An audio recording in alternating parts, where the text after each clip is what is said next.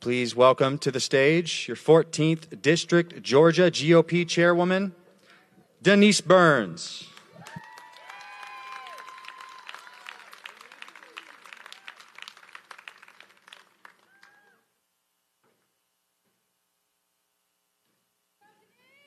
Good afternoon, everybody. Thank you, Jackie, for that beautiful rendition of the anthem. She's ours. In case y'all need her, I can book her later.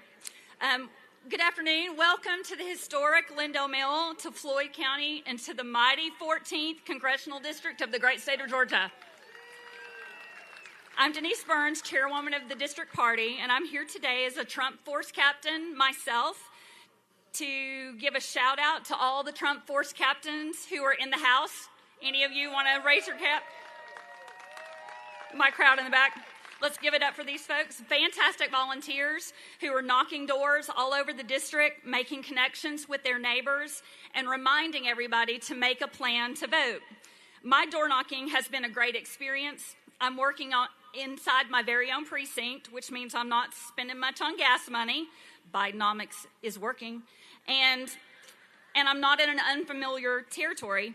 I'm close to my house, and I've met new people that have moved into my community. Even found a sweet older couple new to our area that wound up going to my church, and they are both so committed to electing President Trump that both of them signed up to be Trump Force Captains in our precinct. This is the way that we do this. This is the way we bring it home. Our personal investment in knocking doors and persuading our neighbors to make a plan to vote as early as possible is going to win Georgia for Trump-Vance in 32 days. And if you are 32 days and less than that for early voting. If you're not a Trump Force Captain, let's get you started on helping us turn out more Trump voters than Northwest Georgia has ever seen before. Contact your county Republican Party, your county GOP. We have door-knocking teams working every day of the week all over the district to elect Donald J. Trump and J.D. Vance. And we will plug you into the best, most effective way to save this country, turning out every single possible eligible voter to offset the Metro Atlanta liberals. We must make our turnout too big to rig. Northwest Georgia absolutely, positively must vote in record numbers for the man who has a record of economic and diplomatic success. Join me and all of these wonderful Trump Force Captains in bringing home the victory for our president, Donald J. Trump. Thank y'all.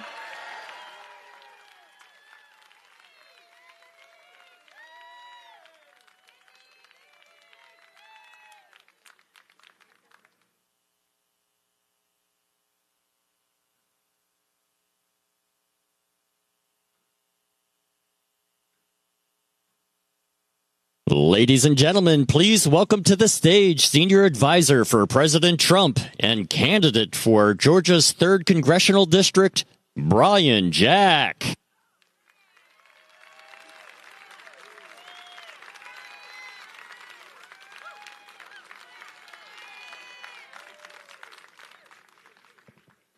Well, thank you very much. My name is Brian Jack. I am from Fayette County, Georgia.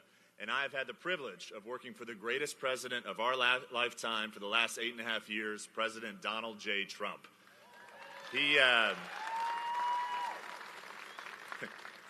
I joined his campaign early on, and it gave me an opportunity to work in the White House for him from the very first to last day of his administration, and I helped guide his campaign through the primaries before my congressional seat opened up. And for those of you that may be from the 3rd Congressional District, we've got Haralson County, Carroll County, we've got some in Douglas County here, some in Heard County.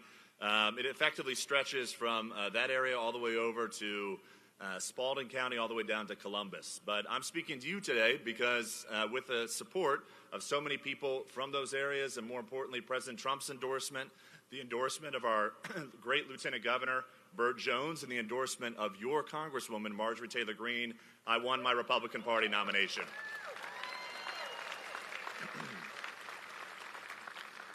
And one of the things that I want to share with you, because you're going to hear from those incredible speakers soon, is the importance of voting. And you're going to hear it over and over and over today, but I want to impart upon you some stats that I think just really illuminate the problem that we have. I just got my nomination in a primary in May. There were 11% turnout in our state in the Republican Party primary. So when you think you got a room of 100 people, 89 people did not vote.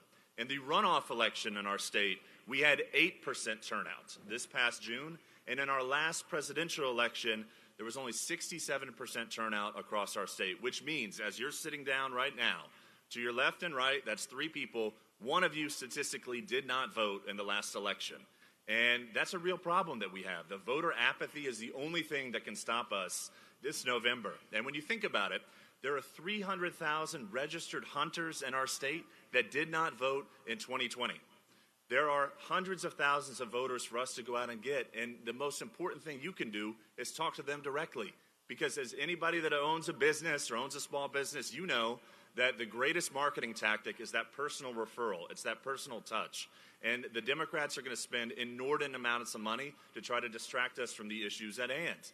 When you look at the border, just remind them that before this administration, this failure of an administration, we had a secure border, the most secure border of our lifetime. I was proud to work with Donald Trump to do it. Today we have 20 million illegal immigrants, and those 20 million illegal immigrants were brought here to cancel out your vote. And you can count me, along with Marjorie Taylor Greene, as a day one sponsor for legislation to mandate proof of citizenship when you vote. You should be an American citizen in order to vote in an American election. And isn't it a little strange that as we look and pray for all the people in South Georgia and Western North Carolina and all the areas affected by this devastating hurricane, that the hurricane relief fund is completely depleted, but yet illegal immigrants continue to get billions and billions of your taxpayer dollars to help them? We have, though, to remember,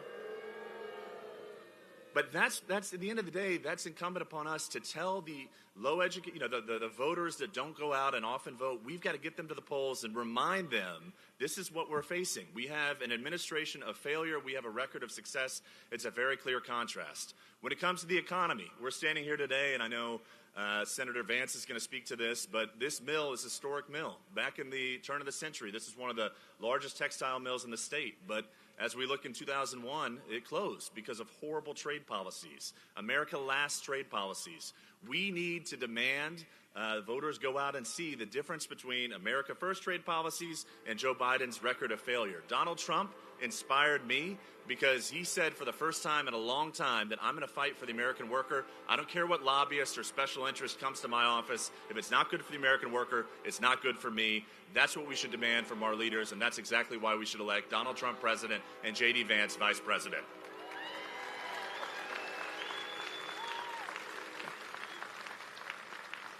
I want to close by just noting, too, that we need to ensure that when we elect J.D. Vance, our vice president, Donald Trump, our president, when we elect a Republican majority in the House and Senate, that we do not forget what happened over the last 4 years. Accountability must be had.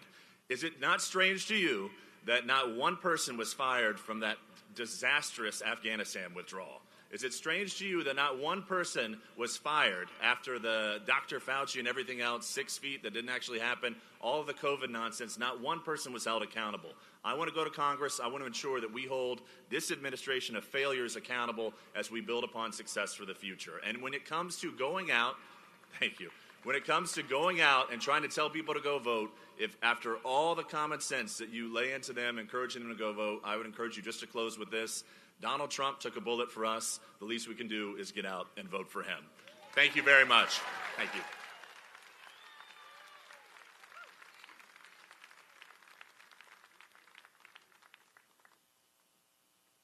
Ladies and gentlemen, please welcome to the stage Congresswoman Marjorie Taylor Greene.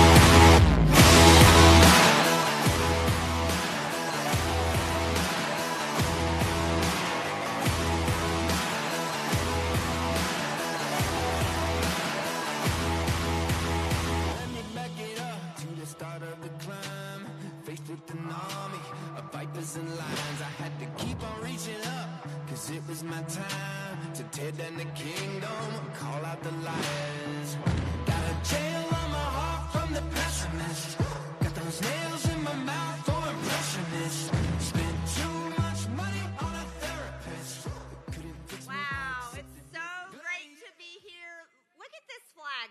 gentlemen.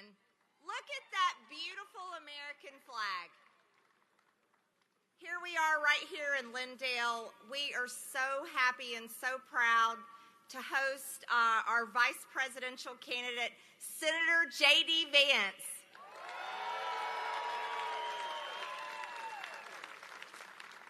Let's recognize where we stand today, ladies and gentlemen. Here we are at the Lindale Mill.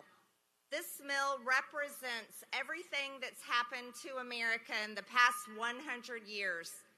America was once a land of opportunity and greatness.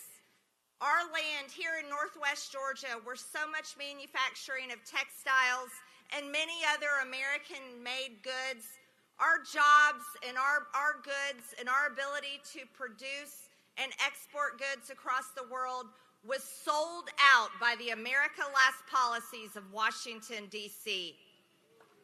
And here we stand with this mill. This is like a skeleton representing the America Last policies that are littered not only all over Northwest Georgia, but all over rural America. President Trump and J.D. Vance and the Make America Great Again movement represents the policies that Americans support in order to bring back American greatness, bring back the power of the American worker, and bring back and build an American economy that makes all of us proud and reminds the world exactly of who we are.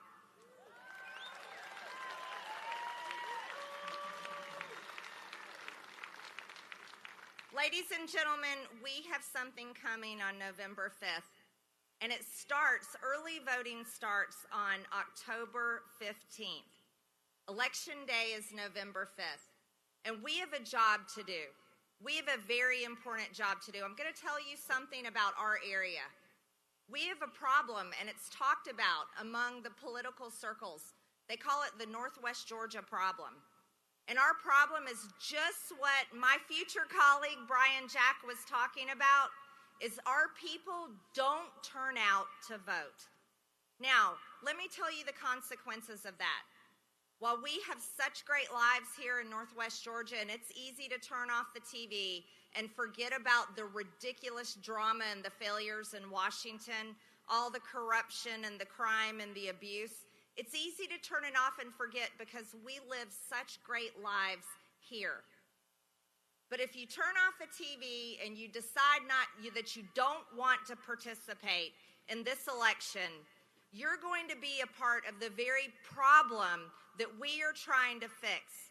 You see, November 5th is not your ordinary election. This is our opportunity to take our country back.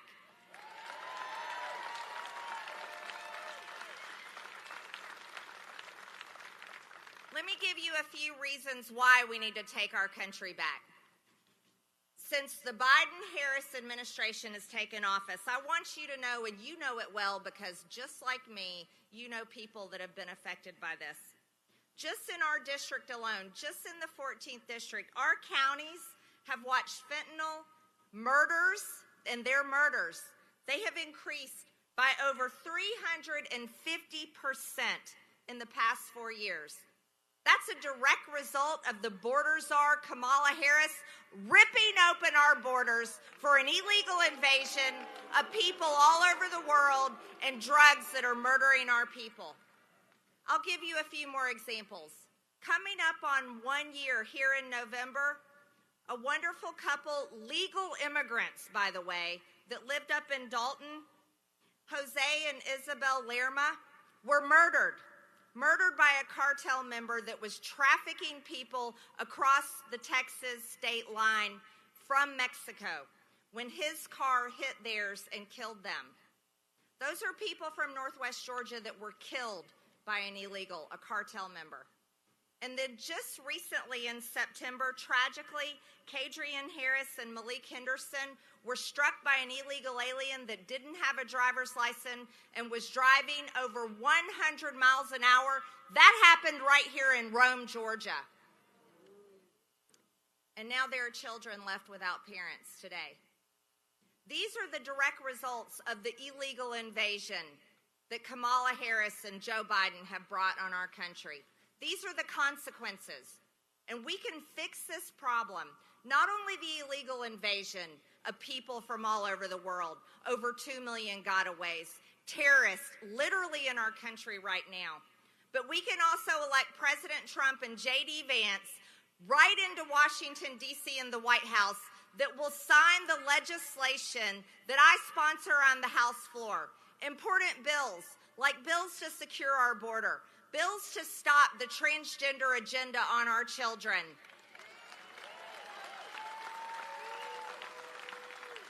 Bills to keep the men out of our women's sports. An extremely important tax legislation because the current tax code expires this year. And whoever is holding the House of Representatives, whoever is in the White House, will sign the next law. And let me tell you something. Democrats don't believe we have a revenue problem in Washington. They really want to increase the revenue so they can spend more of your money. These are the consequences of not voting. So listen up. We have a short time left. We have a short time left. And there's something I know about all of you because I talk to you so often, and many of you I know personally. You aren't going to sit on the sidelines and let America go to hell. You're going to step up, and you're going to step on the battlefield, and you're going to make sure that Northwest Georgia turns out the vote for President Trump and J.D. Vance, and let's take our country back.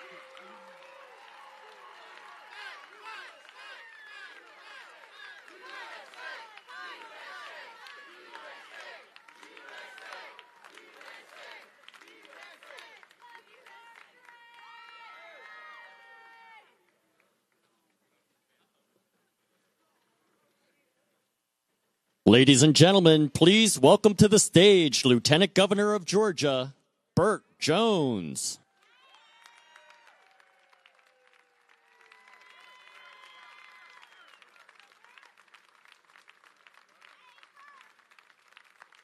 All right.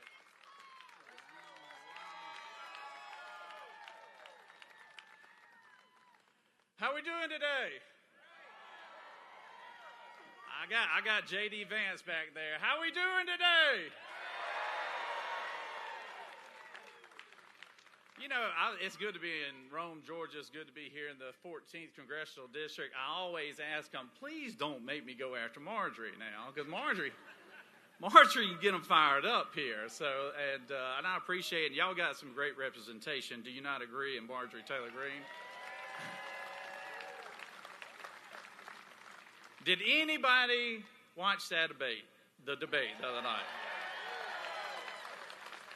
J.D. Vance, I tell you what, he wiped the floor with Tim Walz. And really, the media does not give J.D. Vance enough credit from where he's come from to where he is right now in a very short period of time. I mean, he came from the Appalachian Mountains, poor portion of Kentucky, but raised by a grandmother by herself, and worked his way through school, all the way through Ivy League school to have himself a law degree and join the Marines and serve our great country.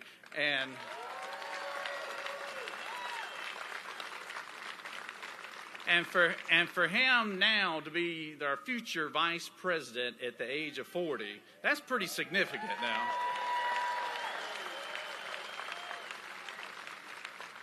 But instead of talking about the real American dream story, which is J.D. Vance, this media likes to talk about Tim Walz and his football coaching career. Yeah? Now, I can tell you right now, I know a little something about football and football coaches and everything. I happen to play with a guy by the name of Coach Kirby Smart. You ever heard of him? And I got to play for one of the finest men I've ever known in my life by a guy named Coach Mark Richt, you know. Pretty good guy. And through the years, I've got to be around a lot of great coaches, both head coaches and assistant coaches. And I can assure you, Tim Waltz reminds me of none of them. Yeah. But they want to talk about it, about some little Minnesota team. When's the last time Minnesota produced a good high school player anyway?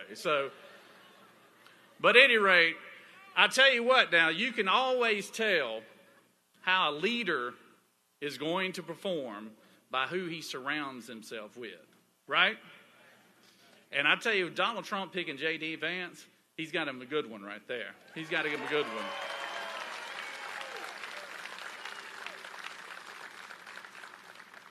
And I am tired of seeing bad people running this country right now.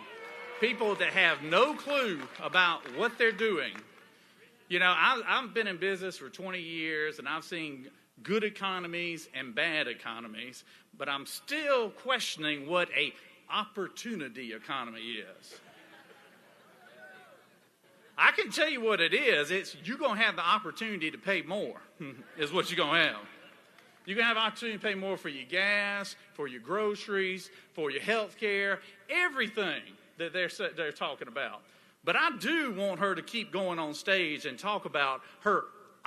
You ever notice when she gets nervous, these arms start jerking a little bit? Yep. That's what.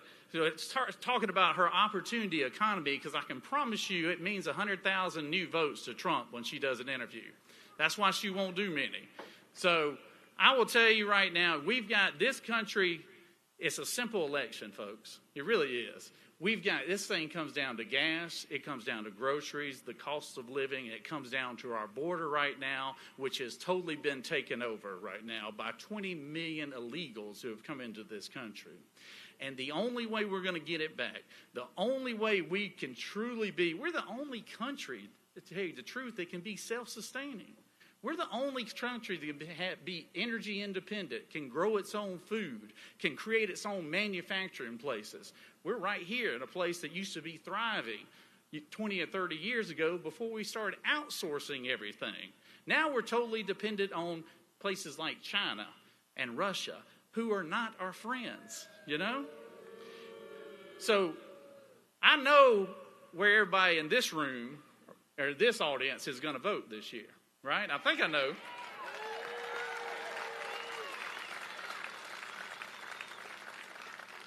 But in order for us to win, we have got to do our job in recruiting more people than are just right here.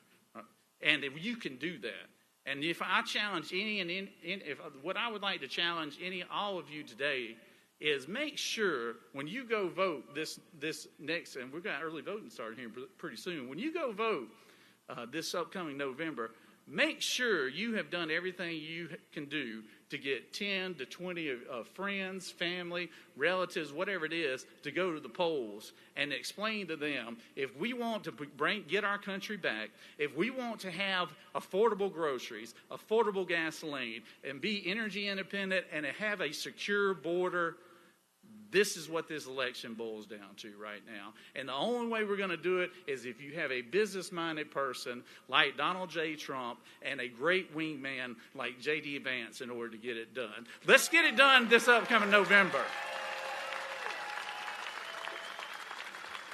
Get it done, and when J.D. Vance comes out here, y'all give him a good Floyd County warm welcoming. I appreciate y'all, love y'all, and God bless. Take care. Pour me another round. Line 'em up and knock 'em down. 2 more, let's go. 'Cause I ain't never heard like this before. Don't wanna think about her or wear a ring without her. Don't wanna hit the karaoke bar, can't sing without her. So make them drinks strong, 'cause brother, she's gone. And if I'm ever gonna move on, I'ma need some whiskey glasses. 'Cause I don't wanna see the truth.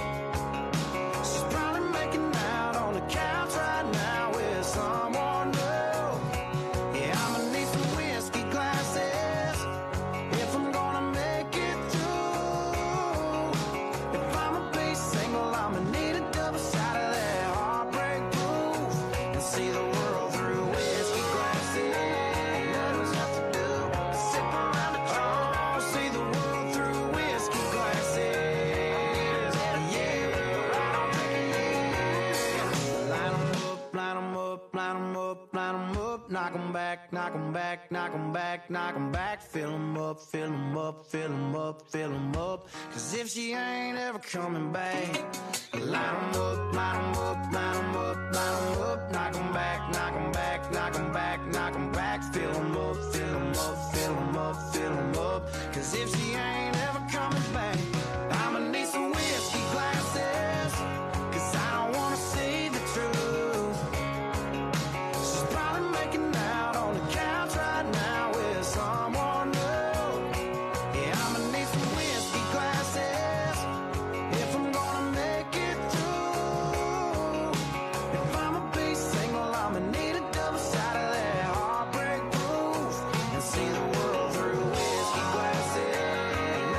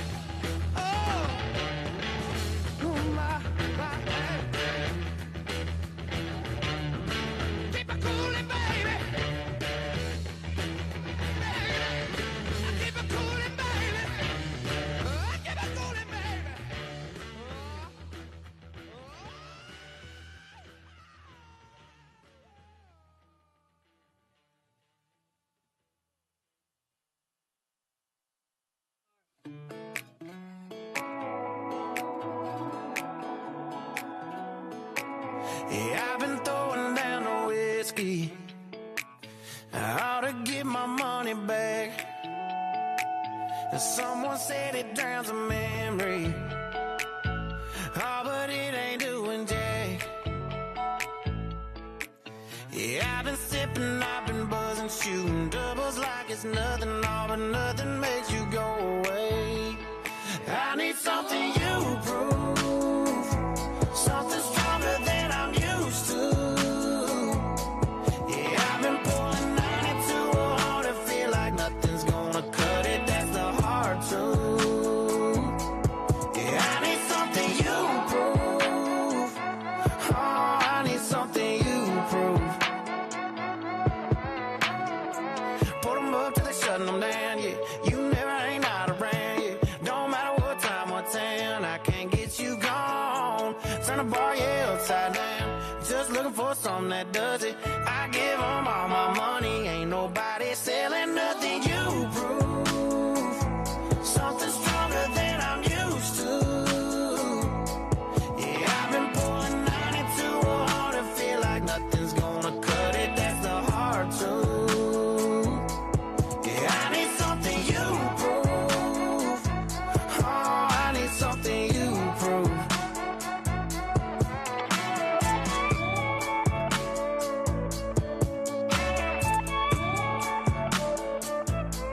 Hey, I've been mixing liquors trying to get you gone. Oh, but I must be doing something wrong. 'Cause I've been working hard to fade your memory, baby, but the only thing faded is me. I need something you prove, something stronger than I'm used to. Yeah, I've been pulling 92 hard to feel like nothing's gonna cut it, that's the hard truth. I need something you prove. Oh, I need something you prove.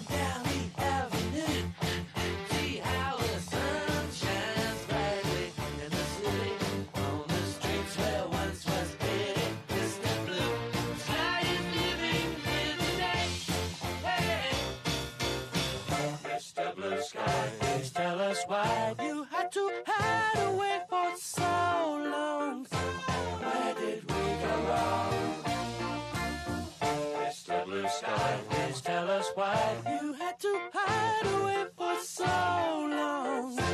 Where did we go wrong?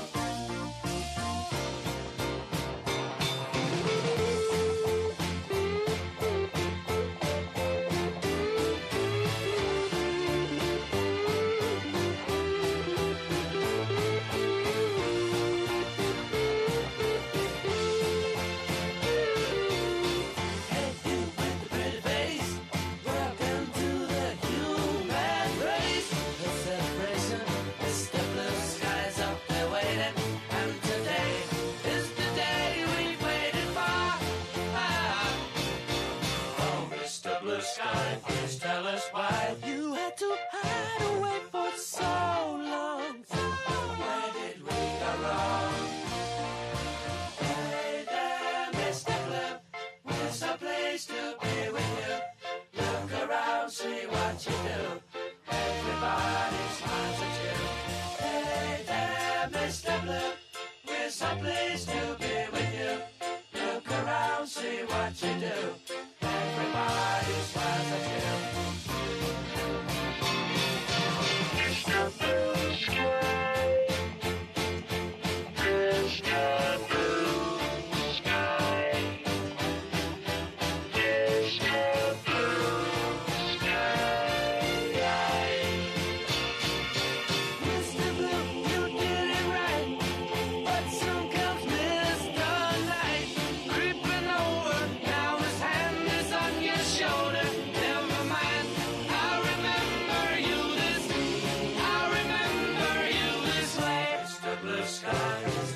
Why you had to hide away for so long?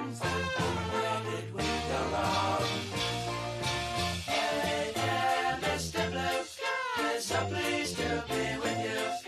Look around, see what you do. Everybody smiles at you.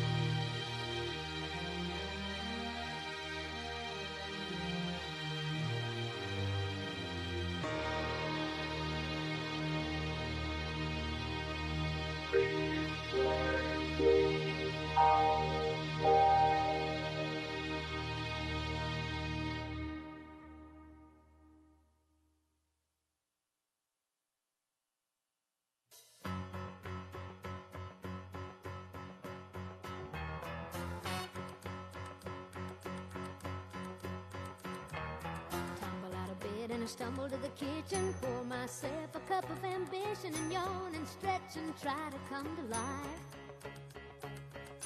Jump in the shower and the blood starts pumping. Out on the streets, the traffic starts jumping with folks like me on the job from 9 to 5. Working 9 to 5, what a way to make a living. Barely getting by, it's all taking and no giving. They just use your mind.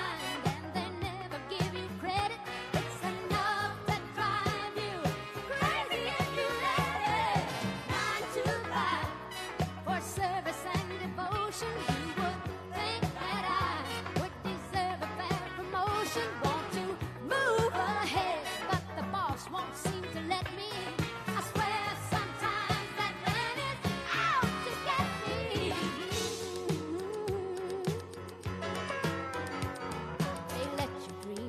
watch him shatter. You're just a step on the boss man's ladder, but you got dreams he'll never take away.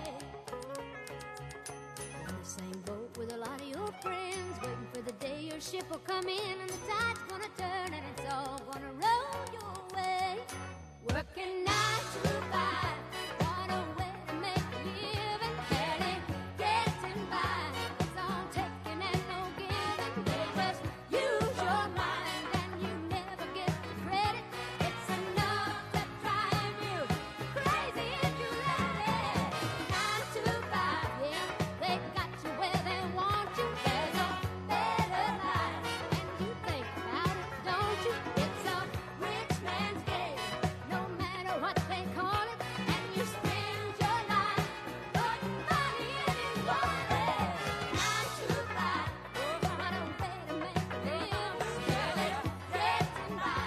It's all taking and no giving. They just use your mind and they never give you credit. It's enough to drive you crazy if you let it. 9 to 5, yeah, they got you where they want you. There's a better life, and you dream about it, don't you? It's a rich man's game, no matter what they call it, and you spend your life.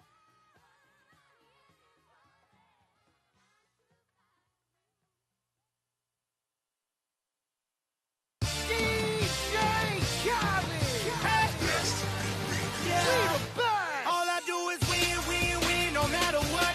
Got money on my mind, I can never get enough. And every time I step up in the building, everybody hands go up.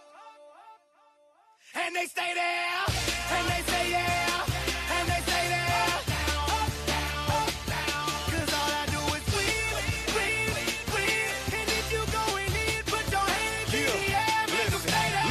Ludacris going in on the verse, cause I never been defeated and I won't stop now. Keep your hands up, get them in the sky for the homies that ain't making it, my folks locked down. I never went nowhere, know what they saying, Luda's back. Blame it on that contour, the hood call it Luda-yak. And I'm on this foolish track, so I spit my foolish flow. My hands go up and down, like strippers' booties go. My verses still be serving, tight like a million virgins. Last time on a college remix, now I'm on the original version. Can't never count me out, y'all better count me in. Got 20 bank accounts, accountants count me in. Make millions every year, the South's champion. 'Cause all I do is win, win, win, no matter what. Got money on my mind, I can never get enough. And every time I step up in the building, everybody hands go up. And they stay there. A lot of people feel like the American dream is further and further away. That if you work hard and play by the rules, it's a little bit harder to get ahead. It's a little bit harder to support a family, a little bit harder to buy a home. The world I grew up in was one where I think for the first time really in American history, my parents' generation did not expect their children to necessarily have a better life than they did. And you saw that in all kinds of different ways, but there was this sense growing up in Middletown in the 1990s that a lot of people didn't expect the future to be better than the past, and that's a really unique and a really tragic thing. The jobs started to disappear from that community, drugs started to move in, hopelessness started to move in, and so a lot of people who really knew that the future would be better than the past actually found a world that was a lot more difficult and a lot more challenging. I wrote Hillbilly Elegy because I wanted to give people a sense of what it was like to live in a community like mine. I didn't think a whole lot of stories were told about white working class Americans. I didn't think a lot of stories were told about people who were struggling with some of the problems we were struggling with, joblessness, drug addiction, and so forth. And I thought that I could tell a story that would make people understand my family a little bit better, and maybe in the process, understand the struggles of a lot of families. I come from the places that I want to represent, and what we need is to stop sending people that are of the DC swamp. We need to send people who are of the places they aim to represent. I want to fight for the people that I come from. The American media has been laundering foreign disinformation. It is disgusting. Instead of talking about the crises in our country, they try to silence the people who are experiencing them. Who do you want answering the phone? Do you want a person who hides from the friendly American media, or do you want a person who takes a bullet to the head and stands up and says, fight, fight, fight? Kamala Harris, you ought to have respect enough for your own people to enforce their border laws and listen to them. Listen to them when they complain about it. Don't pretend they're bad people. We're not bad people for loving this country. You're a bad bad person for doing this to the country in the first place.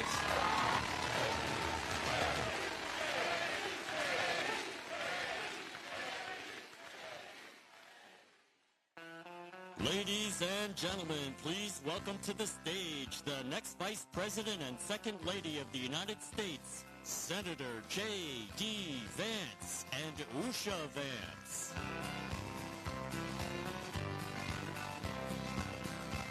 Why don't we liberate these United States? We're the ones who need it worst. Let the rest of the world help us for change, and let's rebuild America first. Our highways and bridges are falling apart. Who's blessed? Who has been cursed? There's things to be done. Well, it is great to be in Lindale, Georgia, my friends, and I got a sign out here that says, I want you for VP. Me too. That's exactly what we're trying to do. But most importantly, in 31 days, starting right here in Lindale, across the entire state of Georgia, we're going to turn this state red, we're going to turn this country red, and we're going to put Donald J. Trump back in the White House.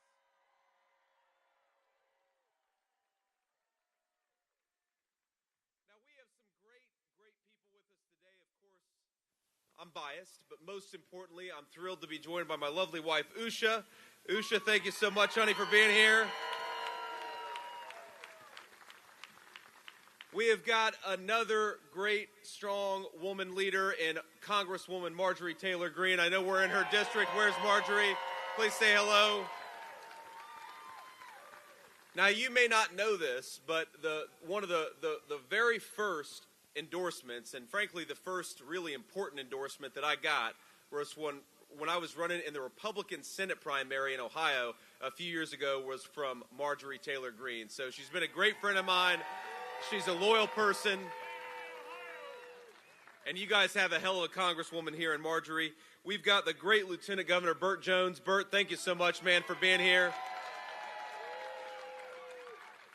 And you guys, we got not just Congresswoman Greene, but you've got a great person running for Congress in the state of Georgia, Brian Jack. Brian, please say hello to everybody.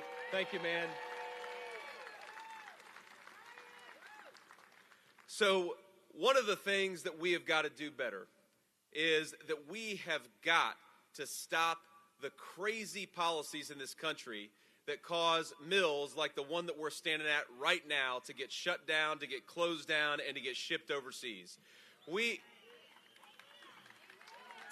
I read a little bit about this mill, and Marjorie told me a little bit about it when I arrived.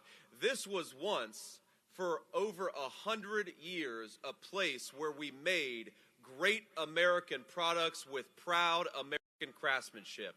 We made blue jeans in this factory. We made things that the United States needed, and we did it with American workers. And now this mill, and I'm so proud of the Silva family for buying it, rehabilitating it, and turning it into an event center. That's a great thing. But it should still be making great American products, and it's not because of a failure of American leadership. I mean, think of this. You can almost imagine proud American workers coming here, going to work, building a life, going back home and raising a family. And now, as I understand it, we film sometimes literal horror shows because what happened to American manufacturing was an actual horror. What we did to this nation, what we did to this proud American tradition of craftsmanship was a disgrace. And if the presidency of Donald J. Trump represents anything, my friends, and if the future presidency of Donald J. Trump represents anything, it is that we are getting back to stamping more products made in the USA. We're going to make our own stuff, and we're going to do it with American working people.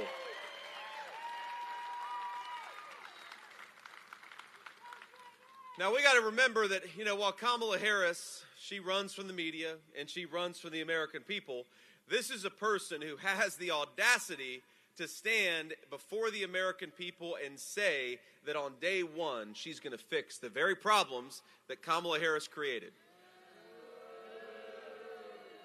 Now, Marjorie and I haven't been in politics for long enough to be this shameless. Maybe if we've been in politics for 30 years, we could stand as the sitting vice president and tell people that we're going to do something on day one.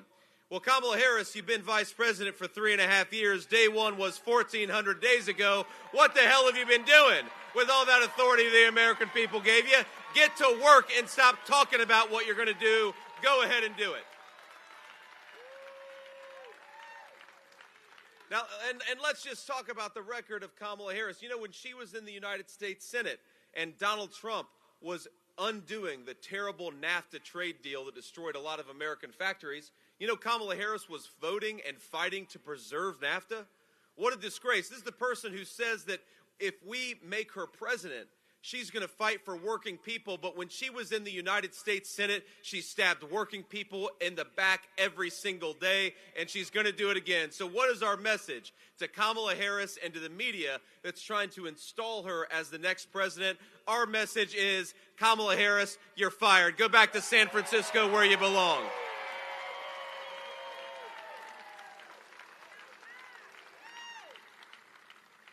Let's just count the ways in which her policies have been a failure. Under Kamala Harris's leadership, you know the trade deficit in this country just topped $1 trillion. That's an incomprehensible amount of money, and thanks to Kamala Harris's leadership, we're going backwards when under Donald Trump's leadership, we were going forwards. Under Kamala Harris's leadership, the average Georgia family is spending about $1,000 more per month. That is $12,000 a year to afford today what they were buying when Donald Trump was president. Think about it. That's a tax of $12,000 a year on Georgia families. And Kamala Harris brags about how she wants to raise Americans' taxes. Well, unfortunately, she's already done it, but to the tune of about $12,000. It's a disgrace. Under Kamala Harris, groceries in the state of Georgia are up 32%. That's actually worse than it is across the country, and it's pretty damn bad across the country. Home prices are up 50% under Kamala Harris's leadership. And I know the media loves to talk about family issues, and they love to attack Republicans for not being pro-family. Well, look, the best way to be pro-family is to ensure that young American families can afford to buy a house in the greatest country on earth. And when Donald Trump is president, that's exactly what we're going to fight to make possible. The American dream of homeownership. Over 9% of credit card balances turned delinquent over the last year. That means 1 in 11 of our American families are sacrificing. They're not paying the credit card bill because they got to buy something else. Over 8% of auto loans turned delinquent. That's a lot of American families trying to make the car payment but can't afford it because of Kamala Harris's policies. Now, this is a person who, when she talks to the media, and she does it like 3 times her entire campaign, but when she dares to talk to the media, she talks about how she's going to tackle the inflation crisis, the affordability crisis. My friends, the affordability crisis is on us because of Kamala Harris's failed leadership. Let's get back to the common sense leadership of Donald J. Trump.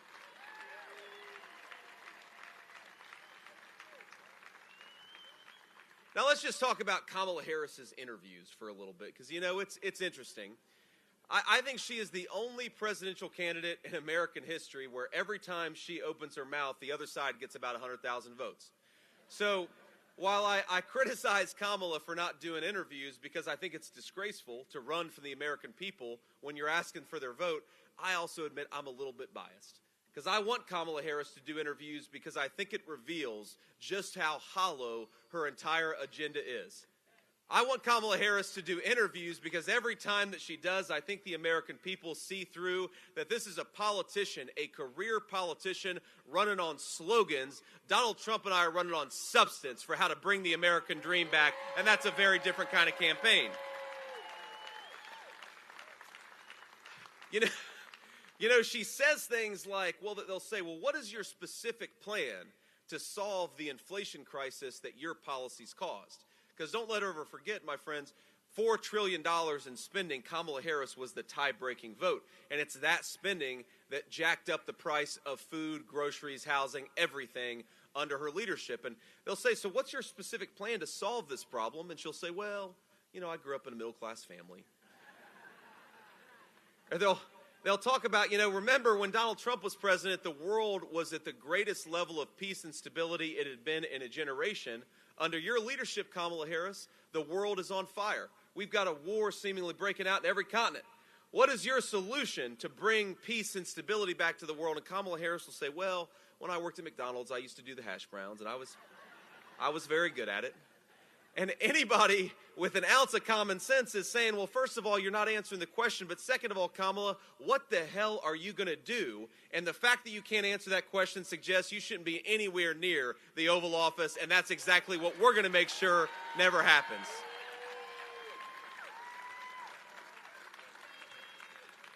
And look, it's not just the economic policies, because we know that Kamala Harris, every time that she makes a decision, it makes the American people worse off.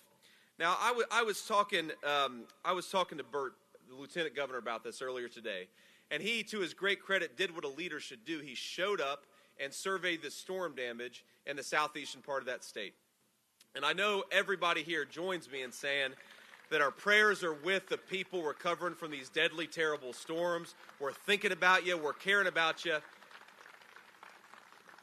But it's not just enough to think and care. As an American leader, it is your job to show up and do what is necessary. And here's what bothers me so much about Kamala Harris, and I think about all the things that we could criticize her on. But at the beginning of her administration, you know that she fought very hard to make sure that COVID relief money went to illegal aliens, to the tune of $1,000 per person, making sure that money went to illegal aliens.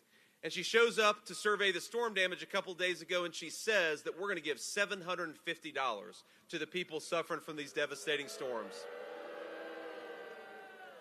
Well, Kamala, I think you've got it exactly the opposite. The federal government ought to give all it can to the American citizens devastated by these storms, not to illegal aliens who have no right to be here.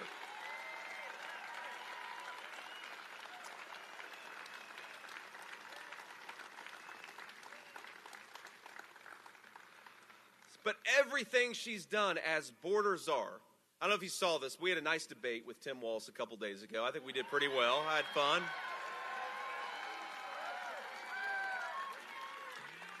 And I'll tell you that, you know, the people ask where my strategy came from. It actually came from President Trump, because a few weeks ago I was talking to the president. We were, you know, shooting the breeze like we often do. And he said, well, what are you going to do in this debate? And I said, I don't know. What do you think I ought to do in this debate? And he said, just be really tough on her. And a kind of light bulb went off. You know, a lot of American citizens don't realize that Kamala Harris cast the tie-breaking vote to cause all this inflation, $4 trillion in new spending. And a lot of Americans don't realize that Kamala Harris was the border czar during the worst border crisis in the history of this country. And I thought, you know, President Trump is exactly right. Why am I going to go after Tim Walz? I'm going to spend that 90 minutes and I'm going to hammer Kamala Harris on her failed record. And so that's what I did. But I saw that CBS, one of the, you know, the fake journalists, you know, 3 years ago, CBS ran a story calling Kamala Harris the border czar. And then they said, they had the audacity to say, well, J.D. Vance was missing context when he called Kamala Harris the border czar. Well, I guess CBS was missing context 3 years ago when they made the exact claim, but this is how it works, my friends. They run away from their record, because Kamala Harris's record on the border is a disgrace. On day one, they did 94 executive orders undoing Donald Trump's incredible success at the southern border. They bragged about the fact that they wanted to open the American southern border, and that's exactly what happened. And thanks to their leadership, we've got a record amount of fentanyl coming into our communities. The Mexican drug cartels are running drugs, sex trafficking, and illegal guns in our communities. And it's funny to me, you know, Kamala Harris says that she cares about crime, but she wants to do gun grabbing from lawful American citizens. I think if you care about crime, protect the rights of American citizens to own a gun if they so choose, and take the guns away from the Mexican drug cartels, but she wants to do exactly the opposite. Doesn't make any sense. So let's just talk about the contrast here between Kamala Harris's record and Donald Trump's record, and then, of course, the vision for the future. Because, look, I came from a working-class family. I was raised by a woman who would sometimes not pay her own medical bills so that she could put food on the table. God bless you, ma'am. I see you got my book there. And I got it. And by the way, you can buy that book wherever books are sold, my friends. But Donald Trump's economic plan is very simple. When we talk about bringing back American factories, you can't do that just with words. You got to have actual action behind it. And you know how you're going to bring back American factories? Two things. Number one, drill, baby, drill. Open up American energy, produce it with American workers. And the second thing you got to do is you got to stop foreign countries from undercutting Americans with cheap labor. Now look, the Chinese Communist Party, they're more than willing to let people work at literal slave wages and then try to bring those products into the United States. That's how you close factories like the one that we're standing right next to, is you allow foreign countries to undercut the wages of American workers. You know what Donald Trump is going to do? He's going to slap a big fat tariff on everything coming in from China because we're going to protect American workers. We're going to protect their jobs.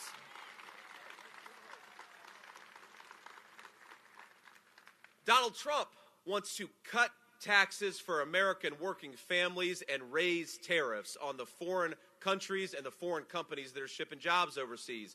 Kamala Harris wants to raise your taxes and facilitate the people who are shipping jobs overseas. I think that Donald Trump's plan makes a lot more sense, don't you? Kamala Harris wants to further open the border. She wants to grant asylum and parole to millions upon millions of illegal aliens. Donald Trump wants to build the wall and send those illegal aliens back home. They don't belong in this country. They belong in their own. And I want to send a message to everybody who's in this country illegally.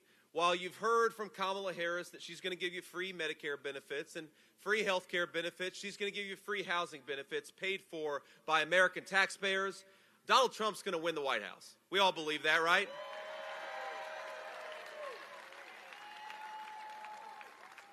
So our message to illegal aliens who are in this country without the consent of the American people is, you got 4 months, pack your bags because you're going home.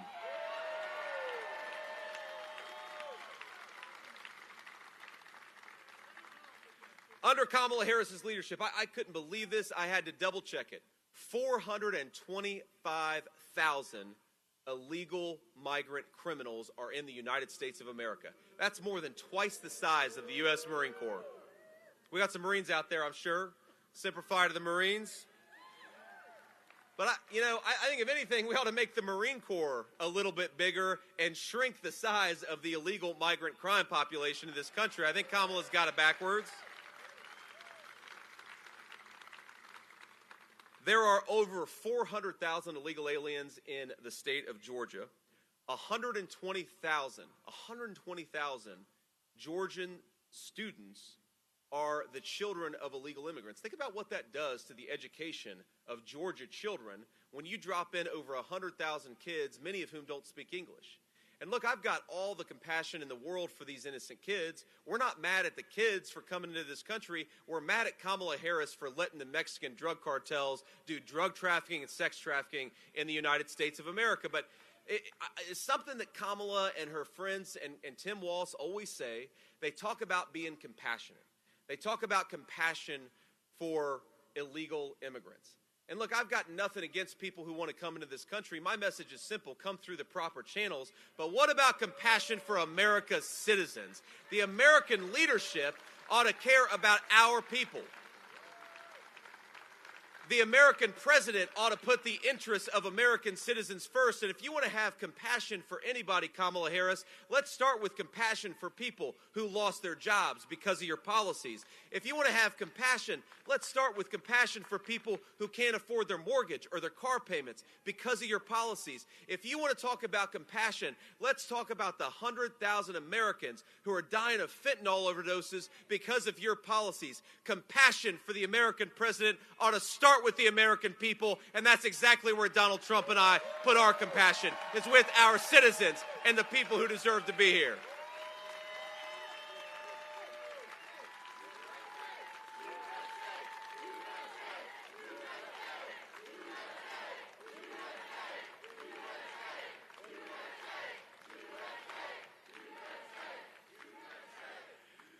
You know, I want to say just a couple other things, and I know we got some press back here. I'll take a few questions, because whether they're friendly or hostile, don't you believe a person running for vice president ought to talk to the American people? Common sense. But I want to tell you a little story. So a couple weeks ago, and it feels like it was longer, but a couple weeks ago, and of course the Democrats try to lie about this and forget about it. But I was sitting at home. It was a Sunday, and it was a rare Sunday where I was just hanging out with my 7-year-old son. I get a phone call from the president, and I answer it. He says, JD, you're never going to believe what happened. I said, President Trump, what's going on? He said, they did it again. I said, what do you mean? And he said, they tried to shoot me again. And this was before it became public. It was about 1:45 in the afternoon, and he told me the story of how there was a guy hiding in the bushes who, you know, was going to take his life, but luckily a Secret Service agent saw the gunman. They fired at him. The gunman ran off, and of course, Donald Trump's life was saved. And let's thank the brave Secret Service agents for doing their job.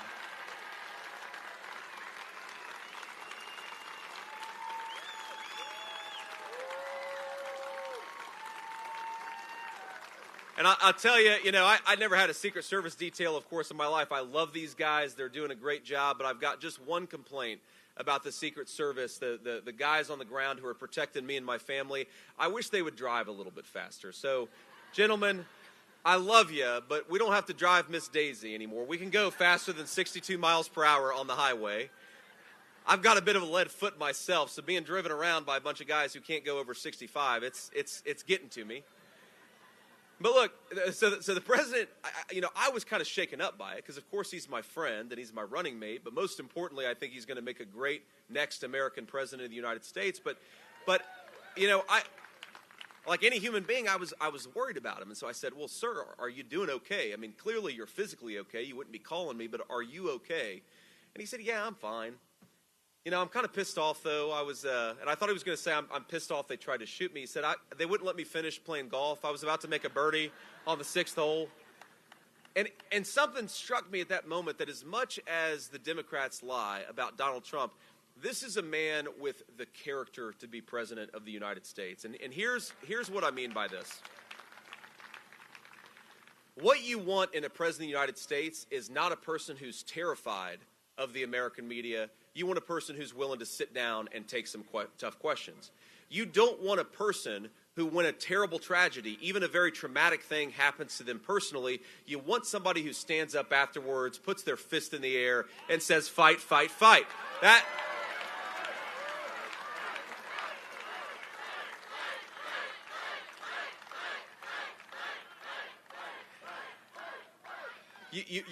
You want a guy who's calm, who is calm and compassionate. You remember that moment where he nearly lost his life in Butler, PA? He called for national unity, and he called for everybody to tone down the rhetoric.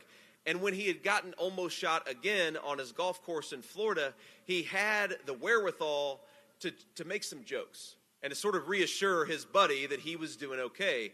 That is the person you want to answer the phone when a major world crisis breaks out. That is the person you want in the situation room when times are really tough. That is the person you want calling the shots in times of peace or war. You want a man who can stand in the gap, who can literally take a bullet and keep his composure and stay who he is. That's Donald J. Trump. That's why we got to make him the next president of the United States, because we need a leader in the Oval Office, not a follower like Kamala Harris.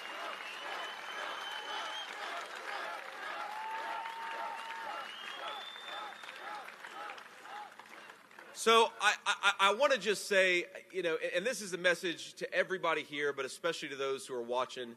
The thing that I've picked up on is there are a lot of Americans who are worried whether the American dream is still possible anymore. And I believe that it is. I wouldn't be standing here. Think about everything that's happened in my life. I was raised by a woman who didn't graduate from high school. I was raised by my grandmother because my mom struggled with opioid addiction, and I'm standing up here in this beautiful state asking you to make me your next vice president of the United States. This is a hell of a country, my friends. Don't ever forget that.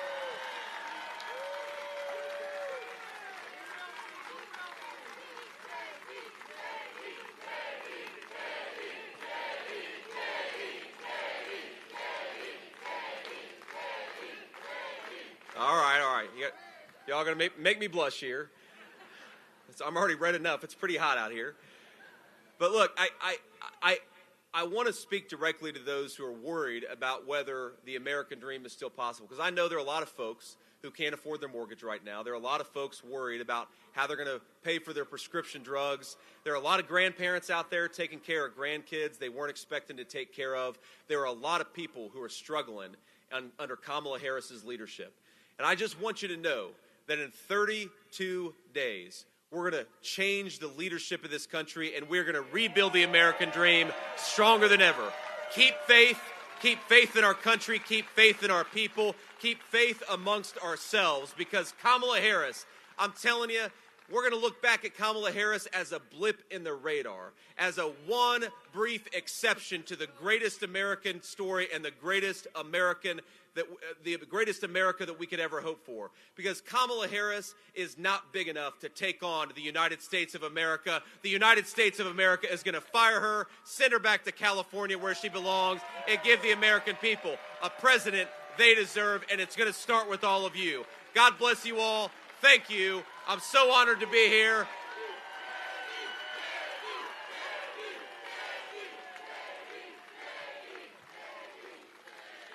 And I know we'll take a few questions from the media. We'll keep it brief because it is hot out here. But if you're a reporter, especially a local reporter, I'd love to take your question. Excellent. Go ahead. Senator. Hi. Donnell Suggs with the Atlanta Voice.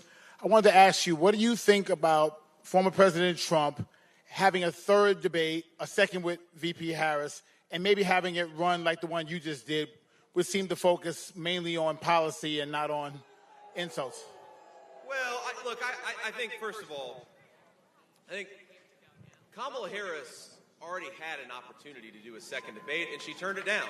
I really think it's important that the media gets this story right, because there was an opportunity for Kamala Harris to do a second debate, but she said she didn't want to debate on Fox News, and so that's her decision to deprive the American people of a second presidential debate. But I think you're right, actually, that our debate focused more on policy than the first presidential debate, because the moderators were a complete disgrace, and Kamala Harris doesn't know how to talk about policy, so I'm not surprised the first debate was so empty of substance. But what's interesting to me is you ask Donald Trump what he wants to do, and he will give you an answer. What does Donald Trump want to do about foreign policy? What does he want to do about Russia, Ukraine? What does he want to do about Israel, Iran? But most importantly, what does he want to do to lower prices for the American people? And he will give you an answer. The reason Donald Trump will give you an answer and Kamala Harris will give you a slogan is because Donald Trump shows leadership and Kamala Harris shows the exact opposite of it. So that is the truth of the American people.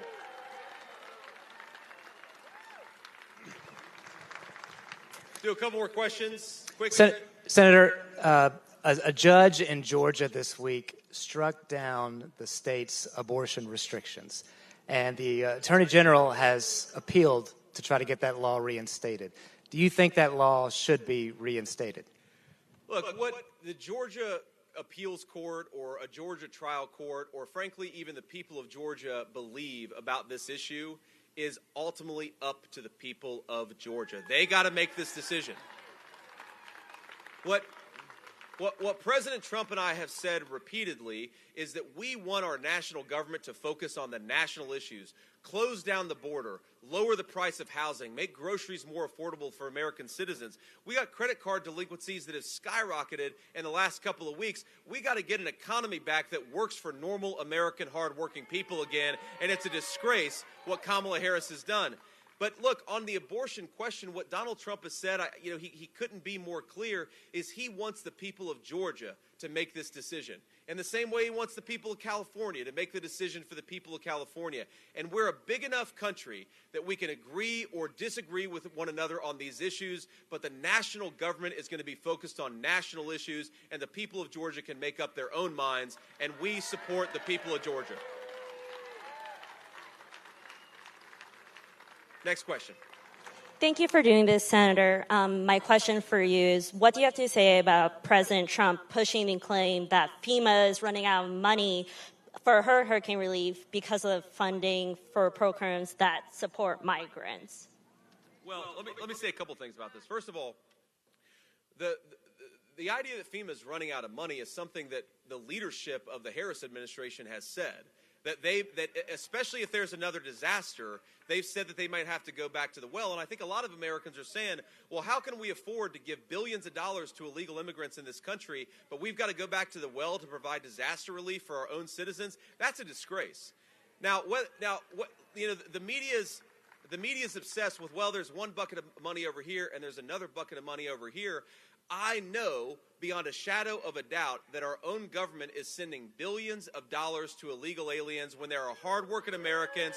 We got to focus on them. Focus on our American citizens who have had their lives destroyed by these terrible storms. That's what Kamala Harris ought to be doing, and it's a damn shame that she's not doing her job.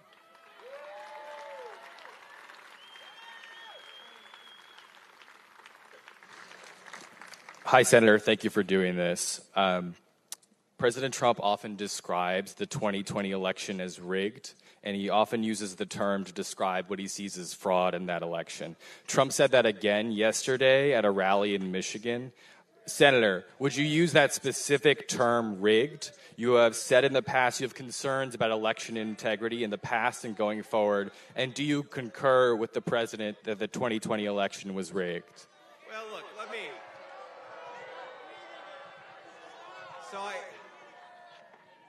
So I'm from Ohio. I'm not from the South, but I think in the South there's a phrase that really works. Bless your heart.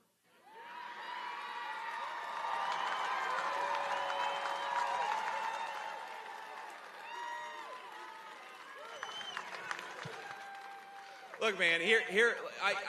First of all, we're focused on the future in this election and in this campaign. If you look at what President Trump says, what I say, we are focused on the future. Every single day, hardworking Americans are suffering because of Kamala Harris's policies.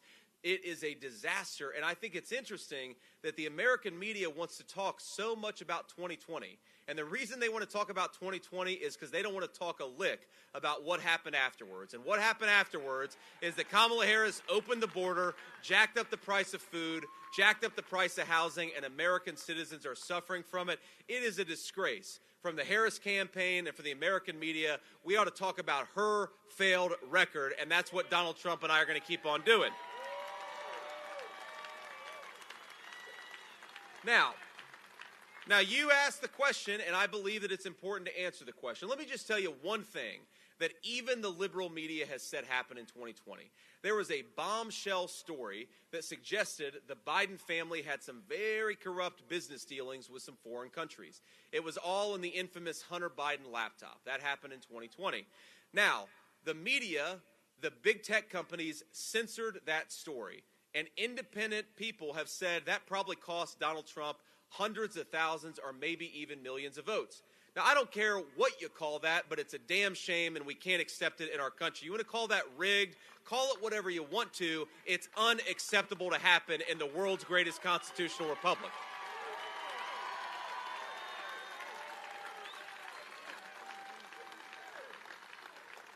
I see another hand. I'll do one more, and then we'll have to hit the road. Thanks, Senator. It's Kip Maher again. I wanted to ask you, in Melania Trump's book, she voices support for abortion rights. Does that impact the way that you see this issue? And what state, among all the states, do you think has the best abortion policy in your view? And then quickly, if you could have a comment on Trump and Kemp meeting for the first time since 2020 today. Yeah, so there was a lot there. Let me first briefly. I think Brian Kemp. I understand that he and the president have had some disagreements in the past, but they're on the same team to defeat Kamala Harris, and that's a very good thing. And all of us, whatever part of the Republican Party we came from, the primary is over. Let's get on the same team and bring common sense governance back to the American people. I'm glad to have Brian Kemp on that team. I'm thrilled to have, of course, Donald Trump on that team. I'm thrilled to have Bobby Kennedy on that team because the American people are sick of the BS. And by the way, you know, I've been asked by some folks about, you know, to comment on Liz Cheney. I think we just traded Liz Cheney for Tulsi Gabbard. That's the biggest upgrade in American politics, and I'm awfully happy about it. Now, you asked about the First Lady's abortion views. Look, I love Melania. I think she's a great wife to the president. She's been I think a great example of grace under an incredible amount of pressure.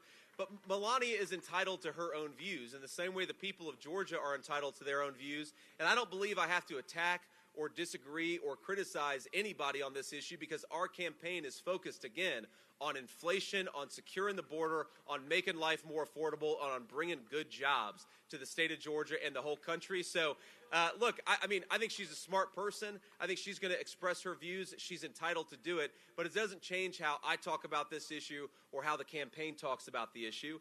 And then the final point I want to make here, just because I know that we're running short on time, and I want to look at my notes here because I want to make sure I get this website right. Write this all down if you can. SwampTheVoteUSA.com. SwampTheVoteUSA.com. Okay? I want you all to go to this website because here's the thing.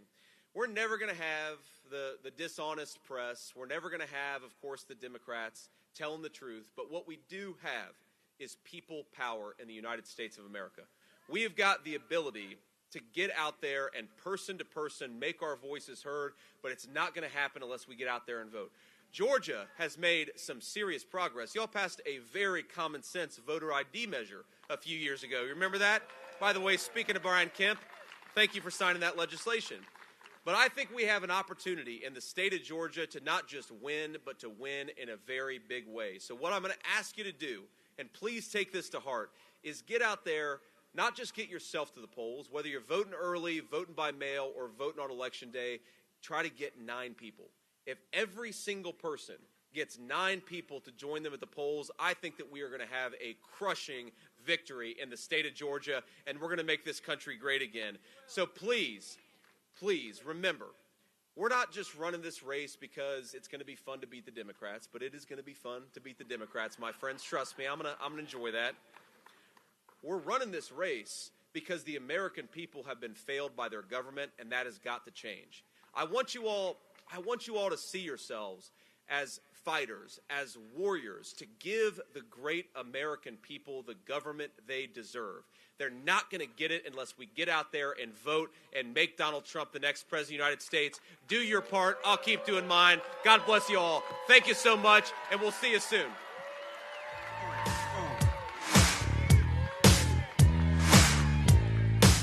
I got that real good, feel good stuff up under the seat of my big black jacked up truck, rolling on 35s. Pretty girl by my side. You got that suntan skirt and boots, waiting on you to look my way and scoot your little hot self over here.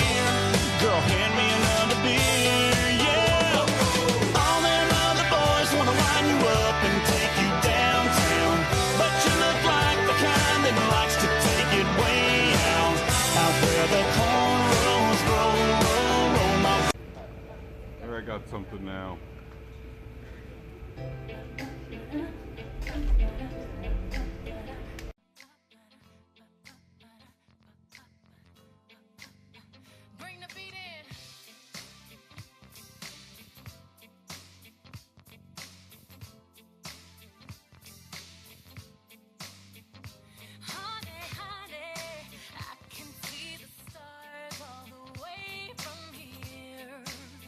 Can't you see the glow on the window?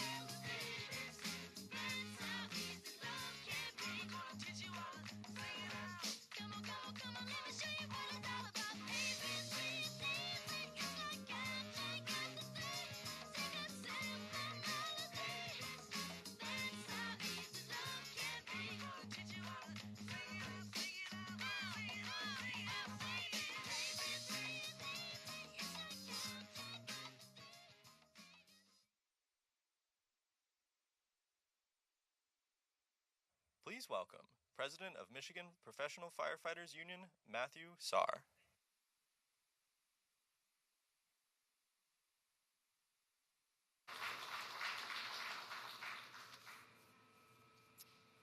Good afternoon. I'm honored to be here to welcome Vice President Harris.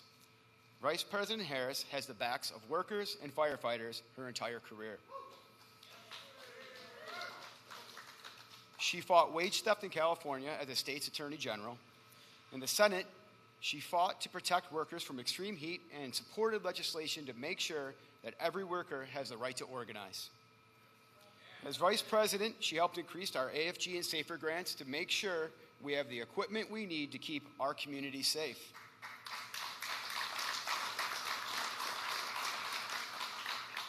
Just last year, Redford Township received $1.5 million for operations and safety. Vice President Harris has always stood with us, and she always will.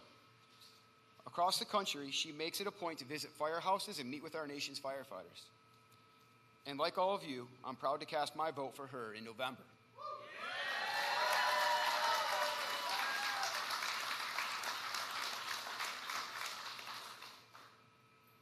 Now, it is my honor to introduce the next President of the United States, Kamala Harris.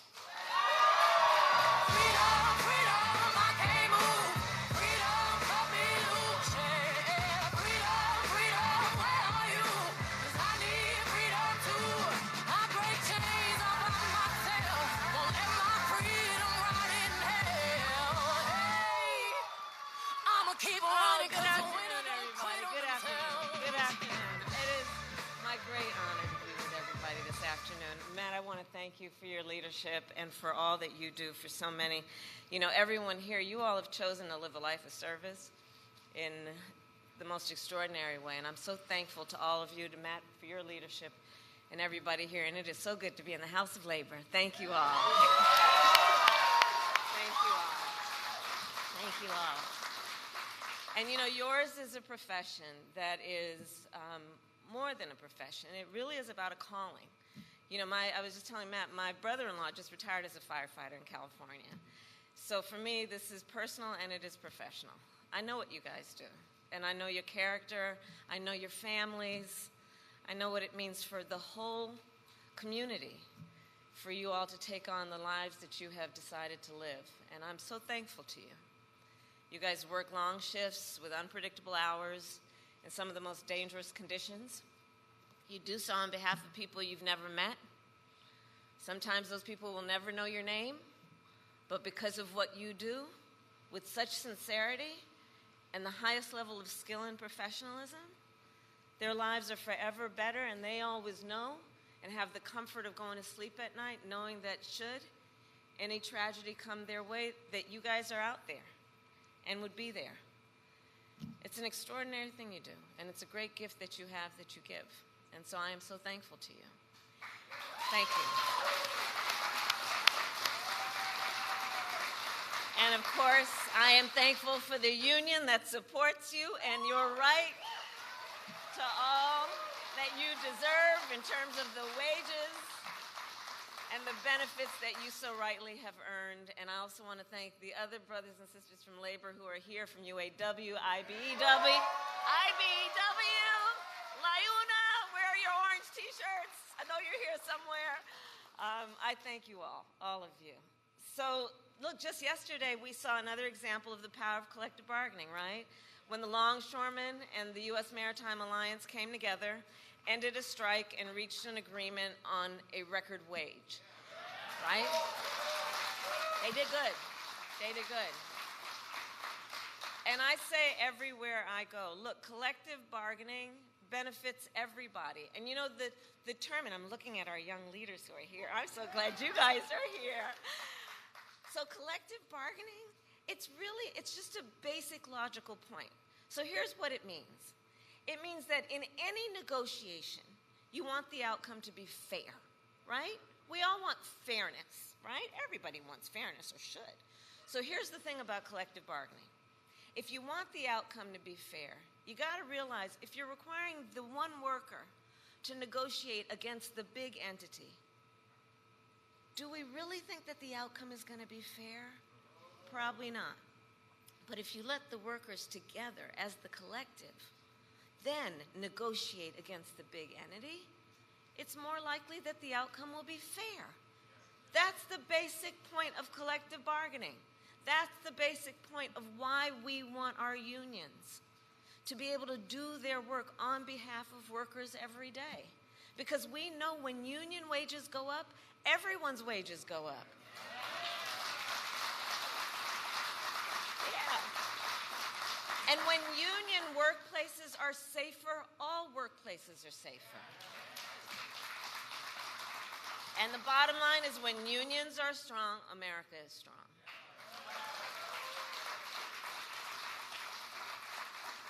And our unions have always fought to make our nation then more equal, more fair, and more free. And in this election, in 32 days, everything we have fought for is on the line. This election is about two very different visions for our nation. One that is focused on the past, and ours that is focused on the future. We fight for a future where we protect the fundamental freedom to organize. We fight for a future where workers, all workers, are treated with dignity and respect. A future where we tap into the ambition and the aspirations of the American people and build what I call an opportunity economy, so that every American has an opportunity to buy a home, start a business, build wealth, intergenerational wealth for their family. Over the last 3.5 years, our nation has seen historic small business creation as an example of that focus.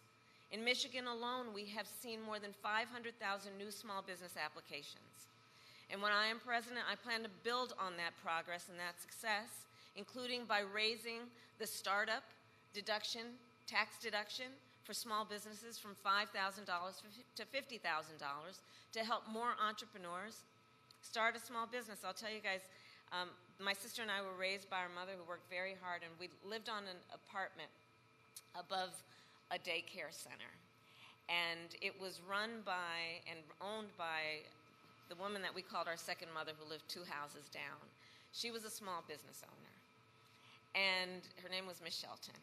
And I grew up as a child knowing about who our small businesses are, right? They're leaders in the community, they're civic leaders, they hire locally, they train. And so that's one of the reasons I'm focused on small businesses as part of how we lift up the middle class in America's economy. We need to also build more housing in America. Housing is too expensive. My mother saved up for years until I was a teenager when she was able to buy our first home. And right now we have a serious housing shortage in America, and that's part of what is driving up costs. And so we're going to cut red tape. We're going to work with the private sector, and we'll build 3 million new homes by the end of my first term.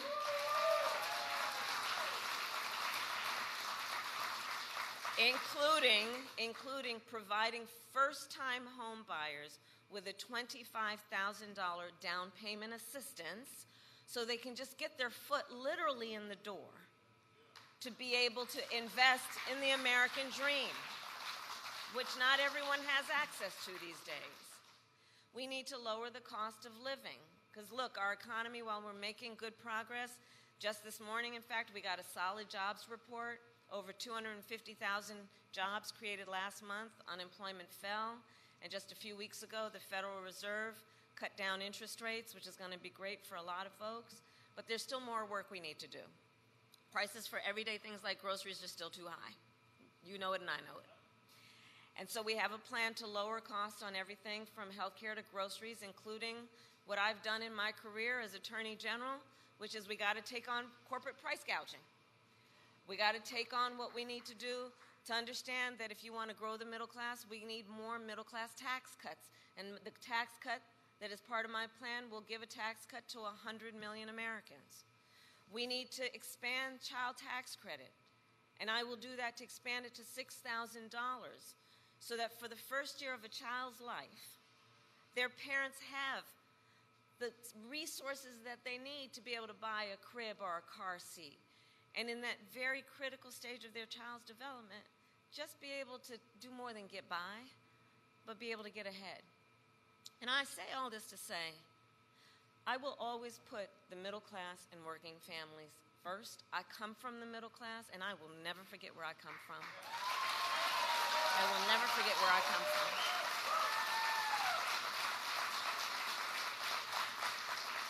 And we know we cannot have a strong middle class without American manufacturing. Over the last 3.5 years, we brought manufacturing back to America. We created 730,000 manufacturing jobs and announced the opening of more than 20 new auto plants in the United States. And we did it by investing in American industry and American workers. And I want to make sure that America, not China, wins the competition for the 21st century.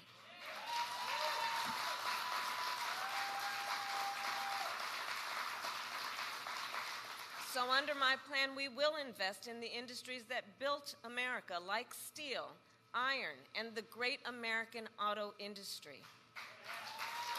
Yeah.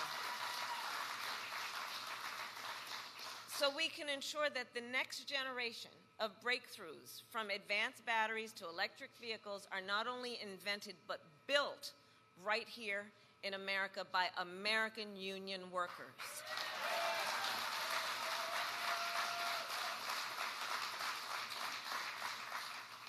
So the election is in 32 days, and Americans have a big choice to make. And I think it's very important then to point out Donald Trump has a very different approach than mine. And let's be real about who Donald Trump is. Let's be real. This is a time for real talk. He was handed $400 million on a silver platter and filed for bankruptcy 6 times. This is a man who has only ever fought for himself. This is a man who has been a union buster his entire career, who has called union leaders, quote, dues-sucking people. And as president, he did not lift a finger to save the pensions of millions of American workers. We did. We did.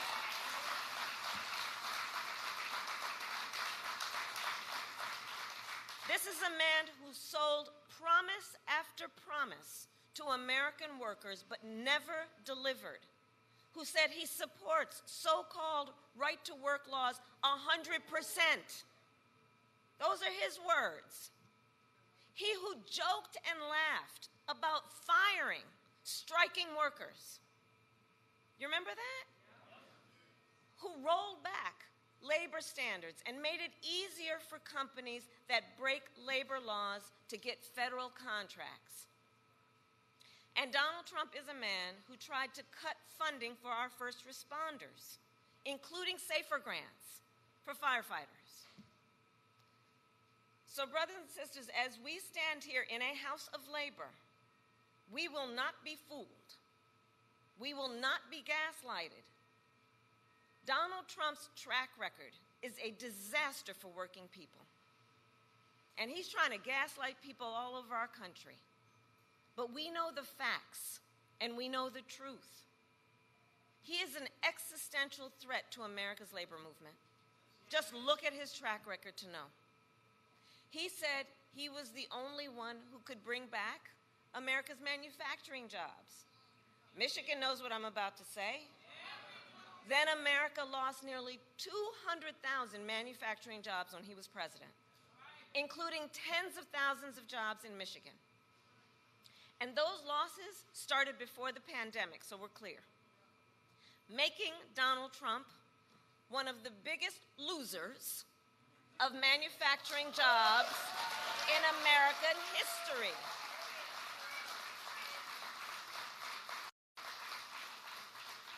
And recall his record, his track record for the auto industry. He promised workers in Warren that the auto industry would, quote, not lose one plant during his presidency. Then, American automakers announced the closure of 6 auto plants when he was president, including General Motors in Warren and Stellantis in Detroit. Thousands of Michigan auto workers lost their jobs. And now he is making the same empty promises to the people of Michigan that he did before, hoping you will forget how he let you down. But we know if he wins again, it will be more of the same. Everything he intends to do is spelled out in Project 2025. If reelected, he intends to launch a full-on attack on unions and the freedom to organize. He will ban public sector unions, roll back workplace safety protections, and appoint a union buster to run the Department of Labor. And on top of that, Donald Trump will give billionaires and the biggest corporations massive tax cuts like he did last time. He will cut Social Security and Medicare and impose what I call a Trump sales tax, a 20% tax on everyday goods and necessities, which will cost, the economists have said, which will cost the average American over $4,000 a year more. And if that weren't enough, he intends to end the Affordable Care Act. And even after he tried to repeal it time and time again when he was president, he still has no plan to replace it. Did you guys see the debate? Concepts of a plan. He has concepts of a plan. Come on. And you know, I've said many times he is an unserious human. But the consequence of him is quite serious. Because think about that, concepts of a plan. So he's going to threaten the health care and health coverage of 45 million people in America based on a concept? Think about that. To take us back to when insurance companies could deny people with pre-existing conditions, you remember what that was like? So look, I'm here to say, and I think we all know, it's time to turn the page. It's time to turn the page. Not going back. America is ready to chart a new way forward because we are not going back. No, we're not. And so it all comes down to this. We are here together because we know what is at stake. And we are here together, and I'm looking at the young leaders, because we love our country. We love our country. Yes, we do. We love our country. And I do believe it is the highest form of patriotism to then fight for the ideals of our country and to fight to realize the promise of America. We have 32 days to get this done. And we know this is going to be a very tight race until the very end. And we are the underdog. So we have some hard work ahead of us. But I know who's here. We like hard work. Hard work is good work. Hard work is good work. And we know what we stand for, so we know what to fight for. We stand for opportunity. We stand for dignity. And we stand for the future. And so we know when we fight, we win. God bless you. God bless the United States of America.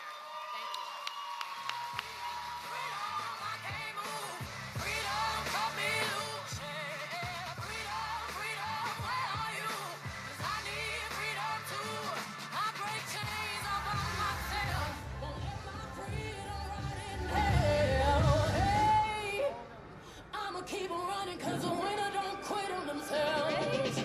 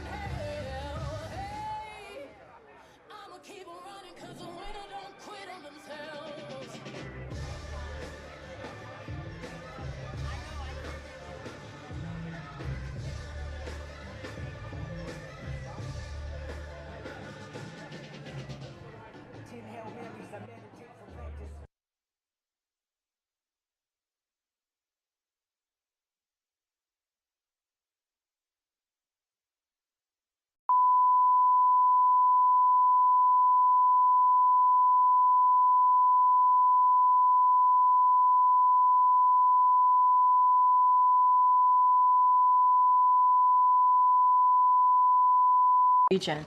Under the President's leadership, the United States successfully defended Israel from Iran's missiles, standing shoulder to shoulder with the people of Israel. On the home front, the President and his team brought union workers, ocean carriers, and port operators to the table to successfully resolve a strike that threatened U.S. supply chains and the economic progress this President has made to lower prices for the American people. And in the southeast United States, the administration pre-positioned 15,000 federal personnel along with critical resources like food, water, and fuel to ensure that communities in the path of Hurricane Helene were prepared ahead of the storm. Now we are getting more resources into the hardest hit communities every day, and we have provided over $45 million directly to individuals and families to help them recover. And a wide range of bipartisan officials, including the governors of every affected state, are working together with us and have praised the federal response. These responses underscore why leadership matters. The President's leadership in this moment helps to save lives, protect critical alliances, and ensure that our economy remains strong. But more importantly, it proves that nothing is beyond America's capacity when we do it together. And really quickly, because I know you all asked for this, this is the week ahead. Next week, the President will travel to Milwaukee, Wisconsin to discuss his administration's work to replace lead pipes in the state and across the country through the bipartisan infrastructure law. This law is investing historic resources into our communities and creating good-paying jobs. The President will also be traveling to Philadelphia for a campaign engagement. He will also travel to Germany and Angola to underscore the enduring strength and importance of two strategic bilateral relationships in addressing a comprehensive range of global challenges. The value of strong alliances and partnerships in the defense of freedom and democracy has never resonated more in Europe, Africa, and beyond. President Biden has made revitalizing our international alliances and partnerships a key priority, recognizing that today's challenges require global perspectives and shared responses. Those are the details I am able to share with for now, but certainly we will have more in the upcoming days. And finally, we have Lael Brainard, our national economic advisor to the President. She's going to provide more information on how the President helped reopen our ports, as well as the strong job market economy report that we saw today, showing that more than 250,000 jobs this September under the President Biden.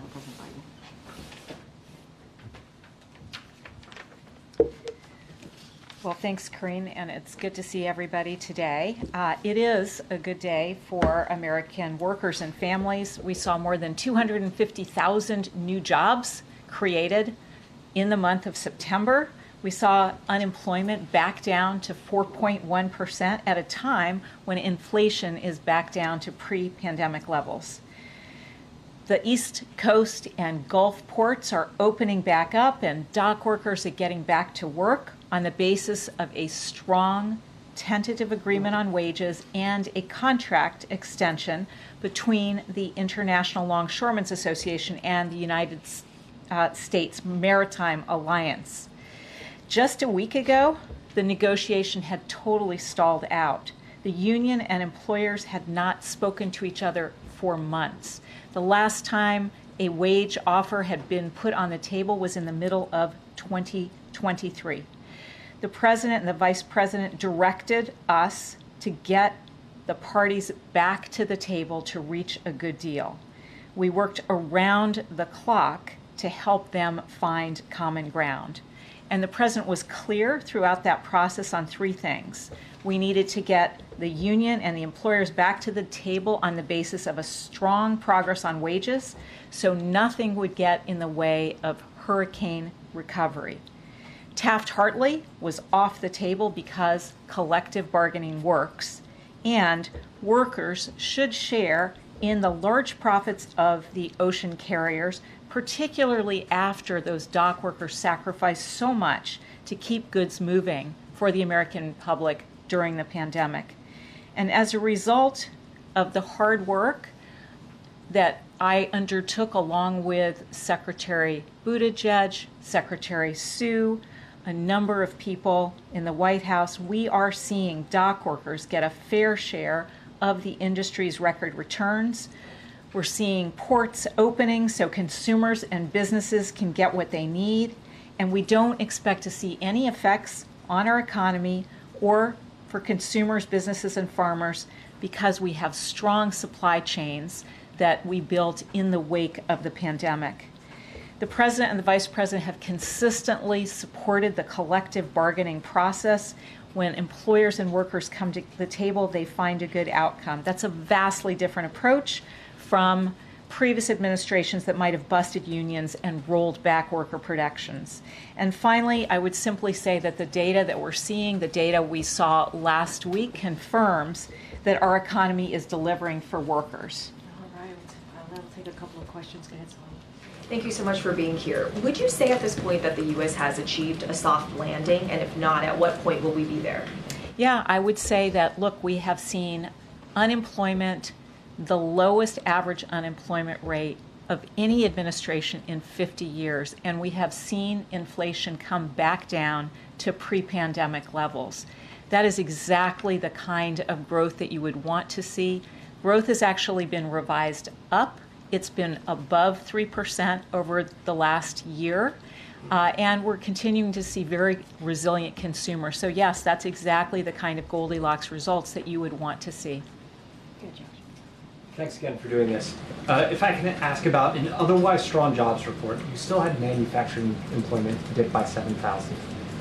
What do you think is happening in the manufacturing sector right now? Is this a response to higher rates, or are you seeing something else going on? Yeah, so I think if you look more broadly across the administration, you have seen manufacturing jobs growing by more than 700,000. In contrast to the previous administration that actually saw manufacturing job losses even before the pandemic.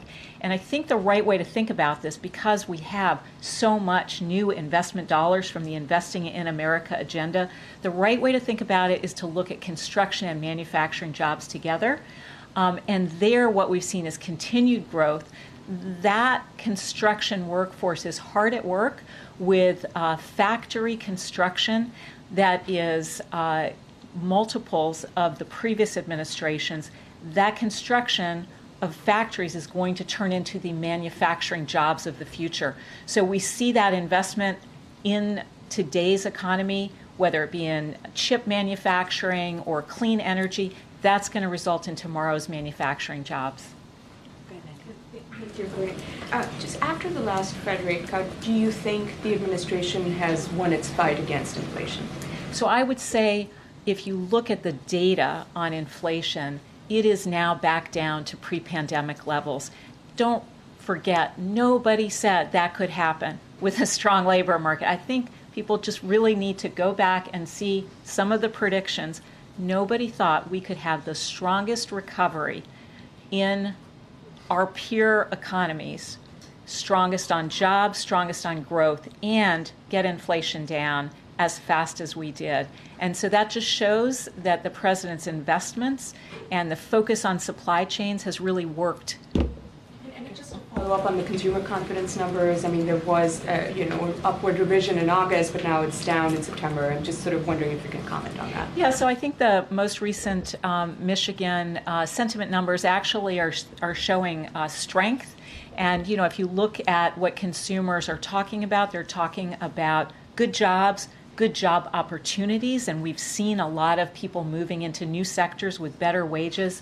And there is now a lot more confidence that interest rates are coming down, inflation is down, and that's going to enable consumers to feel more confident about investing in some of those bigger ticket items. Thank you. On the jobs report, the data also showed that the employment picture in July and August was also brighter than previously thought. For Americans who are concerned about the rate that they may pay on their mortgage or their car that they might buy, what do you see that doing to the path of interest rates going forward? I think that we are now in a part of the recovery where inflation is back down, and that's really what is going to determine whether interest rates continue to fall. And market interest rates have remained low. Mortgage rates have come all the way down close to 6%. we anticipate, because inflation is back down, that will continue to show through to market rates. And on the hurricane that ravaged the Southeast, what are your early indications of how that could impact economic growth and the jobs picture in November with so many in that region out of work?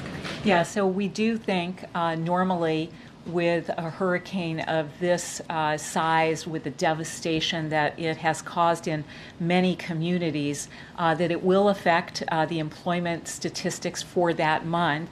But what we know is that generally you see the economy overall bouncing back very quickly, and the growth numbers really becoming sort of strong pretty rapidly because of all that rebuilding activity that we are committed to. Good, Jackie. That was my on interest rates, yeah. How concerned are you right now about the instability in the Middle East and its impact on oil prices? Yeah, so it is something that we track very closely. Obviously, prices at the pump right now, $3.18 on average. Not that I track it closely, but that is today's number, and below $3 in many states. We believe that global markets are well supplied. And continue to expect that in the U.S. we'll continue to see those low gas prices. And of course, we have really effective ways of addressing some of those geostrategic volatility. We've used it in the past. We have the capacity to use it again. So right now, markets are very well supplied, and we anticipate them to remain so. All right, last question. Oh, Jared? Okay. No, I can go to Garen, too. A federal judge in Missouri issued an injunction blocking the president's student loan program hours after a judge in Georgia allowed it to advance.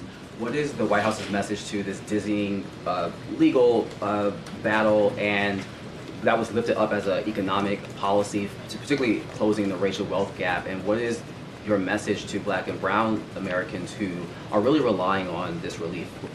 Yeah, so student loan debt relief is so important for so many young people who are trying to build wealth, particularly for people who are first generation, to be able to invest in small businesses, to invest in starting a family, to invest in a house for the first time. So we are going to continue to work to deliver that debt relief to so many students who deserve it.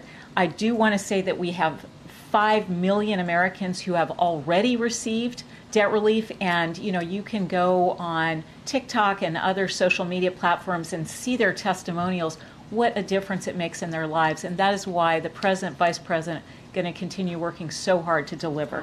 Thank you so Thank much, you. Leo. Thank you. Thank you so Can you much. address I food appreciate it. insecurity? The numbers are Thank you. rising according to the USDA. Food insecurity numbers? Maybe Corinne, if you could address No, not right now. Food insecurity? I'm not talking to you, sir. I'm just not. It'd be nice if you would be less disrespectful in the room. All right, just asking questions. Inappropriately.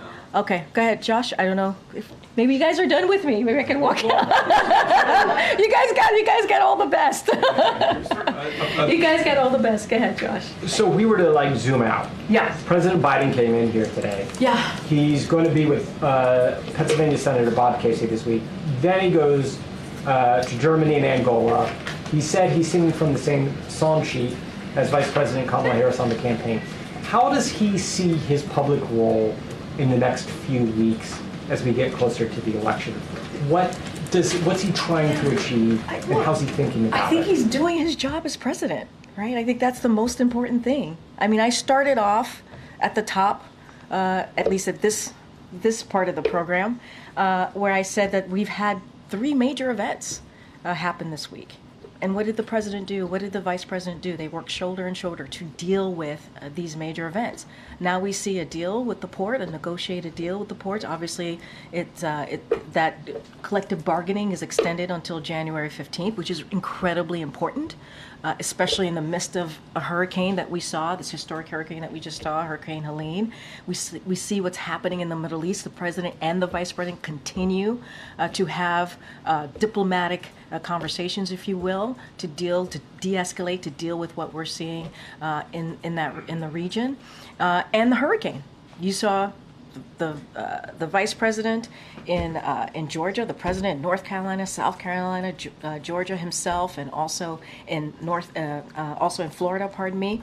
And so I think what you're going to see is him continuing to do his job, working closely with the vice president. Look, before Hurricane Helene, President Biden was planning to campaign this week. And you heard me say he's going to go to Pennsylvania. He's going to go to Wisconsin next week. And so we have, you all have covered how much of a whirlwind week this has been. And so the president is going to be president. He's going to be commander in chief. And obviously he's going to be supporting his vice president. I can't speak specifically about the campaign because of we do respect the Hatch Act here, at least for myself as a federal employee and many of us here. And so, look, he's going to continue to do the work that he's doing. We saw strong jobs numbers. That's one of the reasons he came out.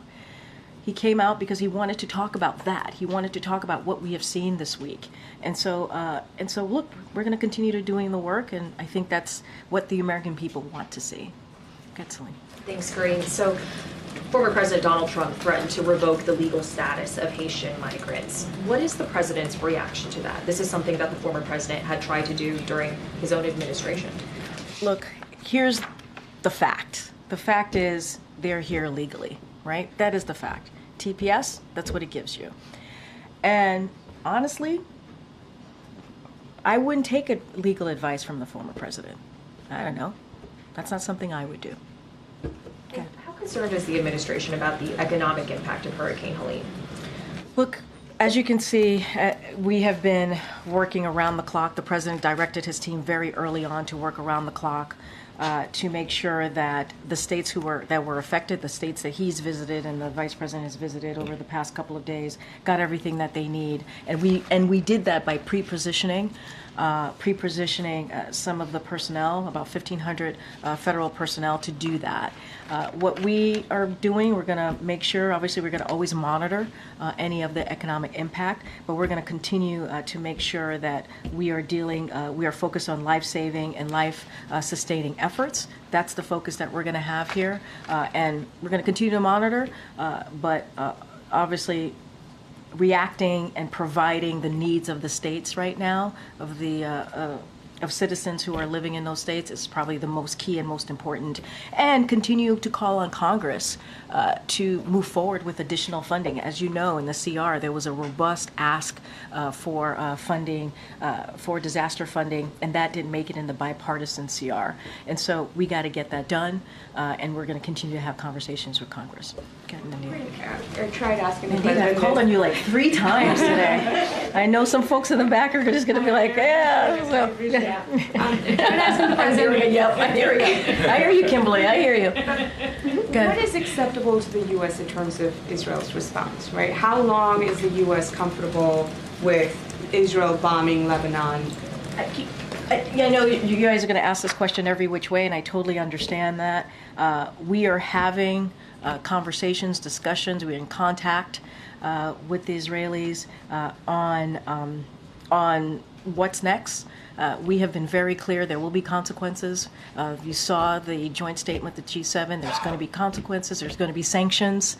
And I'm not going to preview those sanctions from here. But we have always said Israel has the right to defend itself. And you saw just on Tuesday night, and not just Tuesday night, in April, how much we are prepared to defend and protect Israel, because that is our ironclad commitment. I'm not going to get into diplomatic conversations in the public here. And there was a report that quotes U.S. officials saying the White House wants to take advantage of the massive blow to Hezbollah's leadership and infrastructure to push for a new Lebanese president in the coming days. Can you comment on that? I'm not going to comment on that. I'm not going to comment on sources or reporting out there. That is not something that I'm going to speak to, sourcing that I can't even verify from here. Go ahead. Thank you. On the port strike, reaching a tentative agreement, the White House and several officials were involved in the 90-day extension of those talks. I'm wondering what the significance of that timeline is, and whether the election being 5 weeks away played any role in it. Look, this is about the right thing to do for workers. Many of those workers put their lives at risk during the pandemic. We have always said collective bargaining works. We believe it works.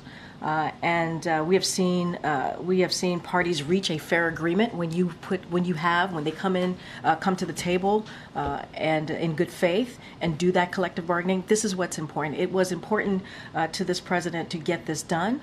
This is not about an election. This is about what is the right thing to do for the American people. This is the right thing to do for workers, again, who deserve higher wages, who deserve benefits. And so the president is proud to have been able to do that.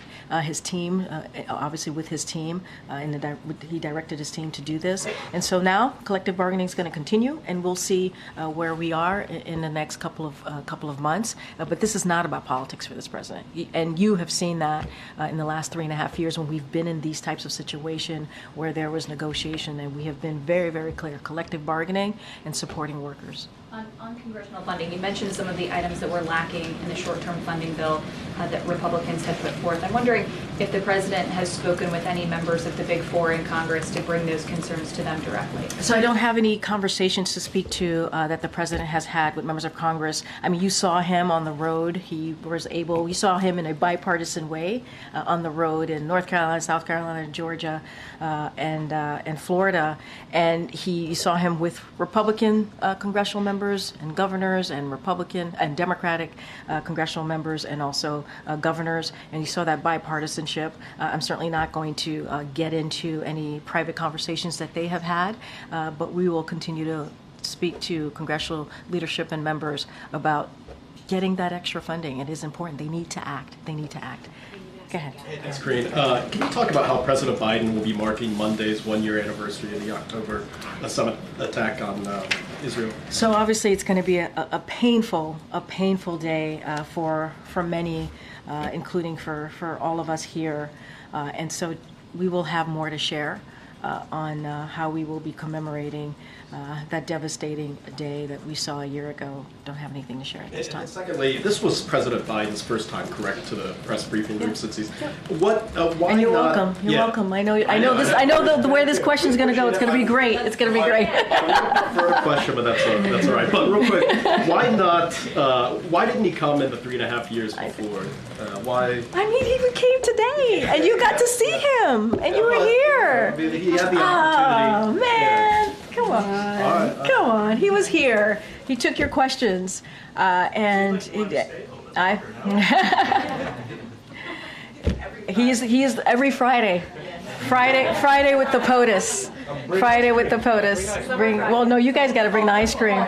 You guys got to bring the ice cream. Okay, I'm going to do a couple more. Go ahead. I haven't called on you. Go ahead. Thank you, Kevin. I want to go back to Haitians and the TPS, but first, it's another week of misery in Haiti. There was this report from the World Food Program describing acute hunger. What more can the U.S. do to improve the situation in Haiti? And if there's no improvement, is it conceivable that the TPS for Haitians will never be lifted? So look, on your last question, I'll do that first. The last part of your question, I'll do that first. I can't predetermine what TPS status is going to be. It's not something that I can do from here. Obviously, as you know, that is a decision with DHS and the State Department. They decide the TPS and the best way to move forward. So I'm not going to get into hypothetical about that. But as it relates to Haiti more broadly and to the question of instability and what's happening, look, despite the instability that continues, the recent deployment, as you know, of MSS mission is a unique opportunity to build a foundation of security and bring hope to Haitians that deserve to live their lives free of violence. And so to that end, the United States has delivered well over $300 million to support the MSS mission while urging the international community to support that mission as well. The United States will continue to hold those undermining Haiti's institutions and committing serious human rights abuses accountable. That is our commitment.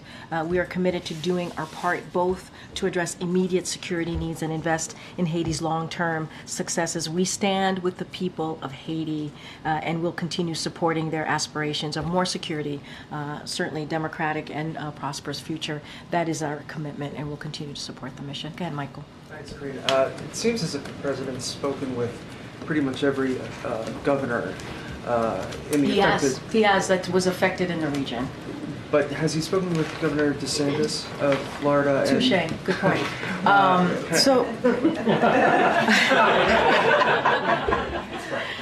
Touche. And I think we read out that he spoke to the governor of Tennessee on our way back from our trip to Florida and Georgia yesterday.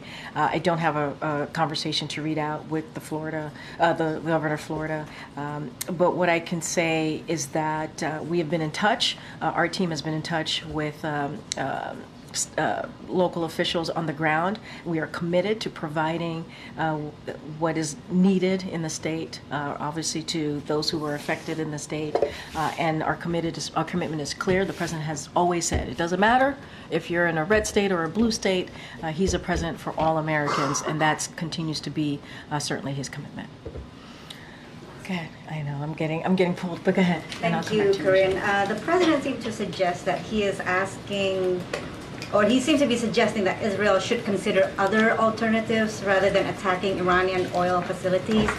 But should Israel make such an attack, how is the administration preparing for an Iranian retaliation on the Strait of Hormuz that would disrupt oil supply and disrupt oil prices globally? So also, as the president said, we continue to have these discussions. I'm not going to get into hypotheticals.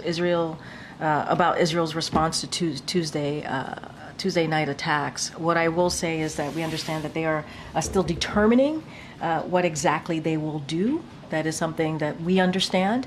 I'm just not going to prejudge. I'm not going to get ahead of anything, and the discussions to continue. So can we say that the administration is preparing for that possibility? I'm just not going to I'm not going to speculate. They're still, I'm telling you, they still haven't decided what their next steps are going to be. So that's what I'm saying to you. That's what we understand. I don't have anything else beyond that. Angola, on the president's trip, Corinne, Amnesty International is criticizing the administration's, quote, silence on human rights violations in Angola ahead of the president's visit, calling out the administration's focus on private sector investment to counter China. This is obviously in reference to the Libido corridor. Can you give a response? Look, we get this type of question about human rights violations anytime he travels, and if that's going to come up. The president, as you know, has never shied away from direct conversation about human rights and democracy in any conversation. And I could expect that he will do the same in this upcoming trip, and so I don't have anything beyond that. But the president has never shied away from that, never shied away. Go ahead. Thank you, Karine. Does the administration have any concerns about how the aftermath of this storm could impact the vote? Whether it's talking to the Postal Service about mail-in ballots that may not be getting to people, or impacting the infrastructure in these critical states? So look, we are using every available resources to help this community respond. That's what we're going to do and recover from this disaster. That is our commitment. That's what you've heard from this president. That's what you heard from the FEMA administrator and so many others in the president's administration. And certainly that means ensuring that Americans' voices are heard this November.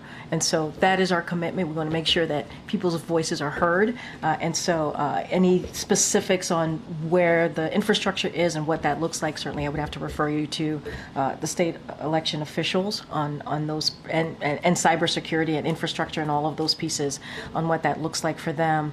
But states voice concerns to the administration? I cannot speak to that. I have not heard of that. But look, our commitment, again, is to make sure that the resources available so that community can respond to recovery and also get back on their feet and deal with this disaster. We want to make sure that Americans' voices are heard this November. That is important, and so, but certainly that is something that state elected officials can speak to more directly. But we're going to try and make sure they get back on the feet. I know I haven't called any yet. Thank you. Former President Trump is accusing the Biden administration of using FEMA funding to support undocumented migrants. How is the White House responding to that? I mean, it's just categorically false. It is not true. It is a false statement. And look, the fact of the matter is, I think Washington Post fact checker did a piece, and the headline recently, just moments ago, not too long ago, and the headline was, "No, Biden did not take FEMA relief money to use on migrants, but Trump did." I'll leave it there. Secretary Mayorkas had said earlier this week that he was concerned that FEMA didn't have enough funding until the end for the rest of the hurricane season. Now that President Biden has seen the damage firsthand in the Carolinas, Florida, Georgia, heard him say at the podium he may have to call Congress back from recess. What exactly is he waiting for to be able to make that call? Look, here's the thing. We put forth a pretty substantial, robust, I mentioned this moments ago, to be part of the CR. We were disappointed that it was not part of the CR. And if congressional Republicans were serious, if they were really truly serious about doing something for the communities that was impacted by Hurricane Helene, they would join us in calling for additional funding. This is what we've been doing. And so if they're serious, they would get to work and get that done, just like with the border.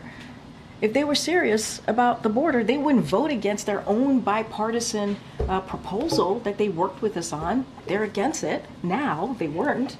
They would move it forward. It would actually start fixing the broken system that we're seeing right now. And, you know, they can, if they really want to help us in dealing with what we're seeing, whether it's at the border or getting more funding for disaster monies that's going to be needed to get into the communities, they should be serious. Congressional Republicans need to get serious here, and they're just not. Get it, Kim. Just a quick question on the port strike suspension. Is the White House going to continue to be in touch with ILA and sort of support those negotiations as they continue? I think, look, there's congressional collective bargaining continues. I think that's really important. That's what we're seeing, and that's what we want to continue to see. And so we will be in touch as necessary. But I think what's important is they came up with an agreement. That's because of this president's leadership, and the way to get this done is continuing that collective bargaining, and we believe that certainly works. Thanks, everybody. All right, have a great weekend. Thank you. Okay, once again, bonne chance. Yes.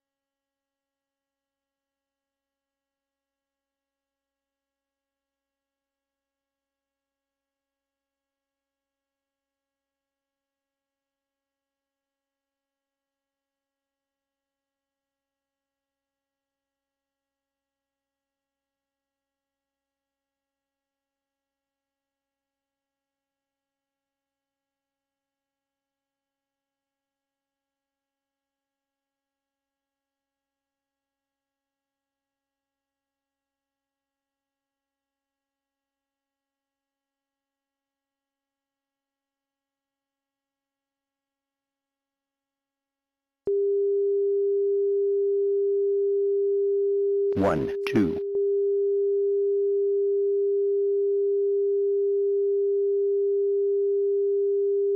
One, two.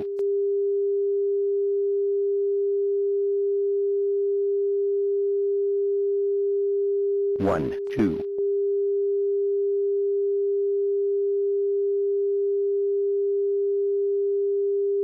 One, two.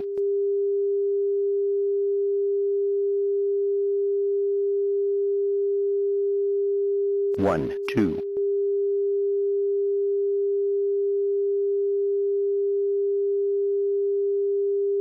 One, two.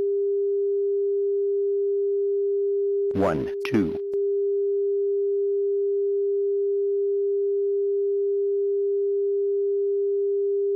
1, 2.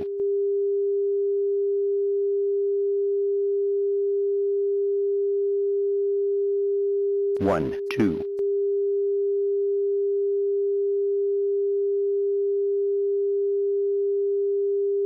1, 2.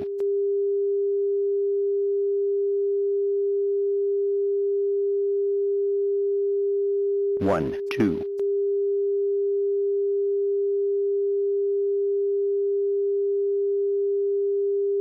1, 2.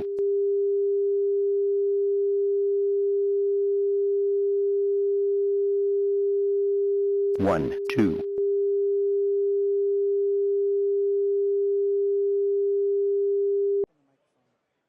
'Closer. This is me away. Just closer. Away. Closer. Away. Closer. Away.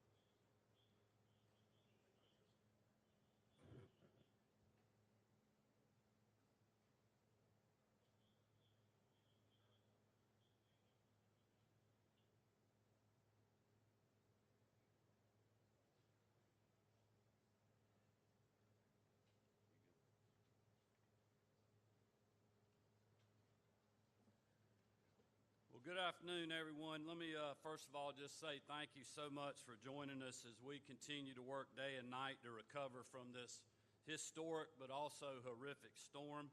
I want to thank you for keeping the nation's attention on those who are hurting in Georgia, and I certainly appreciate President Trump helping us do that as well. You know, Marty and I both had literally been all over the state on the storm path over the last several days, and I told every stop I went to that this storm spared no one. It took one of our finest and a firefighter, Leon Davis, who was an assistant chief in Blackshear, Georgia, when a tree fell on his truck responding to a call.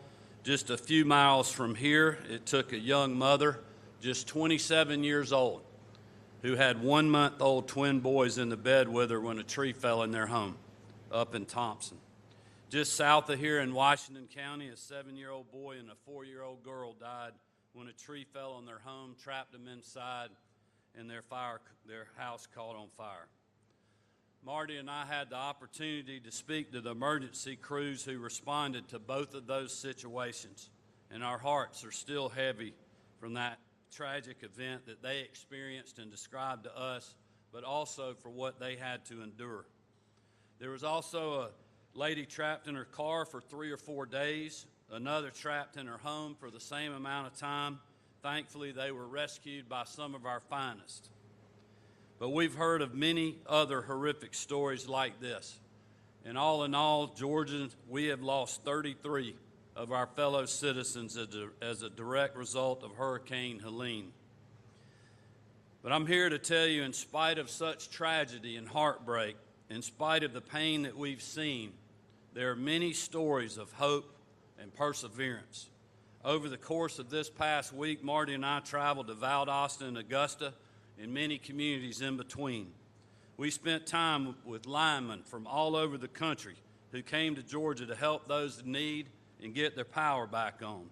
We prayed with grieving people and had the honor of shaking hands of those who have worked without sleep, hardly taking any breaks, and without slowing down to get those trapped in homes free.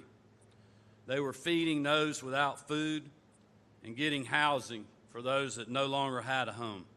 In Glasscock County, just up the road, we spent time with the sheriff and his family, all of whom were working around the clock. In Johnson County, not far from here, there's a small church that's serving as a miracle for their community. That congregation did not even exist a few months ago, but this past week they were feeding 400 to 600 people a day. In Sandersville, a pastor prayed for us and commented on the beautiful message on Marty's shirt that she wore for several days in Valdosta, when we were in Valdosta, in red letters that spelled out simply pray. That's a message we all need right now. And I ask that all of you join our family in continuing to pray for those devastated by Hurricane Helene. On Tuesday night, we met linemen in a small Mexican restaurant who came from literally hundreds and hundreds of miles away, from New Jersey, Massachusetts, Chicago, and other places. I joked with the guy from Massachusetts, we normally don't let y'all come down here to Georgia. But I told him how much we were glad to have him, and we appreciated the work that they were doing. The next morning, we tried to go see a bunch of linemen that were having breakfast at one of the tent cities they had set up at a staging site that had over 500 trucks and over 1,000 people. We got out of the car at 6:30 a.m. before the sun was even up. And most of these hard-working people had already eaten breakfast and were walking out to go crank their truck to start working to get people's power back up, whom they've never met. Those same linemen were going to keep working well into the night. That is the kind of response that we have seen after this crisis from Georgians and from people far beyond in this state. Resilience and hope have been on full display everywhere we've gone, including right here in Columbia County. We're grateful for those incredible people all over this state, but we're also mindful that every moment of every day since this storm passed, of the loss of life and the devastation that it brought. We knew it was going to be bad, which is why we prepared early, just like they did here in Columbia County. I declared a state of emergency 2 days ahead of the storm.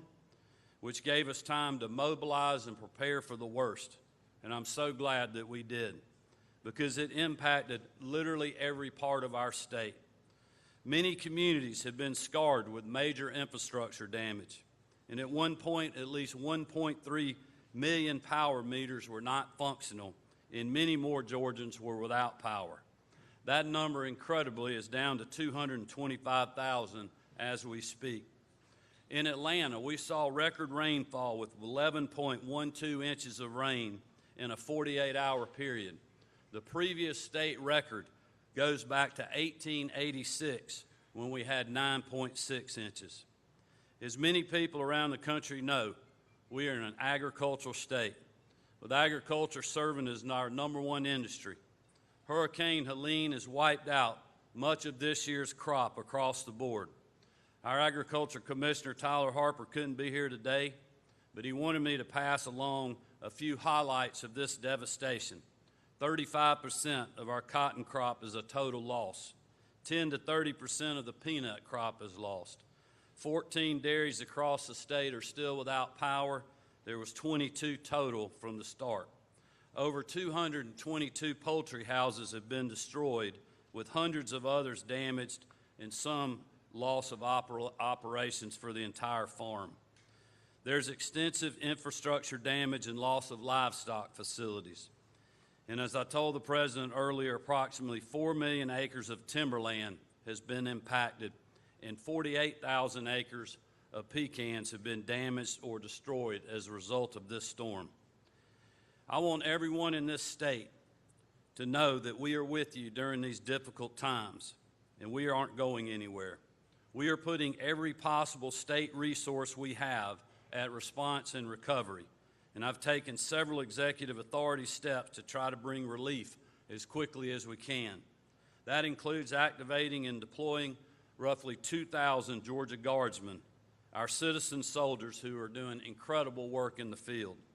It includes suspending the gas tax for as long as we're under a state of emergency and waiving the penalty on the use of dyed diesel fuel in street vehicles. I want to thank the members of the General Assembly. I know we got some of them here with us today for supporting all of these measures. They are crucial partners in our overall response to this tragic event and have been tireless advocates for the Georgians they represent. And we'll continue to urge FEMA to add more impacted counties to the federal declaration list. We started with just 11, and after a call to both the White House and FEMA, they upped that number considerably, up to 44 or 45 counties as we speak. We're also being mindful of our neighbors who have come to our aid in times past. Yesterday, I authorized the Georgia Guard to send a Chinook helicopter and crew to North Carolina to help in ongoing search and rescue operations. What they're going through, what we're all going through, is a living nightmare, and we're going to continue to pull together as we go through this together. These are just a few of the actions that we've taken, but rest assured, we will not stop until everyone is recovered and made whole. Someone sent me a Bible verse earlier today, and I've been thinking a lot about this. It's Galatians 6:9, and it reads, "And let us not grow weary of doing good, for in due season we will reap if we do not give up." Those words epitomize where we are today and our commitment. We are not giving up. We are not going to leave until the job is done. I want to encourage all of our local officials and so many of their citizens that are working so hard on this recovery and helping and talking to people every day. Keep up that great work, keep the faith, and know that we will be with you till the end. It is my honor, and I want to thank President Trump for coming back to our state again for the second time to view storm damage and keep a national focus on our state as we recover. I hope you'll welcome the 45th President of the United States, Donald Trump. Mr. President.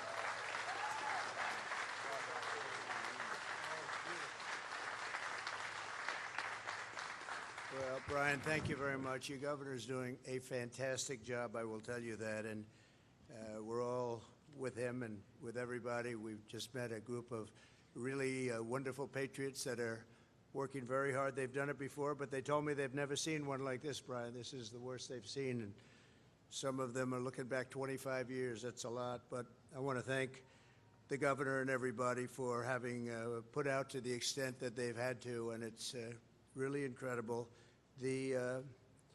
Some of the people that we met just now, Congressman Rick Allen, terrific person, Speaker of the Georgia House, John Burns, who's here, former Congressman Doug Collins. Where's Doug Collins? Is he around here? Doug Collins. What a nice guy he is. Oh, Doug, I haven't seen you in so long. You haven't changed. You look good. You look better, actually, if you want to. State Senator Max Burns, who's here, and District Attorney Barbie Christine.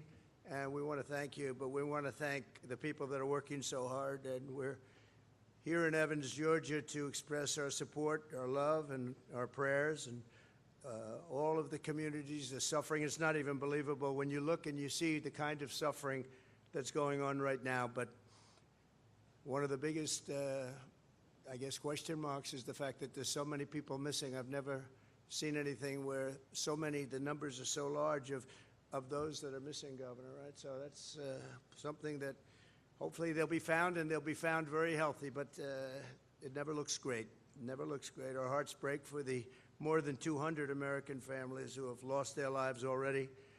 Officially 200, and that number, unfortunately, is going to be going up. It's one of the deadliest storms in American history.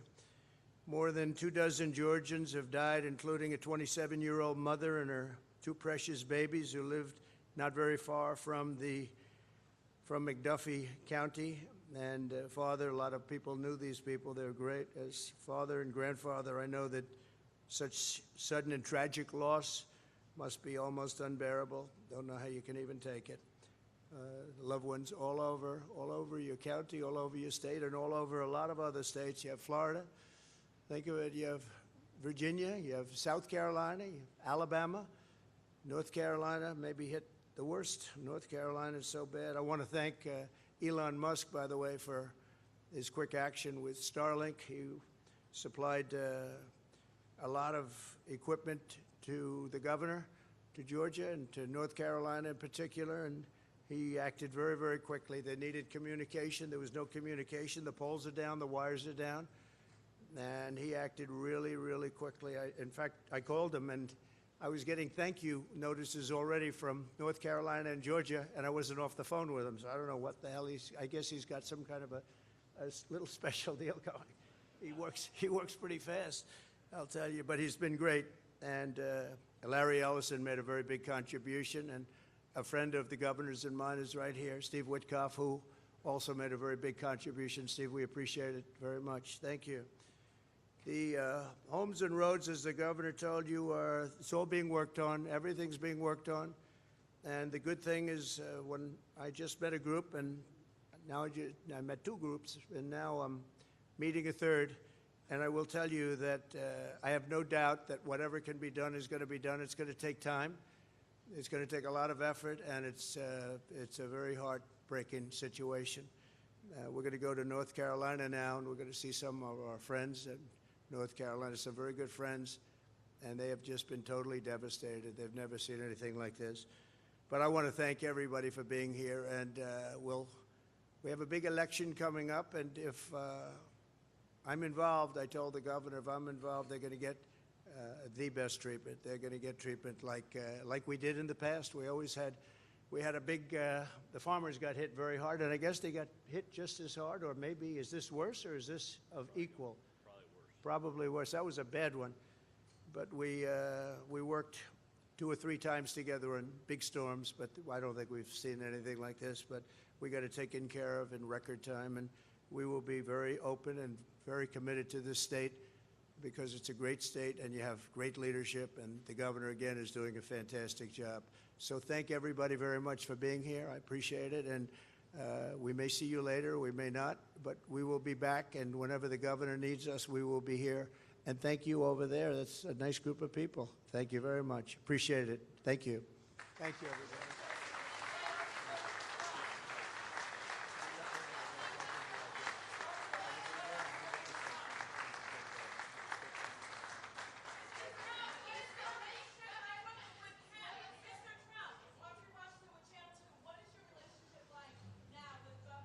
It's great. No, no, no. It's great. No, we work together. We've always worked together very well.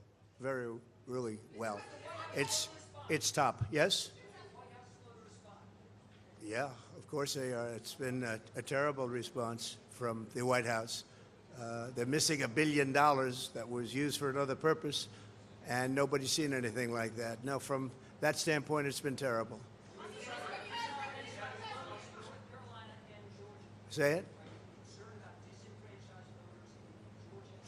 I'm not thinking about voters right now. I'm thinking about lives, and to be honest, it's much bigger than anything else, but we're thinking about lives, a lot of lives lost, a lot of people missing, and that's what I'd be focused on right now.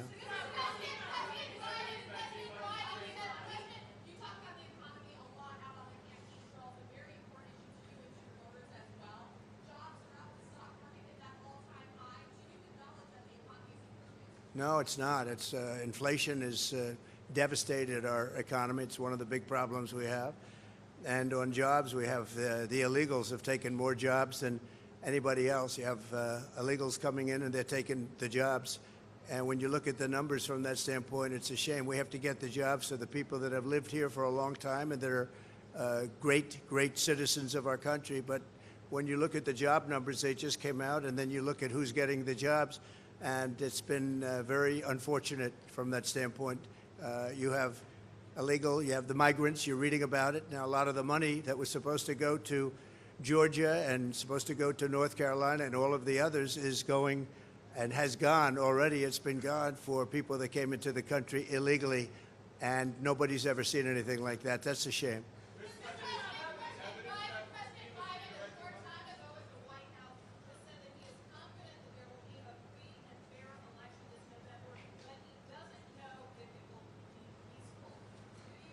I don't know anything about what he said. I only can hope that it's going to be free and fair, and I think in this state it will be, and I hope in every state it will be, and I think we're going to do very well, but right now we're focused on this. We're not focused on the election.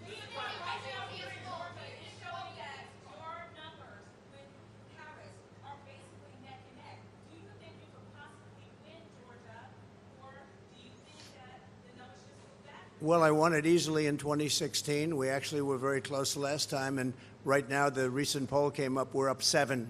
So I think we're pretty far up, and we seem to be going up, and she seems to be going down, so I hope we're going to keep it that way. Ladies and gentlemen, thank you very much. I appreciate it. Thank you. Thank you.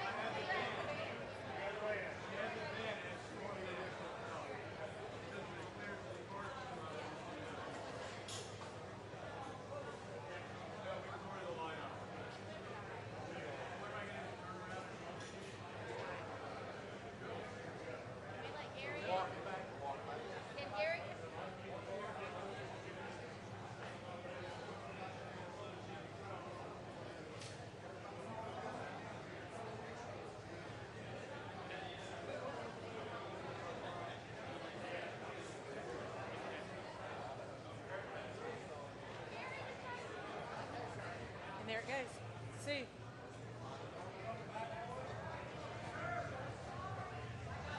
You just rolled through. Wow. How you doing?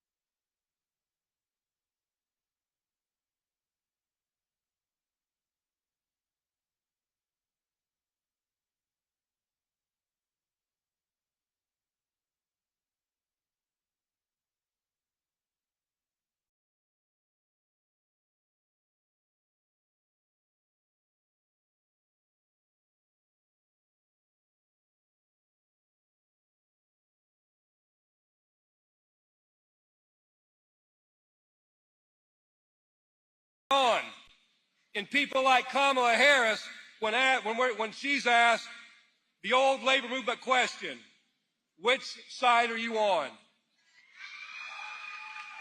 Kamala Harris doesn't blink to answer that question. We know whose side she's on. She doesn't hesitate. She's on our side. Kamala Harris stands up with the working class people.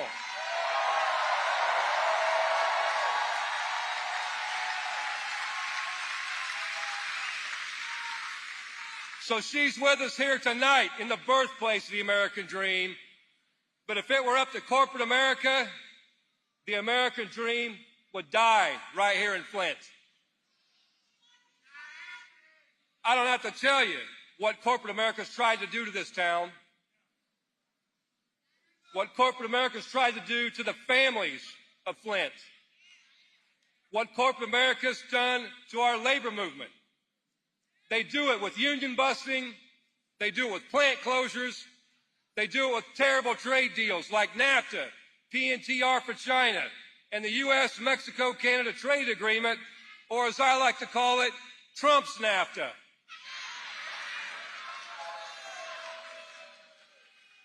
But what was born in those great sit-down strikes can't be killed by a plant closure. Flint's taken a lot of punches to the gut over the years, but last year, our movement finally landed a body blow on corporate America.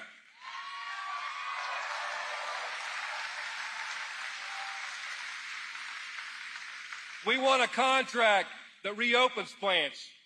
We won back a lot of what we sacrificed to save these industries over the years. We won so much of what we sacrificed. You know, it's a contract that brings dignity back to auto workers and working class people over this country. And just like in the sit-down strikes, we won the stand-up strike by fighting like hell.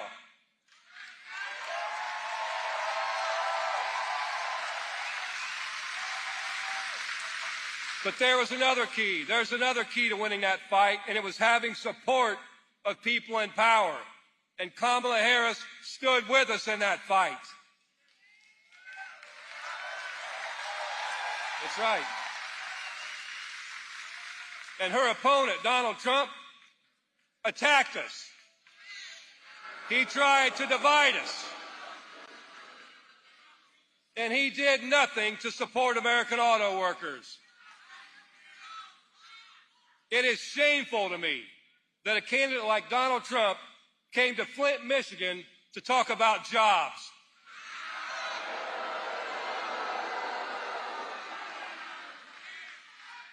Look at him and his party. They always vote right down party lines anytime there's legislation put forward that benefits working class people. Donald Trump and his party vote against it every time. Even worse than that, Trump had the audacity to show up in Flint, Michigan, a city that was poisoned by his party.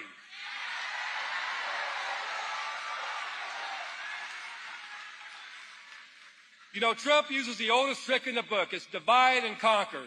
So the billionaire class can take all the profits and the workers are left behind fighting for the scraps. Donald Trump applauds people like Elon Musk for threatening to fire striking workers. And Donald Trump celebrates that because Donald Trump is a scam.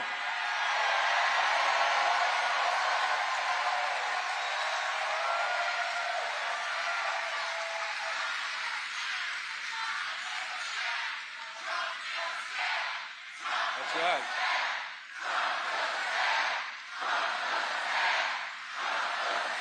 That's right. Appreciate it.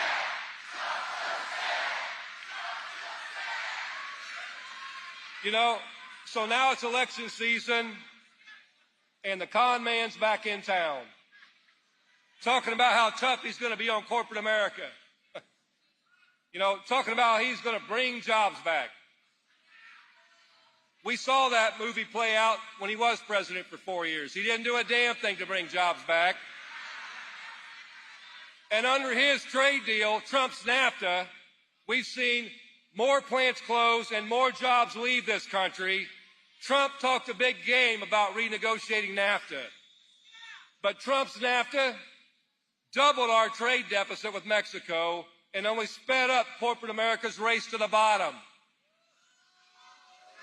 Trump's NAFTA, it's been a disaster for the working class, and that's the truth. When Trump was president, auto plants were closing, and he did nothing. He was the job killer in chief. But he is a champion of one thing. He's a champion of corporate greed and the billionaire class. But on the other side of this fight, we have Kamala Harris. That's right. When Trump was busy as president doing nothing to support GM workers who were on strike for 40 days, Kamala Harris was standing shoulder to shoulder with striking workers, making sure they got what they deserved.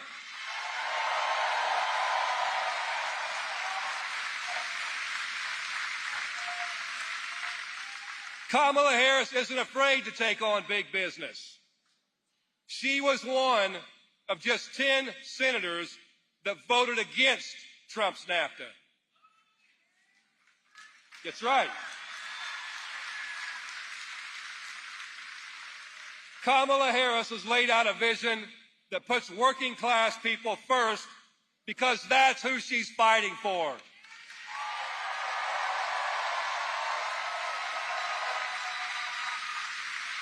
With Kamala Harris in office, we've seen a bigger U.S. manufacturing boom than at any point in my lifetime. With Kamala Harris in office, we've seen auto workers who were left behind by Donald Trump return home to Lordstown, Ohio.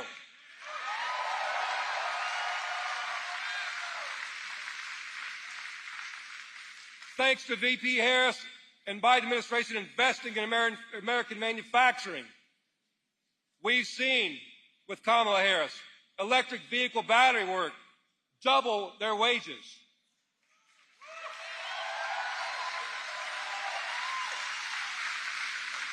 We've seen the working class go on offense with the president and vice president who have our backs.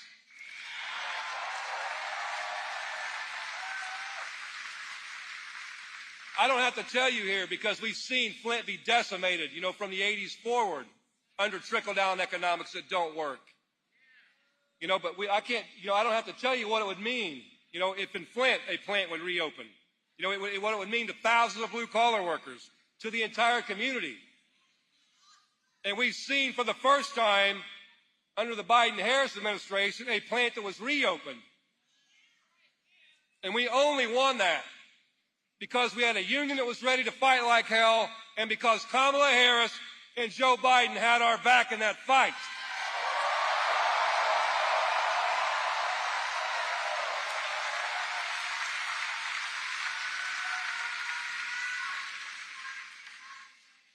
Another difference, love you too.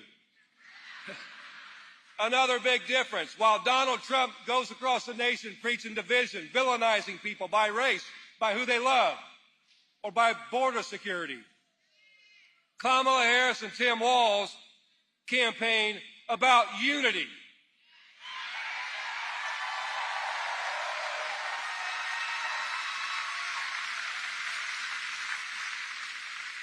They campaign about bringing the people together. That's what great leaders do. That's right. And that's where the working class finds our strength. It's in our solidarity when we stand together.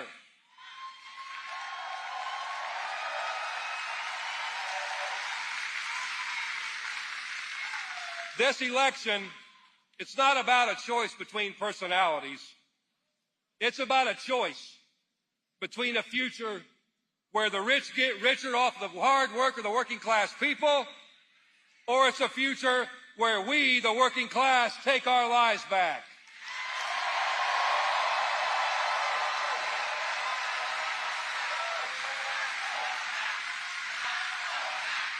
Not going back. That's right.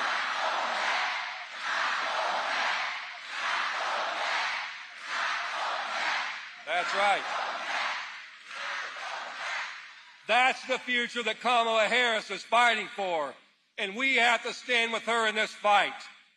Donald Trump is a scab that will kill the American auto jobs if it saves Wall Street a penny, or if it enables a CEO to buy another yacht. That's what he stands for.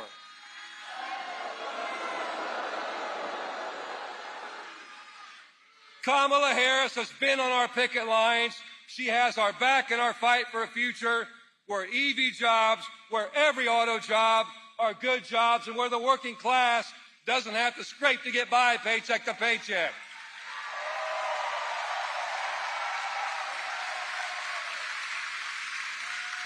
Kamala Harris stands for working class people being able to afford a decent life off of one job. That's right. So it's our turn, Flint, and it's our turn, Michigan. It's our turn to stand up, to speak up, and to show up for Kamala Harris like she showed up for us.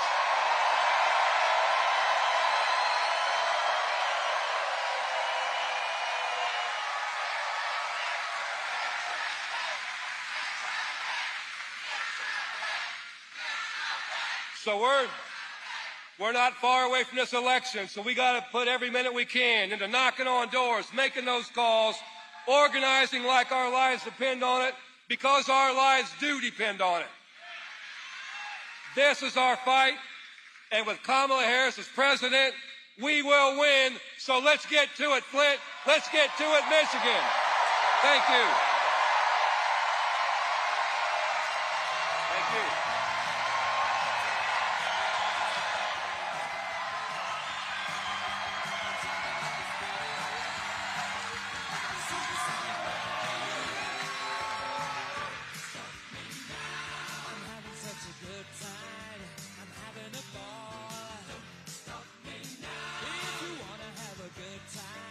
Just give me a call. Don't stop me now.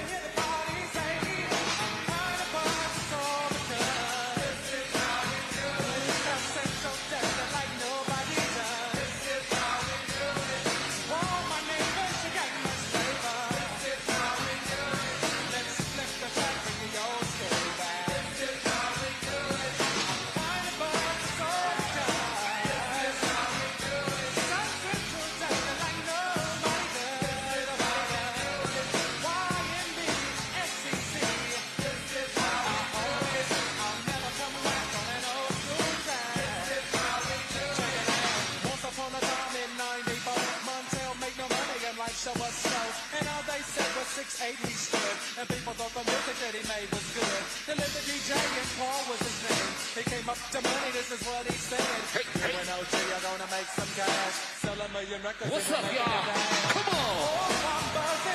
Yeah, this is how we do it. Y'all ready to see your Vice President, Ms. Kamala Harris? Y'all make some noise throughout the building. This is how we do it. Hey, hey, this is how we do it.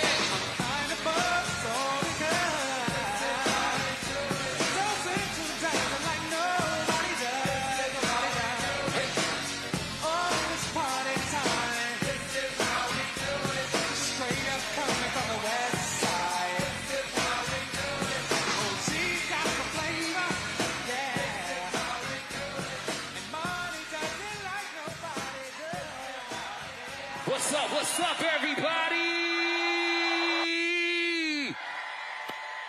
I said, what's up, everybody? Oh man, y'all have no idea. Y'all have no idea what's in store for you. Are you ready to see your Vice President, your future President of the United States of America? That's what I like to hear. Y'all enjoyed everybody so far? Everybody that came out? Shouts out to the UAW president. Any UAW workers up in here? All right. I see my AKAs in the building too. Shouts out to the Alpha Kappa Alphas. They're in the building. Shouts out to everybody that's from Flint. What's up, Flint? That's what I like to hear. Y'all looking good out there. It's me, your boy, your man, DJ Romeo Million up here, the ones and twos. It's just minutes before we see our Vice President. Say that you want good love, girl, I can give it to you. Wanna lay you down, make you fall in love. All the freaky things that I can do, I can freak you to the morning. Get on top and ride on it. Anyways, I keep you coming. Any way that you want it. I can freak you in the daytime. If you up all late night, I'ma let you control it. Any way that you want it. I can freak you. Pull up looking too good, too hood on my style. Show my friend, crop top, no bra. Go ahead, pat me down. To the table, sit me down. In the middle of the crowd. Okay, let's order rounds. Bring out that ace of spades. Deleon and lemonade. Sit me center stage and watch me do my thing like don't stop. Get it. Ooh, hit it. Look back, swirl, twist it. We just do. City. You say that you want good love. Hey. Girl, I can give it to you. Wanna lay you down, make you fall in love. All the freaky things that I can do, I can freak you to the morning. Get on top and ride on. Oh, thank you. Anyways, I can do. Come on. Any way that you want. What's up, ladies and gentlemen? I can freak you in the daytime. If you up all late night, I'ma let you control it. Any way that you want it. I can freak you. Ho. It's a lot of ladies in the building. Not only do I see my AKAs, where's all my deltas at? Any deltas in the building? Where's all my Zetas at? Any Zetas in the building? We run this mother. Hey. That's what I like to hear. Where's all my ladies at? We run this mother. Come on. Who run the world? Girls. Who run the world? Girls. Who run the world? Girls. Who run the world? Who run this mother? Who run this mother? Girls. Where's all my queens at? Come on, queens. Girls.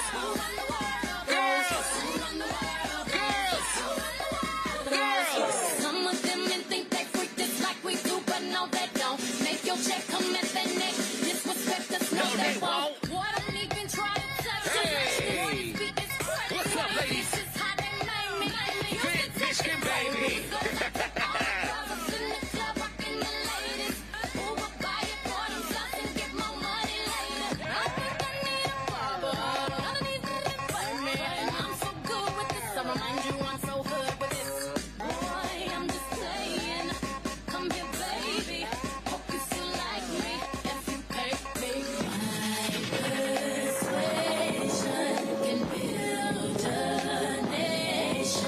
I get all my ladies to make some noise one time for me? Come on,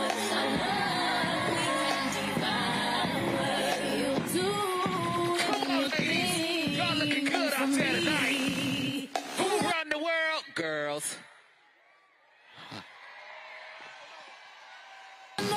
Girls, who run the world? Girls, who run the world? Girls, who run the world? Girls, who run the world? Girls, who run this mother? Who run this mother? Who run this mother? Who run this mother?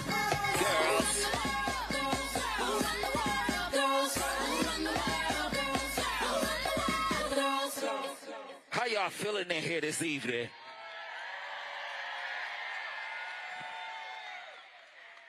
Hey, who y'all voting for November the 5th on Election Day? I said, who y'all voting for November the 5th on Election Day? I know that's right. Y'all feeling good. I'm feeling amazing, too. We are here at the Michigan for Harrison Walls campaign. Freedom, freedom, freedom. Because when we vote, when we fight, we what? We win. That's what I like to hear.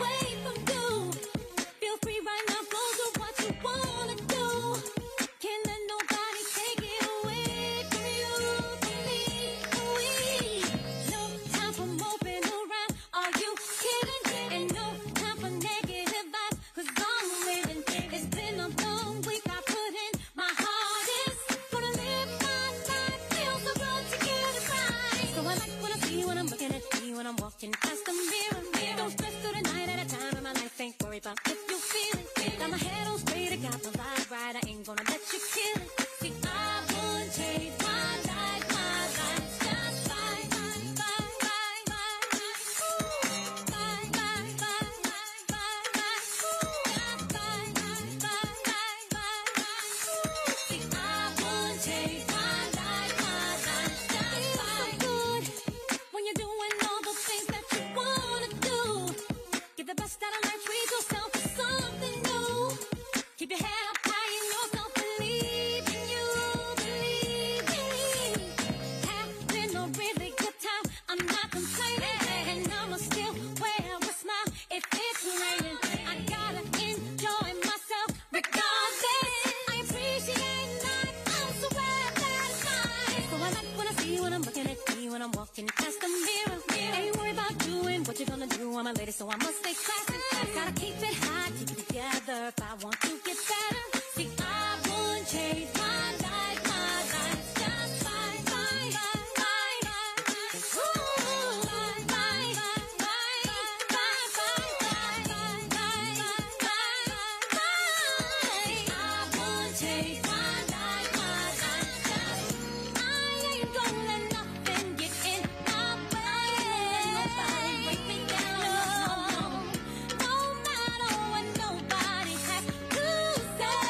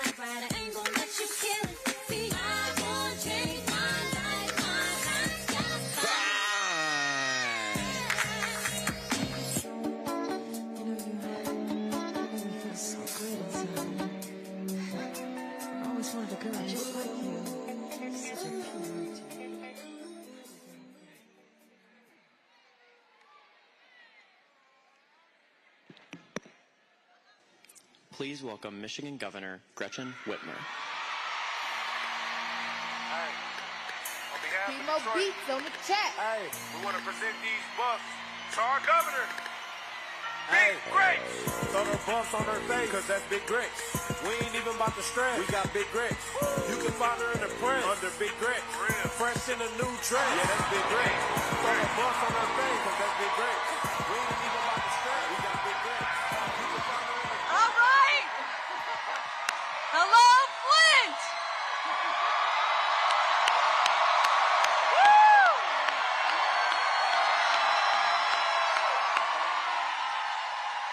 Hello, Flint. Who's fired up to welcome our next president, Kamala Harris? Now, you know, I can't be in Flint without recognizing Congressman Dan Kildee. Let's give it up for him. And our next congressperson, Kristen McDonald-Rivet. Let's hear it for her. So, in my few minutes with you today, I want to talk about an issue that is top of mind for Michiganders everywhere, in every election. Jobs, jobs, and... Right. Every one of us wants and deserves a job that will help us pay the bills, put food on the table, and help us get a secure retirement. The promise of a path to prosperity drew hundreds of thousands of people from all around the world to places like Flint, Michigan.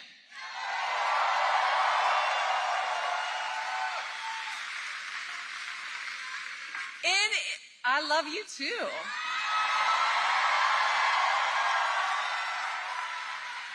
In its heyday, Flint, Michigan was the second biggest city in our state, with 80,000 union auto workers.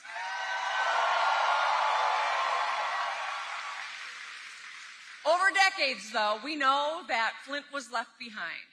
And when Donald Trump ran for office, he said a lot of things.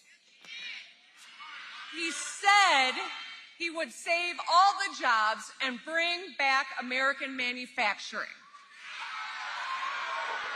But Donald Trump was all talk. As president, Trump oversaw an American manufacturing recession. By the time he left office, Michigan had lost more than 280,000 jobs.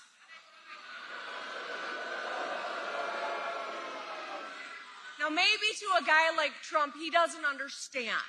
280,000 jobs lost is 280,000 households that struggle to get by. Donald Trump's record on auto jobs, on manufacturing, and on putting American workers first is failure, failure, failure.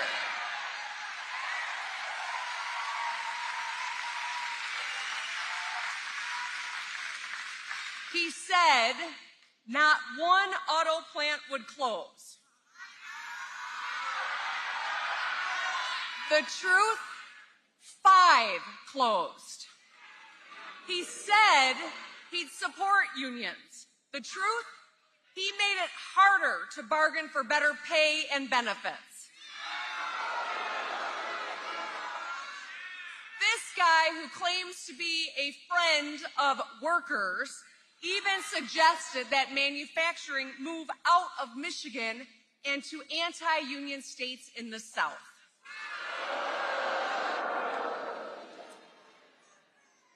If he is given a second term, he will enact huge tariffs. He will enact, essentially, we're not going back. That's right.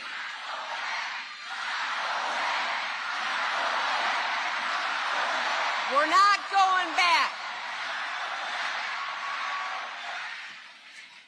Donald Trump's tariffs are essentially the same as a tax, a national sales tax that will cost every one of you thousands of dollars a year.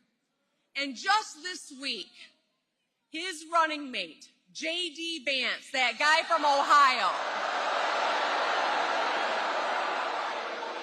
J.D. Vance said they do not support $500 million federal investment to upgrade our auto plants. You cannot tell me you care about the people of Michigan if you're going to undermine the core of our economy in Michigan.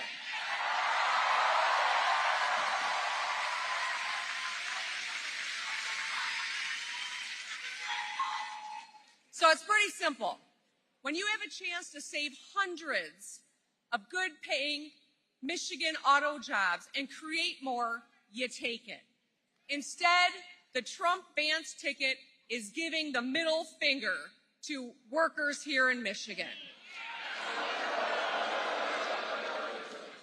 It was the Biden-Harris administration that took action to save union jobs.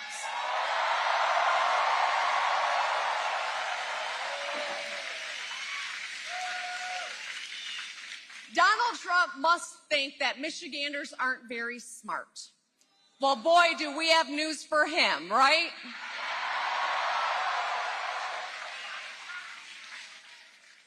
Because you can't go to Texas and love Elon Musk's EVs and then come here and denigrate EVs and the jobs that come along with them.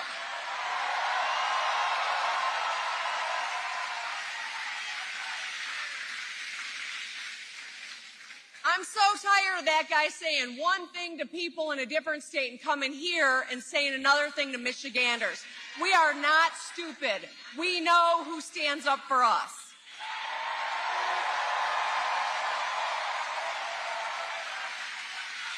We know the pain that when a factory leaves, it takes a whole lot with it. It means fewer kids in our local public schools. It means fewer first responders on the street and fewer local small businesses. No place in America knows this better than Flint, Michigan.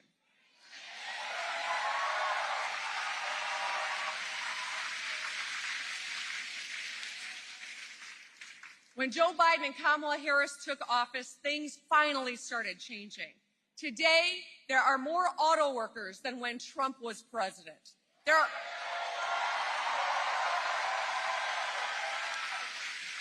There are more factories getting built, 3 times as many as when Donald Trump was president.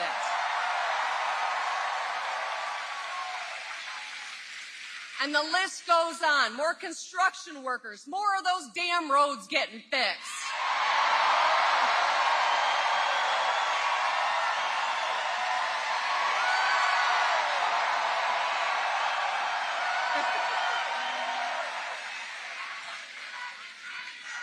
I never knew people would cheer so loud for roads. My God, I love it. More lead pipes being replaced, more middle-class jobs.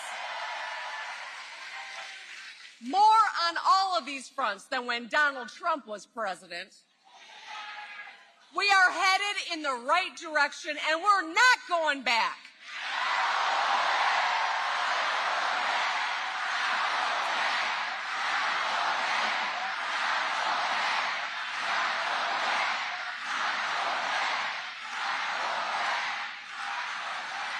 After 4 years of Donald Trump as president, thanks to leaders like Kamala Harris, we are finally investing in America and in Americans.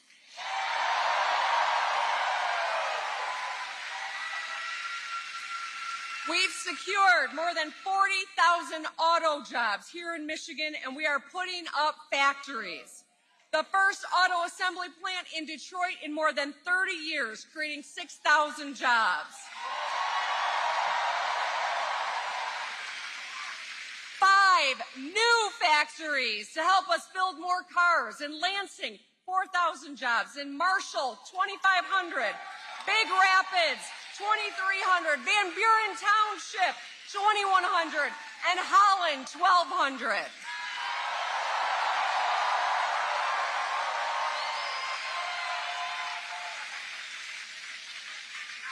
Clean energy project everywhere and 124,000 jobs too.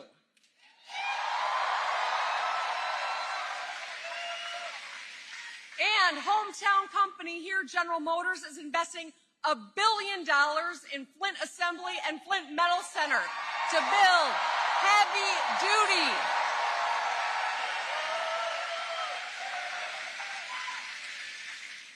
That former president is the one who's railing against the Michigan economy. And let me tell you, we are building heavy duty gas powered trucks here. Let's go. So, as president, Kamala Harris knows that when we make more here in America, whether it's more energy, more cars, more batteries, more chips, we are stronger and the middle class grows. These chips are so important. They go in everything from your phone to your car to your dishwasher to your computer and everything else. And while Donald Trump worked against the CHIPS Act, Kamala Harris and Democrats got it over the finish line.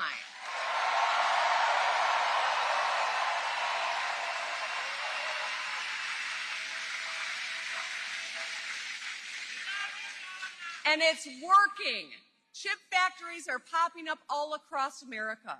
We have proven that you can bring jobs back home and reduce our reliance on Chinese chips. But we need a leader who's willing to actually do the work. In his 4 years as president, Trump took us backwards. Kamala Harris has overseen a manufacturing boom. Thanks to her leadership. Yeah. Thanks to her leadership, we are growing the middle class and our economy is growing too. So this November, we have a very clear choice. A coordinated strategy to bring back manufacturing and grow the middle class, or the same old guy with the same old ideas about outsourcing and anti-union leadership.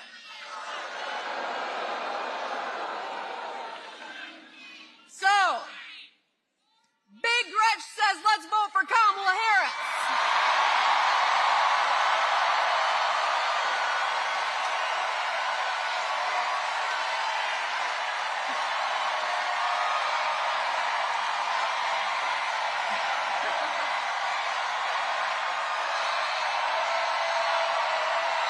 Let's win this thing. Thank you.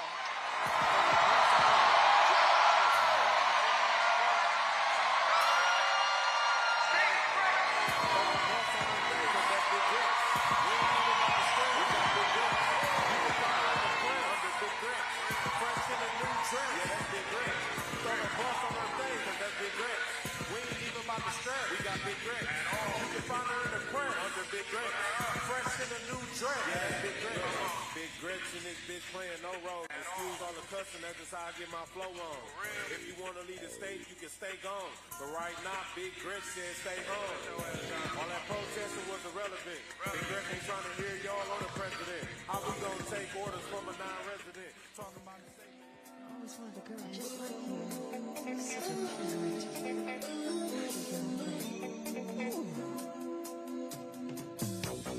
Where did you come from, baby? And ooh, won't you take me there? That way you won't do me, baby. Tender morning, you got to be.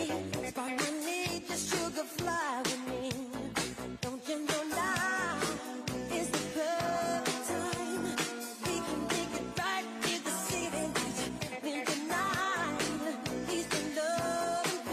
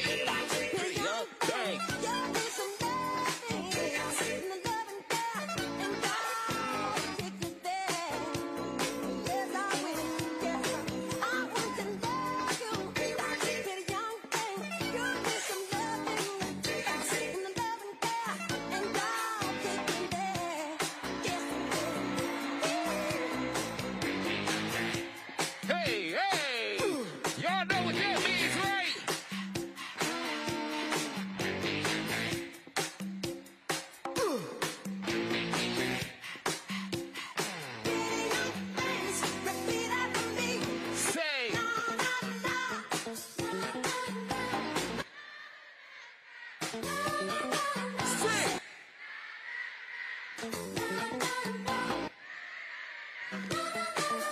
Ow! What's up, ladies and gentlemen? I want to love you. Y'all ready to see your vice president?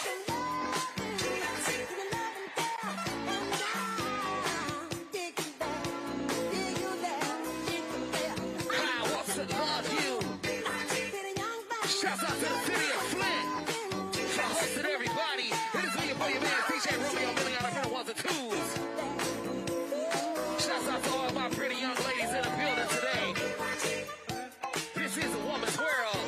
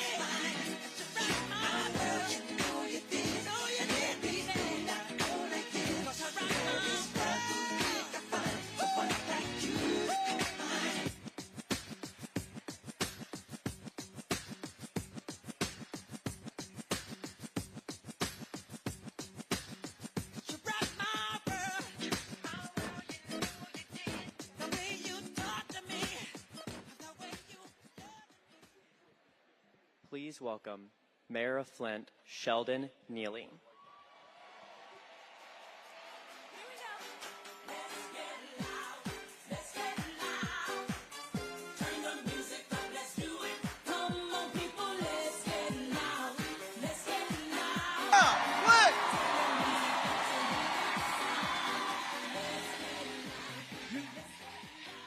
You know, this is a beautiful thing and another beautiful day inside the city of Flint, Michigan here. I'm so blessed and happy to be your mayor here. But I want you guys to let the next president of the United States know that Flint loves him. Let's hear it. Come on, Flint. Come on.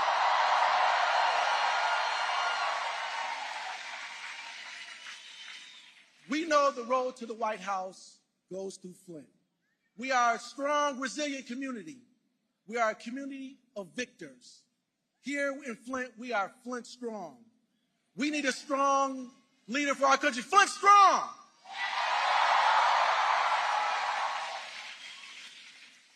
We are blessed to have such a great leader come through our community. They saved the city of Flint with the American Rescue Plan, and we're going to continue to move forward. Say, we got to move forward. We got to move forward. We are the birthplace of unions and middle class, and we need somebody that's going to support us in the White House. And we have that leader in Kamala Harris. So when she comes out here, Flint, I want you to roar. I want you to stand. I want you to scream, because Flint ignites. We are Flint strong. Thank you, and God bless.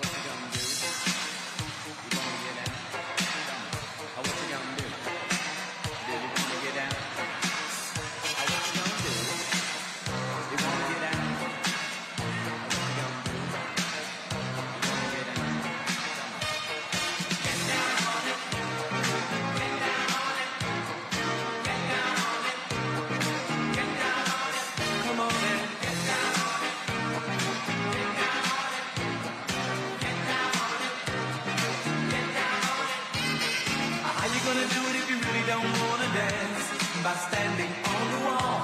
Get your back up on the wall. Tell me, how you gonna do it if you really don't wanna dance? By standing on the wall. Get your back up on the wall. I heard that was good. Get down on it. Come on, get down on it. If you really want it, get down on it. Gotta feel it. I got something to get down on it. Get down on it. Come on then. Get down on it. Baby, baby. Get down on it. Get on it.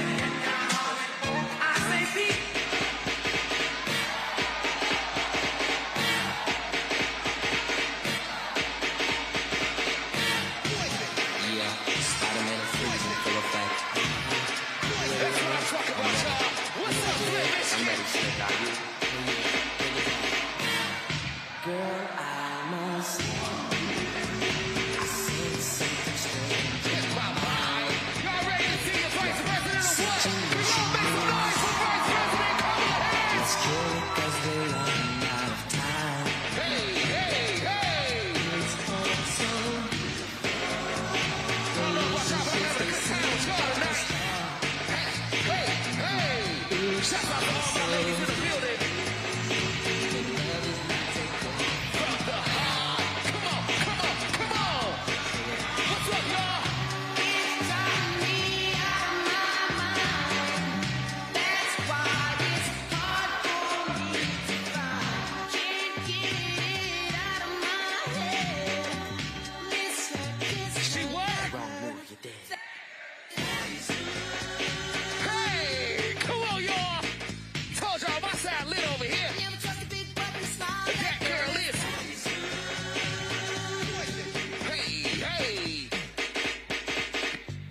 If I were you, I'd take precaution. Before I start to meet my girl, you know, 'cause in some motion, your age is the best thing in the world. She's so high, she'll drive you right out of your mind, steal your heart when you're blind. Beware, she's scheming, she'll make you think you're dreaming. You'll fall in love and you'll be screaming, demon. Poison, daddy, moving it slow. Looking for a mellow fellow like the vote, getting paid late, so better lay low. Scheming on house money in the whole shit. The low pro hoe should be cut like an afro. So what you saying, huh? She's winning to you, but I know she's a loser. How did you know? Me and the crew used to do her.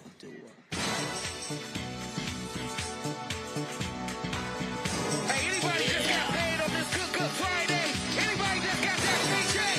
Anybody feel good? I got money in your pocket. What's up, ladies and gentlemen? Hey, hey, hey, hey, come on. I don't know about y'all, but it's a good payday. It's a good Friday right here. Come on. Hey, hey, hey, hey. Let's go. Just got paid. It's Friday night. Party hunting. Feel alright. Come on. Body shaking. Soul in my mouth. No one thing. Now let's get in town. Hey. Let me see them hands up, y'all. Let me see them posters. Oh, baby. Hey. Radio rocking, a monster jam. Feel the rhythm, pump up the sound. Hey, hey. Feeling so good, don't you know? I'm just grooving to the beat. Come on. I'm grooving. Hey, I'm grooving. What's up, ladies and gentlemen? Y'all make some noise over here. Come on, just got paid. Hey, Friday night. Hey. Ha, ha, ha. What's up, y'all?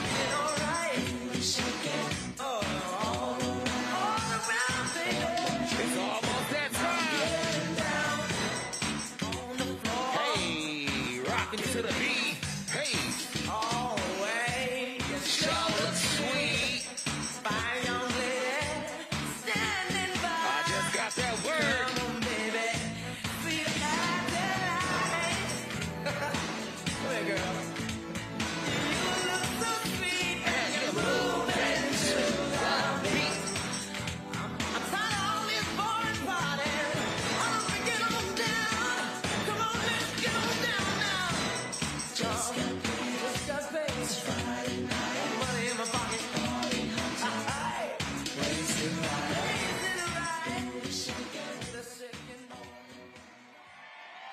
Please welcome Magic Johnson. You can feel it all over. You can feel it all over.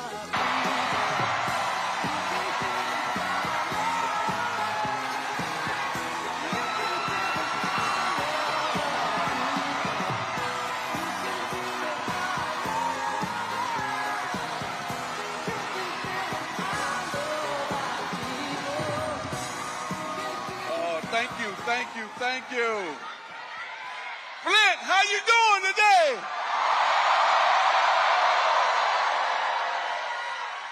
Wow. It's so great to be back home.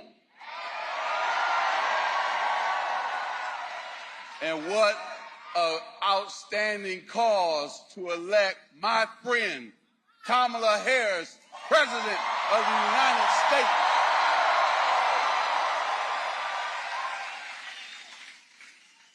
I'm here because I've known Kamala for over 20 years. Cookie and I supported her run for Attorney General back in the state of California, her run for senator, and now we support her as the VP, but now the biggest moment for all of us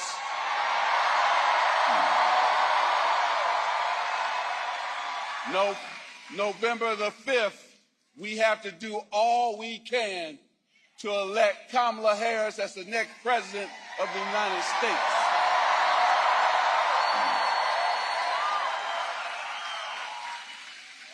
She wants to build up the middle class, and I know something about the middle class because I come from a middle class family.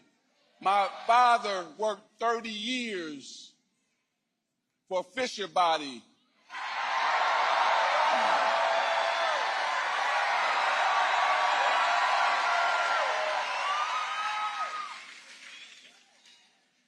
When I turned pro, I thought that was going to be the greatest moment in my father's life, but it wasn't. The greatest moment in his life came when he finally owned his own home. What does Kamala Harris wants to do as president?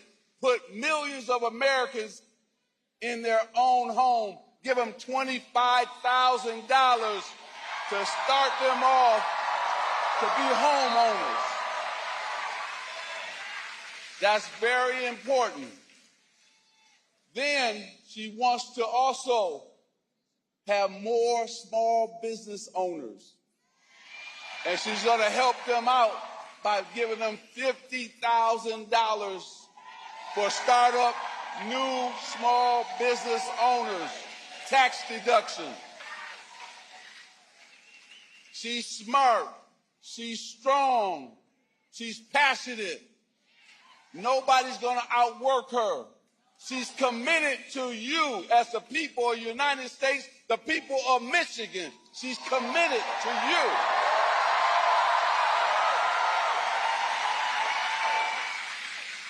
She's going to be a president for everybody. And the one thing she's going to do is finally unite us, bring us together. That other party is trying to tear us down.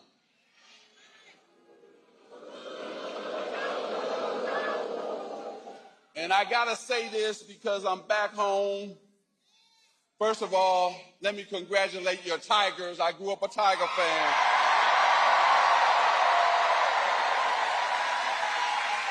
So I'm hoping that your Tigers meet my Dodgers for the World Series, okay?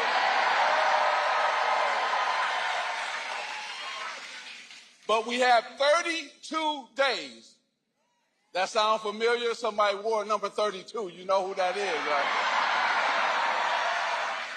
Until November 5th. Now, we can't take anything for granted. You've been working hard, but we need to work harder. We got to call people. We got to knock on doors after and before church. Not during church, but after and before church. We got to rally people, talk to them. Now, there's a lot of black men in here, and I don't mean to, not talk to other people, but this is important. Our black men, we got to get them out to vote. That's number one.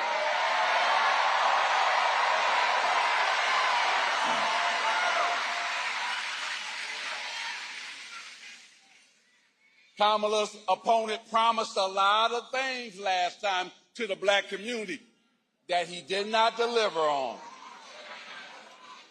And we got to make sure we help black men understand that. So that's why I'm here, to make sure I help black men understand. First, get out and vote, and then vote for the next president of the United States, Kamala Harris.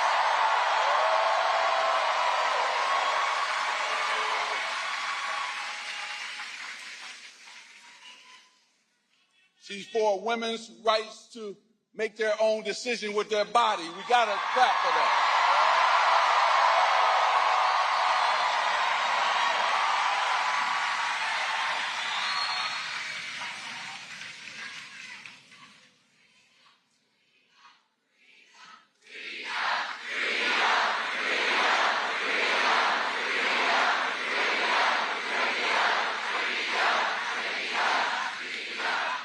Now, I'm about to bring her out because you came to hear her. You had some great speakers here. I see the UAW president. I was really blown away because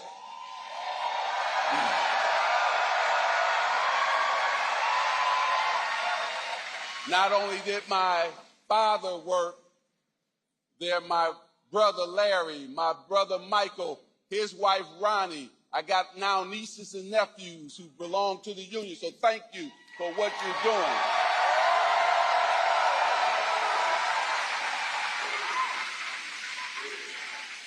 She's always been for labor and union. Kamala Harris has always been for labor and union. And that's never going to change. Now, this is the year for women. We just, hold on.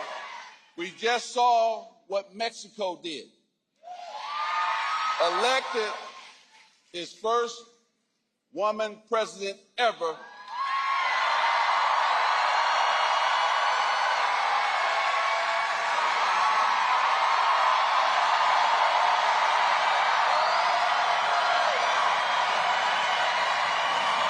So you know where I'm going with this.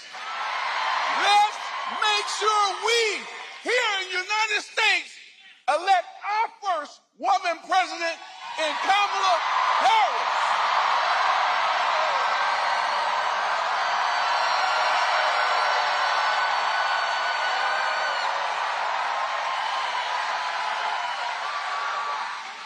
Thank you, Michigan, for allowing me to come home. I always love coming home. But the main thing here is we gotta do a lot of work before November the 5th to elect Kamala Harris as our next president of the United States. So please, we're gonna be motivated when you leave here, but let's go to work. When we fight, when we vote, God bless you. Thank you.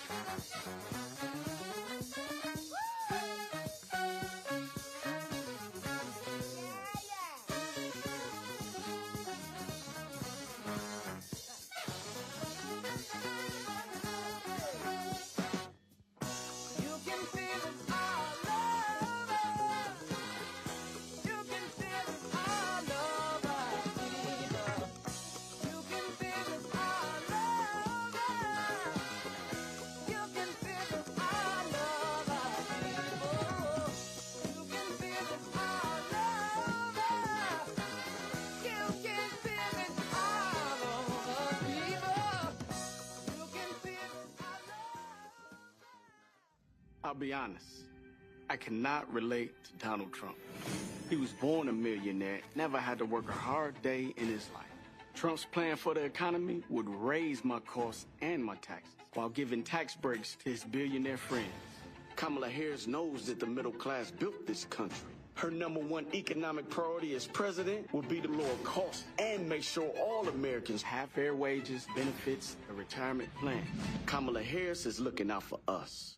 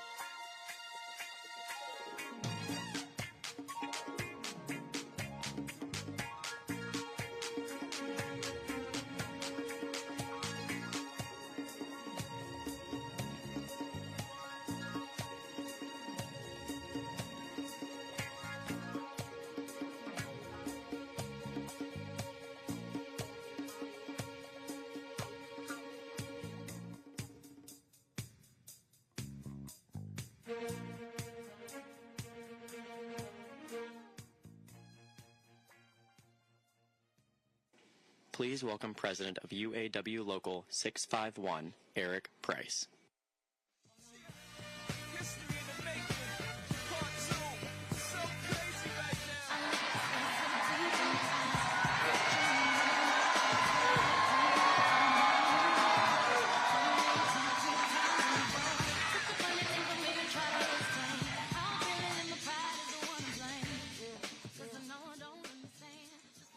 How we doing, Flint?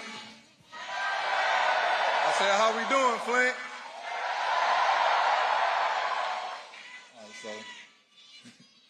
so good afternoon. Like they said, my name is Eric Price, and I am president of UAW Local 651.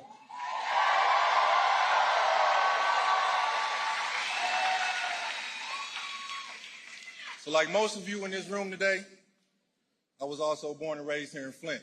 And I'm a graduate of Flint Northwestern, class of 2003.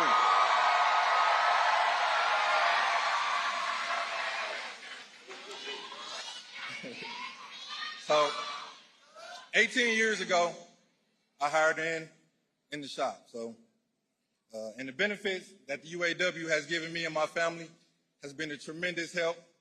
And it's been a wonderful blessing for me and my wife, Tashara, to raise me and my two kids, Eric Jr. and Skylar Price.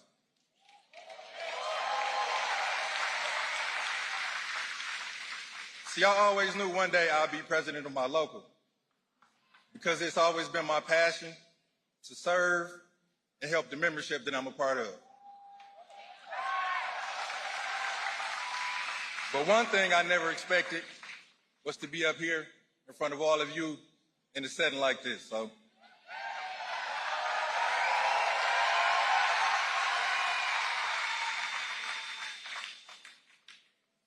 as we all know, the stakes are high. This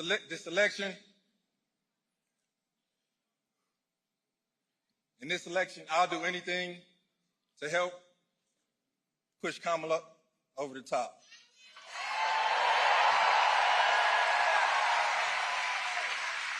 So that's why I'm here, and that's why I'm supporting Kamala. So Kamala's running for president to help families like mine and yours. I'm supporting her because she'll bring taxes down and cut costs she'll bring costs down and cut taxes for the middle class. She'll make it easier for all of us to get a house and start a business. And she'll make sure that we keep investing in the auto workers and the future of this U.S. industry. But Donald Trump is not thinking about that. Donald Trump, he's a billionaire and a scab.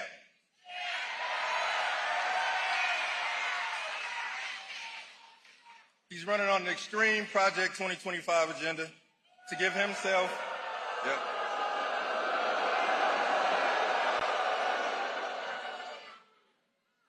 to give himself unchecked power and hurt the rest of us. So we know what he'll do if he wins, right? He'll sell out workers to big corporations every chance he gets. He'll send our good-paying union jobs away over to China.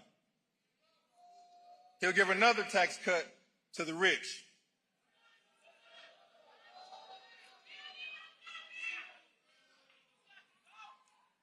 So for the next 31 days, I'm fighting for a new way forward.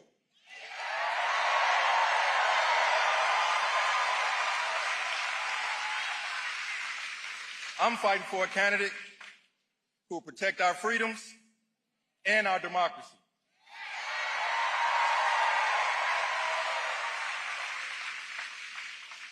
So with that, ladies and gentlemen, it is my great honor to introduce to you our next president.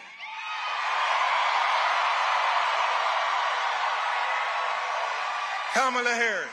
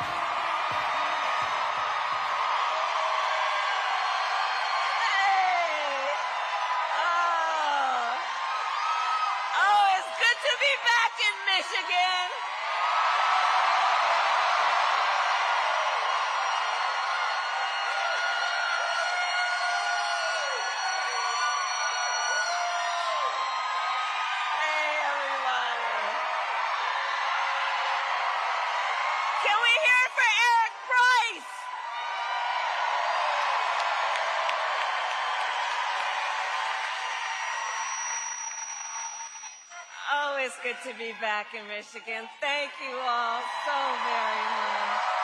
Thank you. Thank you so very much. And Eric Price, thank you for your leadership of UAW 651 and all the work that you do. And I want to thank all the leaders who are here. We got thousands of leaders who are here, and I thank you. Including all our friends in labor, Sean Fain, April Barrett, all of the incredible elected leaders, starting with the Governor Whitmer, who is amazing and is my friend, my dear friend, Mayor Neely, Senator Stabenow, Senator Peters, Representative Slotkin, who we will elect to the United States Senate.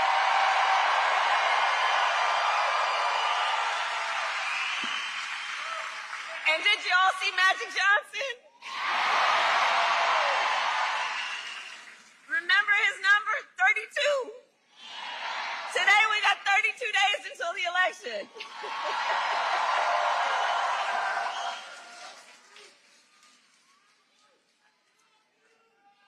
So 32 days. 32 days. Okay, we got some business to do. We got some business to do. All right. 32 days. And we know we will do it.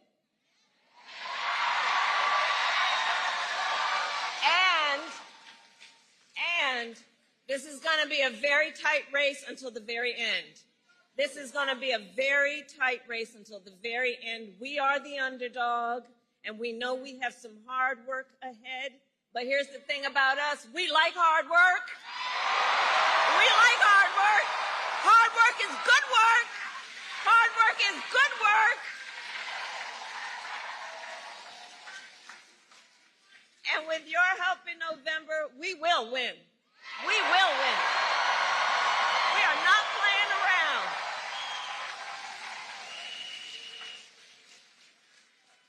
So listen, we know this election is about two very different visions for our nation. One focused on the past, and ours, which is focused on the future. We are fighting for a future where we tap into the ambitions and the aspirations of the American people and build what I call an opportunity economy so every American has an opportunity to own a home, build wealth, start a business.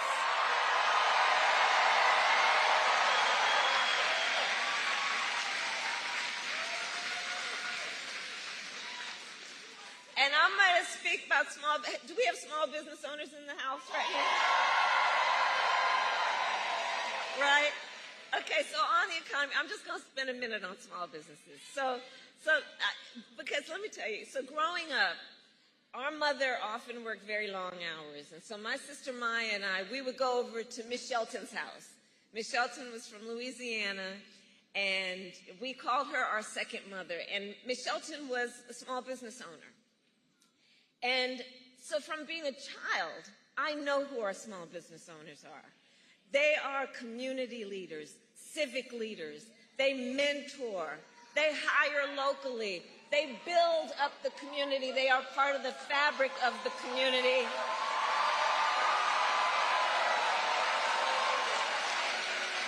And small business owners are the backbone of America's economy.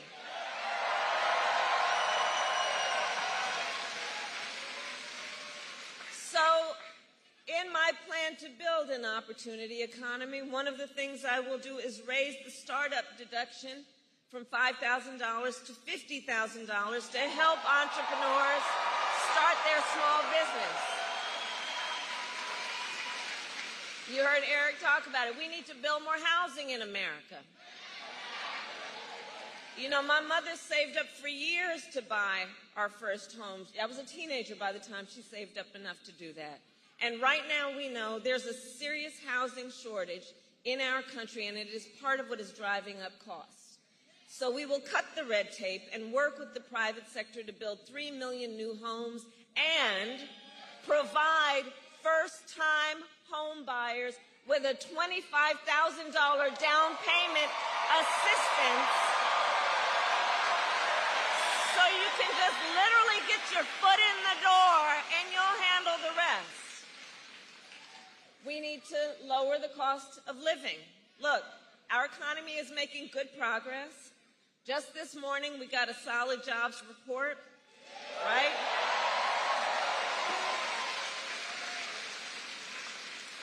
Over 250,000 jobs created last month. Unemployment fell. And just a few weeks ago, the Federal Reserve cut interest rates, which helps.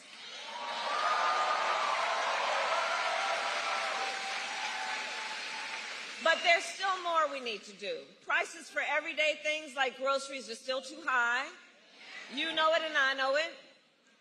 And I have a plan on lowering costs on everything from health care to groceries, including taking on corporate price gouging.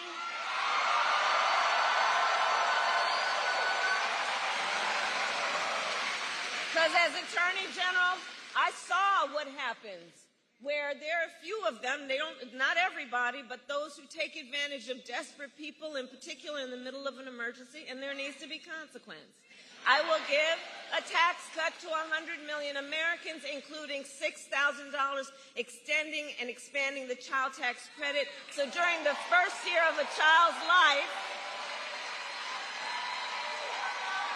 young parents have the support they need to be able to buy a car seat, to buy a crib, to take care of their child during that first year of their life, knowing it's about setting them on a path to do everything they have a natural desire to do. And look, I say all this to say, I will always put the middle class and working families first. I come from the middle class, and I will never forget where I come from. I will never forget where I come from.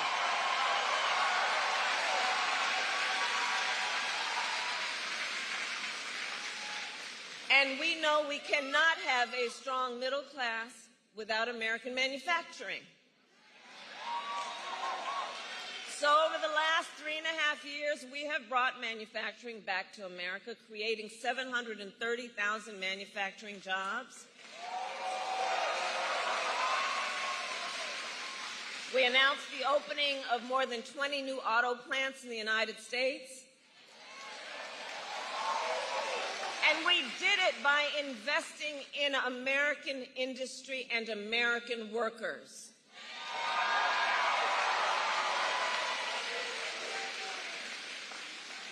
And I will make sure that America, not China, wins the competition for the 21st century.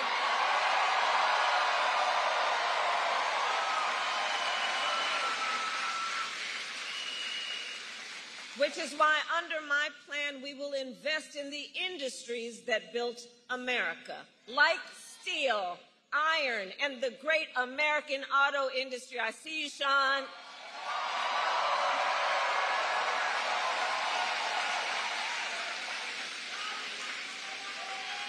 And we will ensure that the next generation of breakthroughs, from advanced batteries to electric vehicles, are not only invented but built right here in America by American union workers.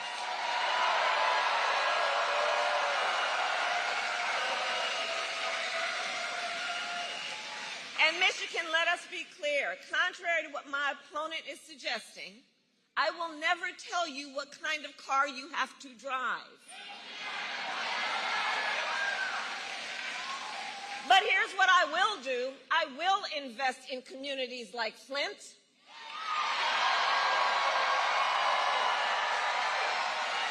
Flint, which helped build the auto industry and the UAW.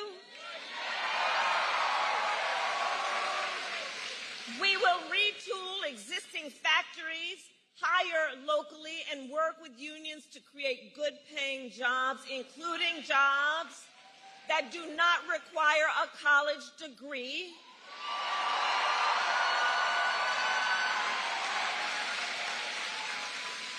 Because we understand a college degree is not the only measure of whether a worker has skills and experience to get the job done.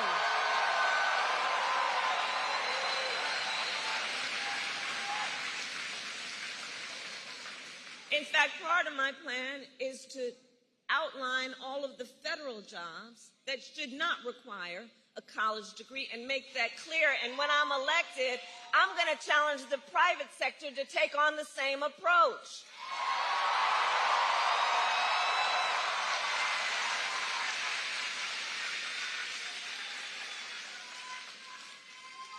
And then there's Donald Trump.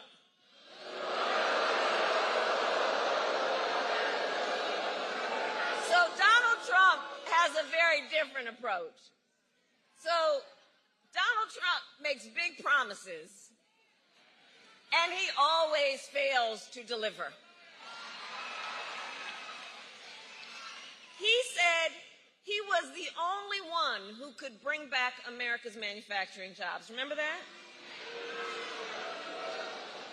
And then America lost nearly 200,000 manufacturing jobs when he was president, including tens of thousands of jobs in Michigan. And those losses started before the pandemic, making Donald Trump one of the biggest losers of manufacturing jobs in American history.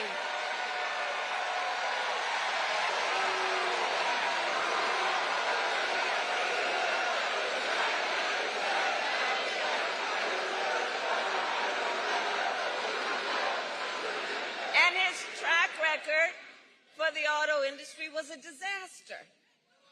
He promised workers in Warren that the auto industry would, I'll quote, not lose one plant during his presidency. And then American automakers announced the closure of 6 auto plants when he was president. We need a medic over here. We need a medic over here. Right here.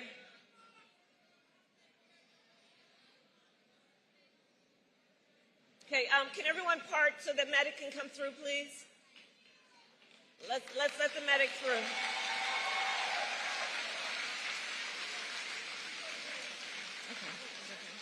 Okay. Okay. He's okay. All right. We're good. We got each other. Good. Good. Good.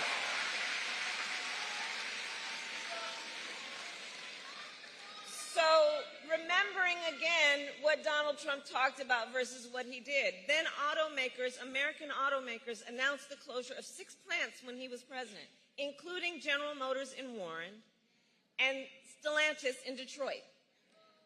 Thousands of Michigan auto workers lost their jobs. And when it came to building the cars of the future, Donald Trump sat on the sidelines and let China dominate. And then he talks down to American workers, saying we can't compete with Chinese workers.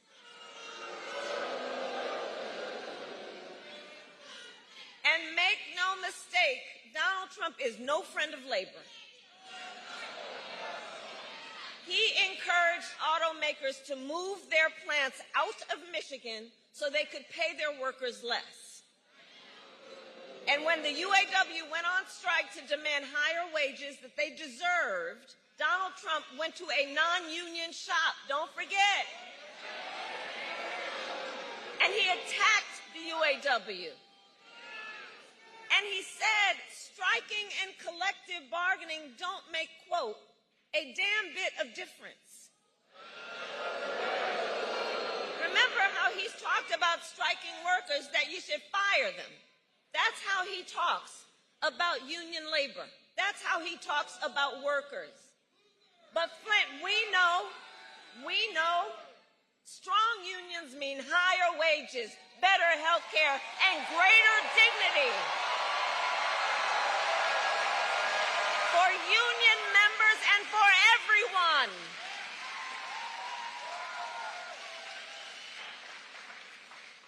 And on top of all of that, Donald Trump signed a $2 trillion tax cut that mostly went to the wealthy and big corporations, not to working people.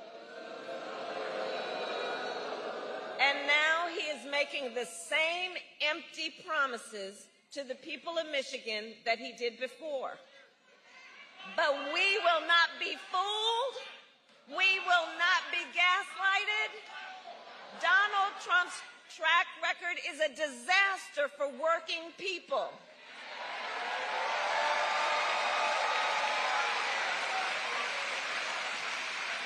And if he wins again, it will be more of the same. Check this out. 2 days ago, his running mate, maybe you saw that. No, but how about that Tim Walz, by the way?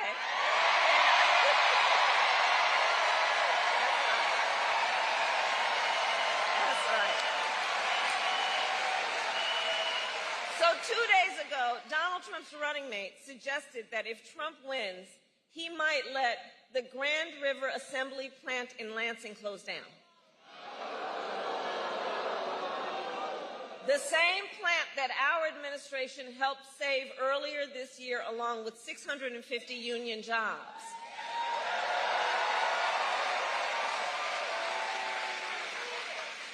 Michigan, we together fought hard for those jobs, and you deserve a president who won't put them at risk.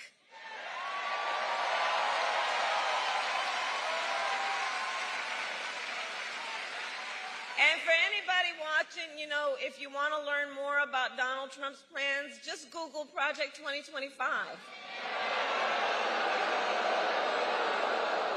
It is a detailed and dangerous blueprint for what he will do if he is elected president. Donald Trump will give billionaires and corporations massive tax cuts, attack unions, cut Social Security and Medicare, and impose a Trump sales tax, a 20% tax on everyday basic necessities, which will cost the average family nearly $4,000 a year. And on top of all this, Donald Trump intends to end the Affordable Care Act. Even after he tried to repeal it time and time again when he was president, and still has no plan to replace it. You watched the debate. You watched the debate. You saw that. He said he, quote, has concepts of a plan. Concepts. No, you know, I have said that I do believe he is an unserious man. And the consequences of him being president again are absolutely critically serious. Because think about it, even on health care, he has a concept of a plan, so he's going to threaten the health insurance of 45 million people in our country based on a concept? To take us back, you remember that? When insurance companies could deny people with pre-existing conditions? Remember what that was like? Well, Michigan, we are not going back. We are not going back. We're not going back. We are not going back. No, we are not going back. No. Because we will move forward. Ours is a fight for the future. Ours is a fight for the future, and ours is a fight for freedom.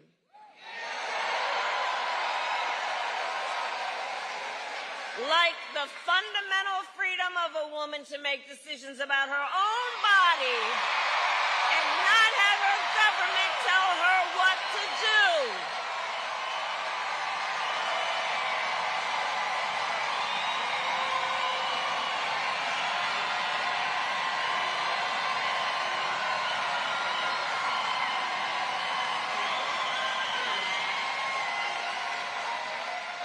And these 32 days out from the election, it's important that we remind people how we got here. Donald Trump handpicked 3 members of the United States Supreme Court with the intention that they would overturn Roe v. Wade, and they did. And now more than 1 in 3 women in America lives in a state with a Trump abortion ban. Many with no exceptions even for rape and incest, which is immoral. And when Congress passes a bill to restore reproductive freedom,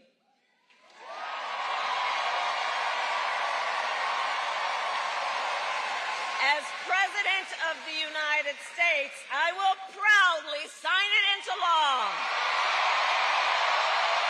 Proudly.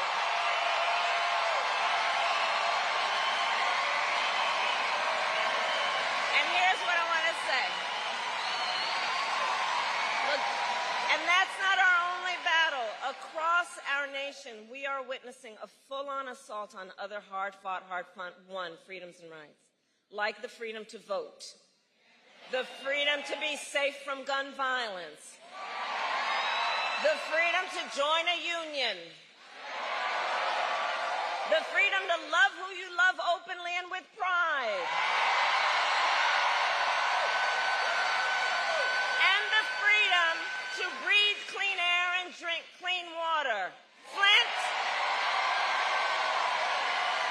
you know all too well, Flint, that clean water should be a right for everyone, not just for the people who can afford it. And as president, I will continue to work with communities like Flint to ensure you not only have clean water, but the opportunity to recover economically and thrive.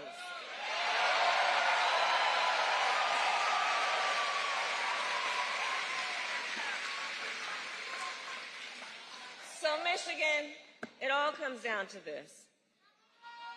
We are all here together because we know what is at stake, and we love our country.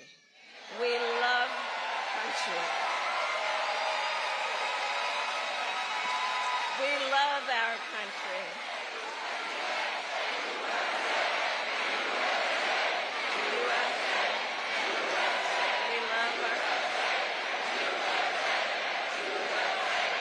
And because we love our country, we know it is one of the highest forms of patriotism to then fight for the ideals of our country and to fight to realize the promise of America. That's what this is about. That's what this is about.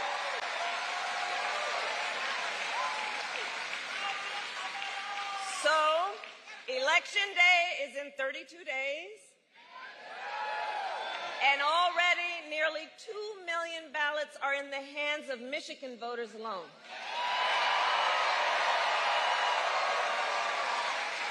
So if you have received your ballot, please do not wait. Fill it out and return it today. Early voting starts statewide on October 26th. And now is the time to make your plan to vote. Because, folks, the election is here. The election is here. And we need to energize, organize, and mobilize. And remember, your vote is your voice, and your voice is your power. So, Flint, today I ask, are you ready to make your voices heard?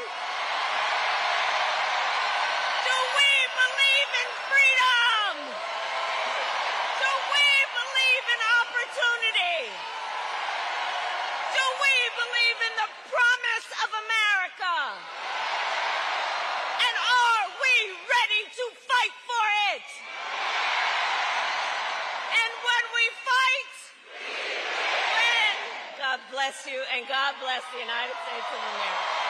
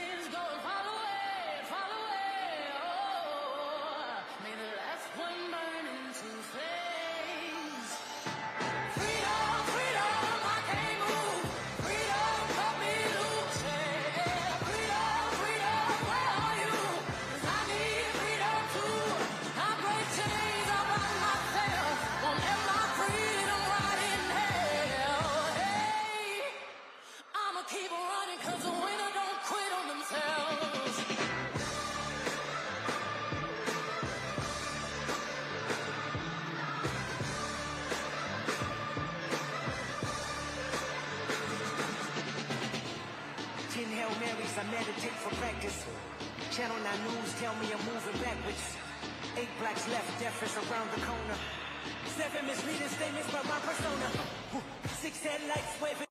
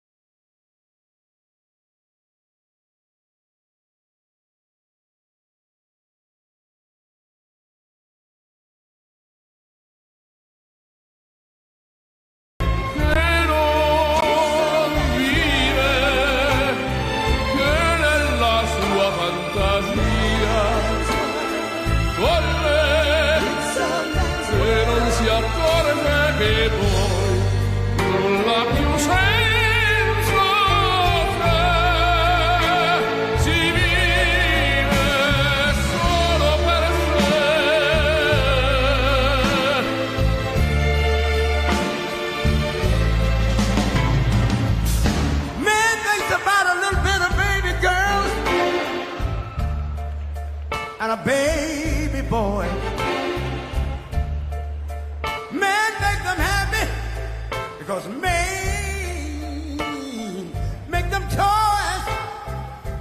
But after man make everything you can. Man make lira, pesos, dollars, rubles to buy from every good woman. And every man.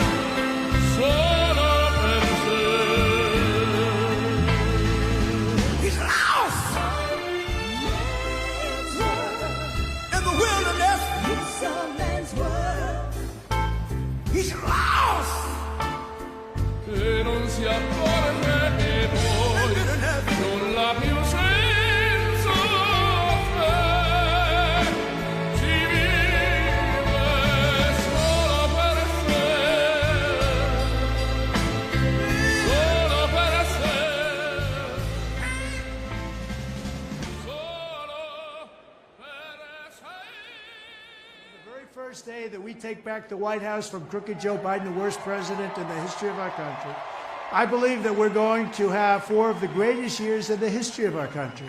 I will once and for all secure our elections. We're going to go to paper ballots. We're going to have same-day voting, voter ID. We're going to do it properly. We're going to have good, secure, beautiful elections. We never want what happened in 2020 to happen again. But until then, Republicans must win. And we must use every appropriate tool available to beat the Democrats. They are destroying our country. Whether you vote early, absentee, by mail, or in person, we are going to protect the vote. That's the most important thing we have to do, is protect the vote. Keep your eyes open, because these people want to cheat, and they do cheat. And frankly, it's the only thing they do well.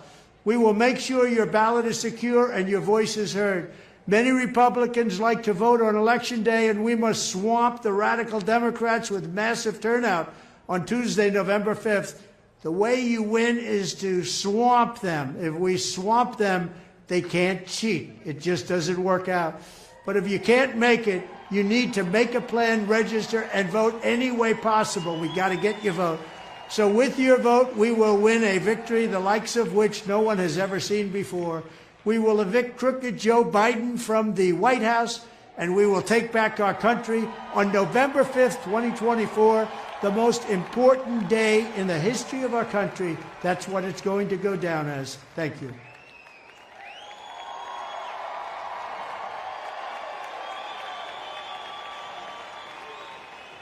This is the final battle With you at my side, we will demolish the deep state. We will expel the warmongers from our government. We will drive out the globalists. We will cast out the communists, Marxists, and fascists. We will throw off the sick political class that hates our country.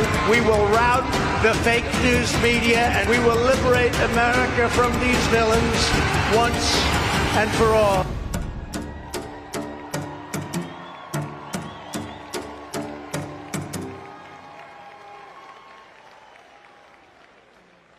Ladies and gentlemen, please stand and join Ashton Thomas, member of the Lumbee tribe and student at North Carolina State University, in singing our national anthem.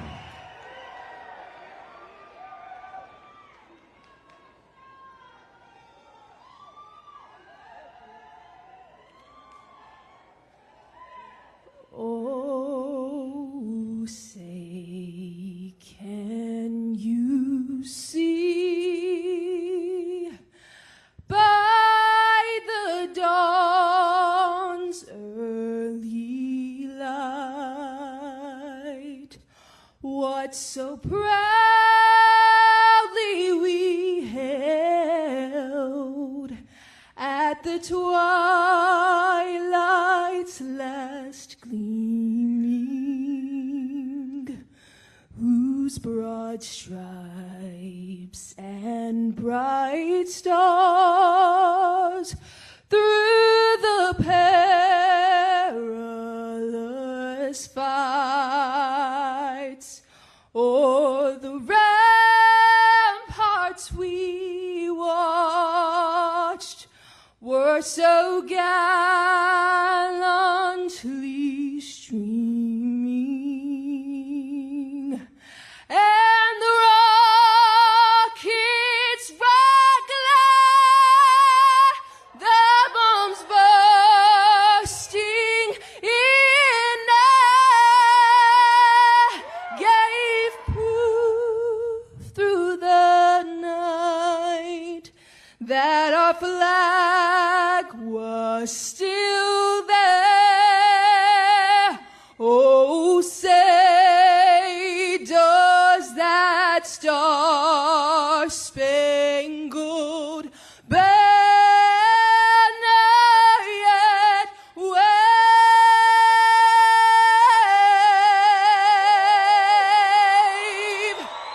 o'er the land of the free and the home of the brave?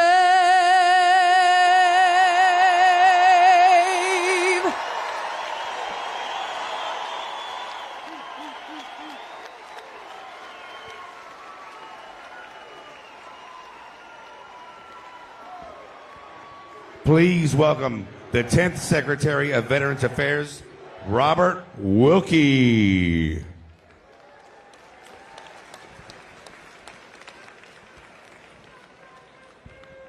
Mr. President, welcome to America's hometown, Fayetteville, North Carolina.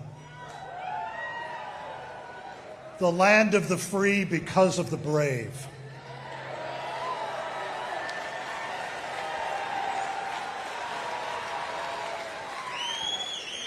Mr. President, right outside is North Carolina Highway 24.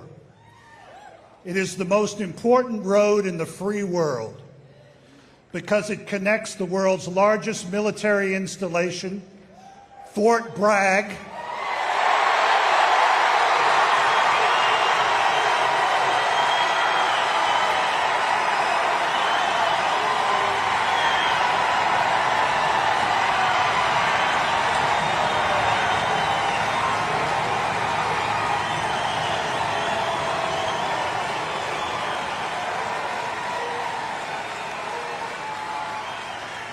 it connects Fort Bragg with 40% of the United States Marine Corps.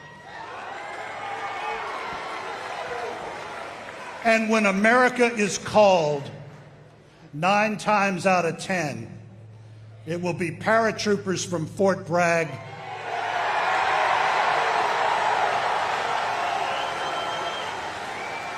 and Marines from down east who will be the tip of the American spear. Down the road is also another place, Wilmington, North Carolina. The battleship North Carolina has 10,000 Tar Heel names on it. 10,000 names of Tar Heels who rest in Europe, the Pacific, the Aleutians, and Asia, who never came home. The cost of freedom is visible there as well. Even to this day, 1 in 9 North Carolinians is a veteran.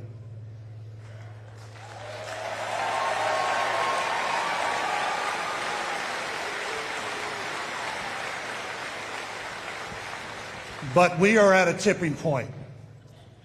Under Kamala Harris and Joe Biden,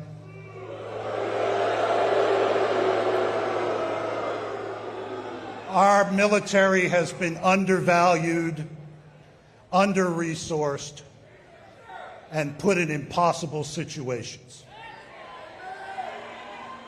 In our long history, we have never seen such a decline in American prestige and power as we have under those two. When President Trump gave me the honor of serving as VA Secretary, he told me three words: fix it, please fix it. He inherited a VA with a 37% approval rating. When he left, it was 92%.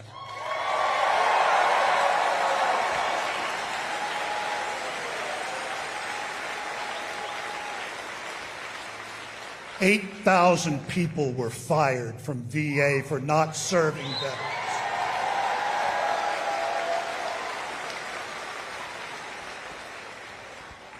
But Joe Biden and Kamala Harris brought them all back. With back pay. So this special place probably means more than any other community in the country because of what you mean when it comes to carrying freedom's burden on your shoulders. We are at a crossroads in America. If we continue down this road, led by people who believe that America is the cause of every problem on the planet, we will lose those freedoms that North Carolinians have been fighting for over 200 years. Come November, with renewed strength and faith,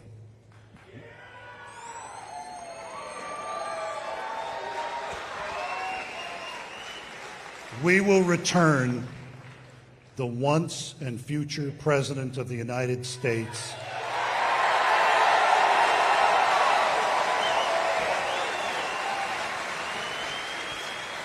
and make America proud and great again. God bless you. Thank you, Fayetteville.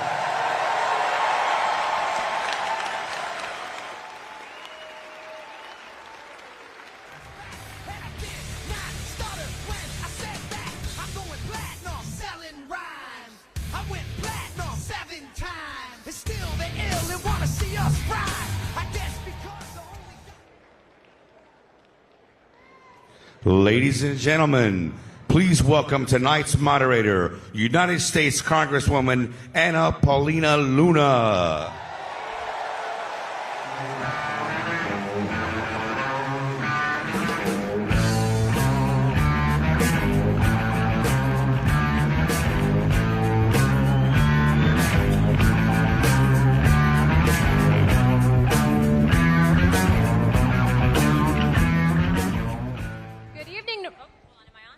Can you guys hear me? Good. Good evening, North Carolina. It is so wonderful to be in your state. Florida baby is it. So for those of you who may not know me, I am Congresswoman Anna Paulina Luna. I represent the 13th Congressional District in Florida. Thank you. I'm also a vet, but I'm here today because this happens to be one of the most important elections in U.S. history, right? And with everything that happened, real quick, I'd like to say that my family is praying for every single person that's been impacted by this awful hurricane. I know we're feeling it back home as well.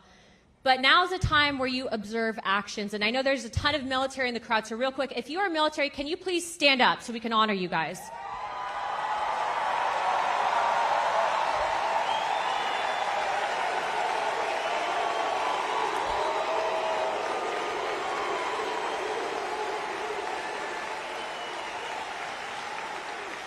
I look forward to bringing that patriotism back into the White House, okay? Only a couple more days, guys. But this is a time where you observe action. And do you know who was here first, boots on the ground? It was President Trump, right? Those are the types of leaders we need, not leaders putting illegals first. Leaders who will put Americans first, every single person in this crowd. Now, we have obviously our very important guests backstage, but before we bring him out, I have a few questions for you, okay? First one is, will Kamala Harris, the border czar, be our next president? I don't think they heard you in Florida. Will she be the next president? Who is North Carolina going to be voting for this November? Say it again, because he said, fight, fight, fight. Who's going to be your next president? Are you guys ready for him? Please put your hands together for the 47th President of the United States, Donald J. Trump. An American, where at least I know I'm free.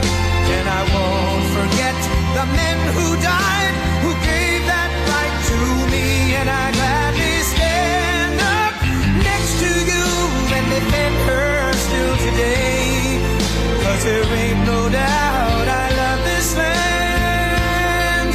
God bless the USA.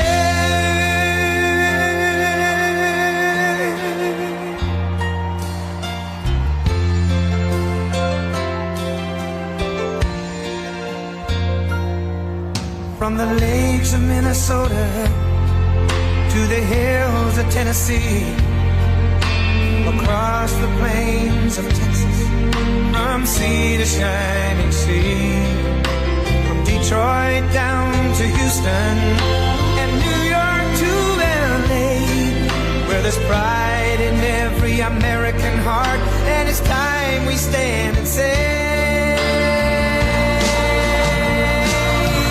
that I'm proud to be an American, where at least I know I'm free. And I won't forget the men who died, who gave that right to me. And I gladly stand up next to you and defend her still today. 'Cause there ain't no doubt I love this land. God bless the USA.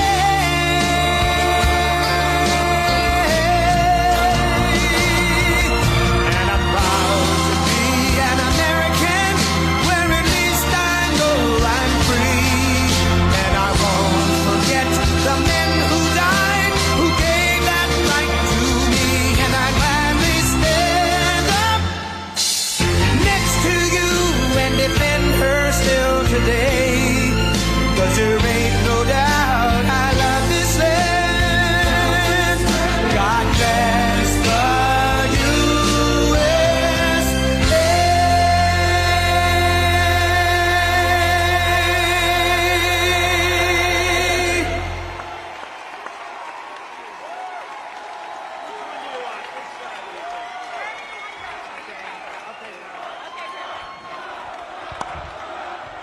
Well, thank you very much. Hello, everybody. How are you? Hi, darling. Hi. How are you? Thank you very much, everybody. This is an honor. And, you know, I walked in, the first question that I asked, should we change the name from Fort Liberty back to Fort Bragg? First question.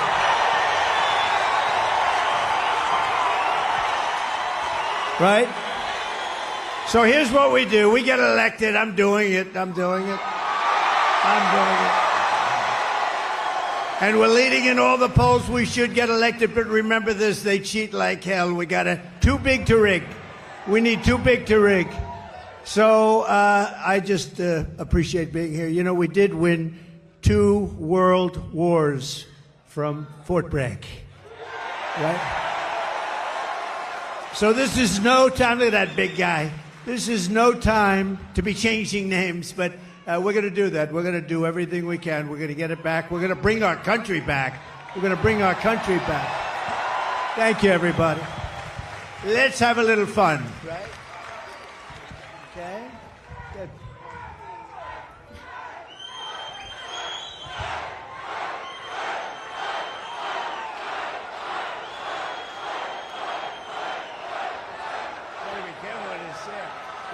Mr. President, I don't think you'd have a problem with North Carolina. I think they love you here. I love that. And you know, Kamala should be here. She shouldn't be anywhere else.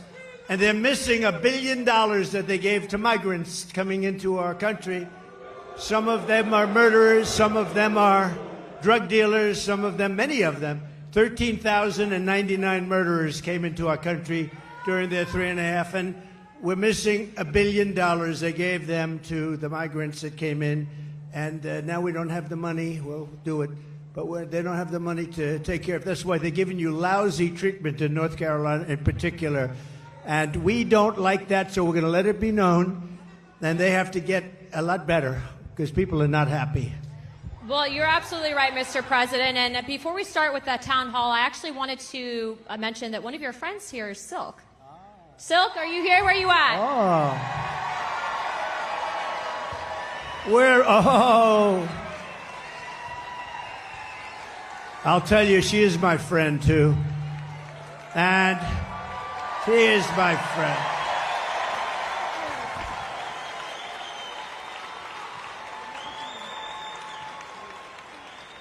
My friend. Oh, wow. Hey, North Carolina. Real quick now. I want y'all to listen up. I'm a little ticked off. I just want you to know I'm a little ticked off, and I'm going to tell you why. $750. Oh my. Where American tax dollars is being used to fund illegal aliens into our country. And these illegal aliens didn't pay one dime or 1 red cent into our systems. And all Kamala Harris and Tampon Timmy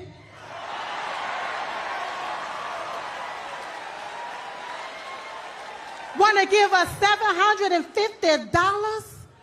Listen, you all, we only have one choice. One choice, and that's President Donald J. Trump.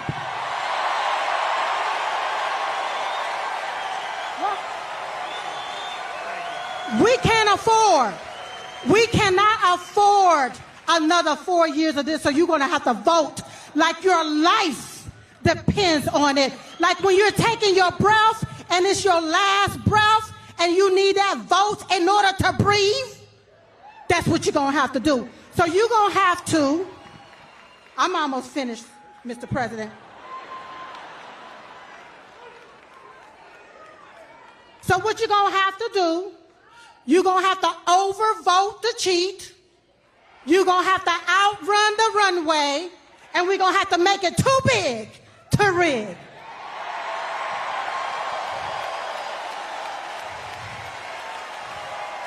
Woo!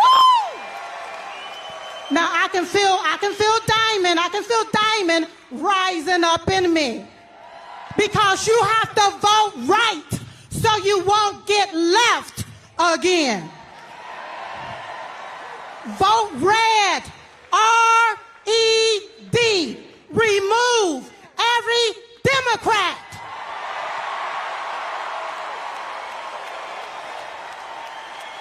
They gotta go. They gotta go. Now, while the media continue to play the race card, we gonna continue to play the Trump card so we can win, and win! Thank you, everybody. Thank you. So, you know, it was 9 years ago, and my beautiful wife, our First Lady, we love our First Lady. Did you see her interview on Sean Hannity and with Ainsley in the morning? She did great. But 9 years ago, she came to me. She said, you know, there are two women, and they are really incredible. I said, who the hell are they? He said, you got to see this. You're not going to believe it. They had a thing. And we fell in love like almost immediately. Yes. And her sister was just unbelievable too. Yes. And she passed away like a couple of years ago now. It's a long time ago. It seems it goes fast, right? But what a great combination. We love you both. They were loyal to me from day one. When they heard stuff, they said, that's a lot of crap. Day one. They were with me from day one. Day one. And that Trump sign gets bigger and bigger. I said, that's so nice, I want to buy one for myself. But Don't you worry, Mr. President, I'm going to give you one. I don't worry. That's But right, you know baby. what? Yes. You know what? We appreciate your loyalty, your friendship. And I saw Silk backstage. I said, I'm bringing you upstage. I'm going to bring you upstage. And we miss your great sister. Yes. And we love you. And thank you very much. You so thank much you. more.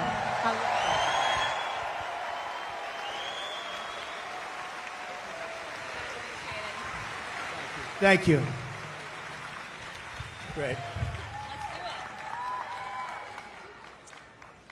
All right, Mr. President, are you ready? Yeah, I'm going to be very careful with these seats. Yeah, it's a little bit. These seats weren't designed for me exactly.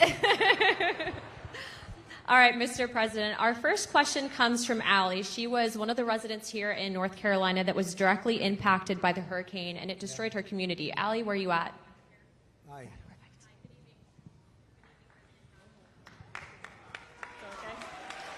Good evening, President Trump. My name is Allie, and I'm from the foothills of North Carolina. Our entire community has been decimated.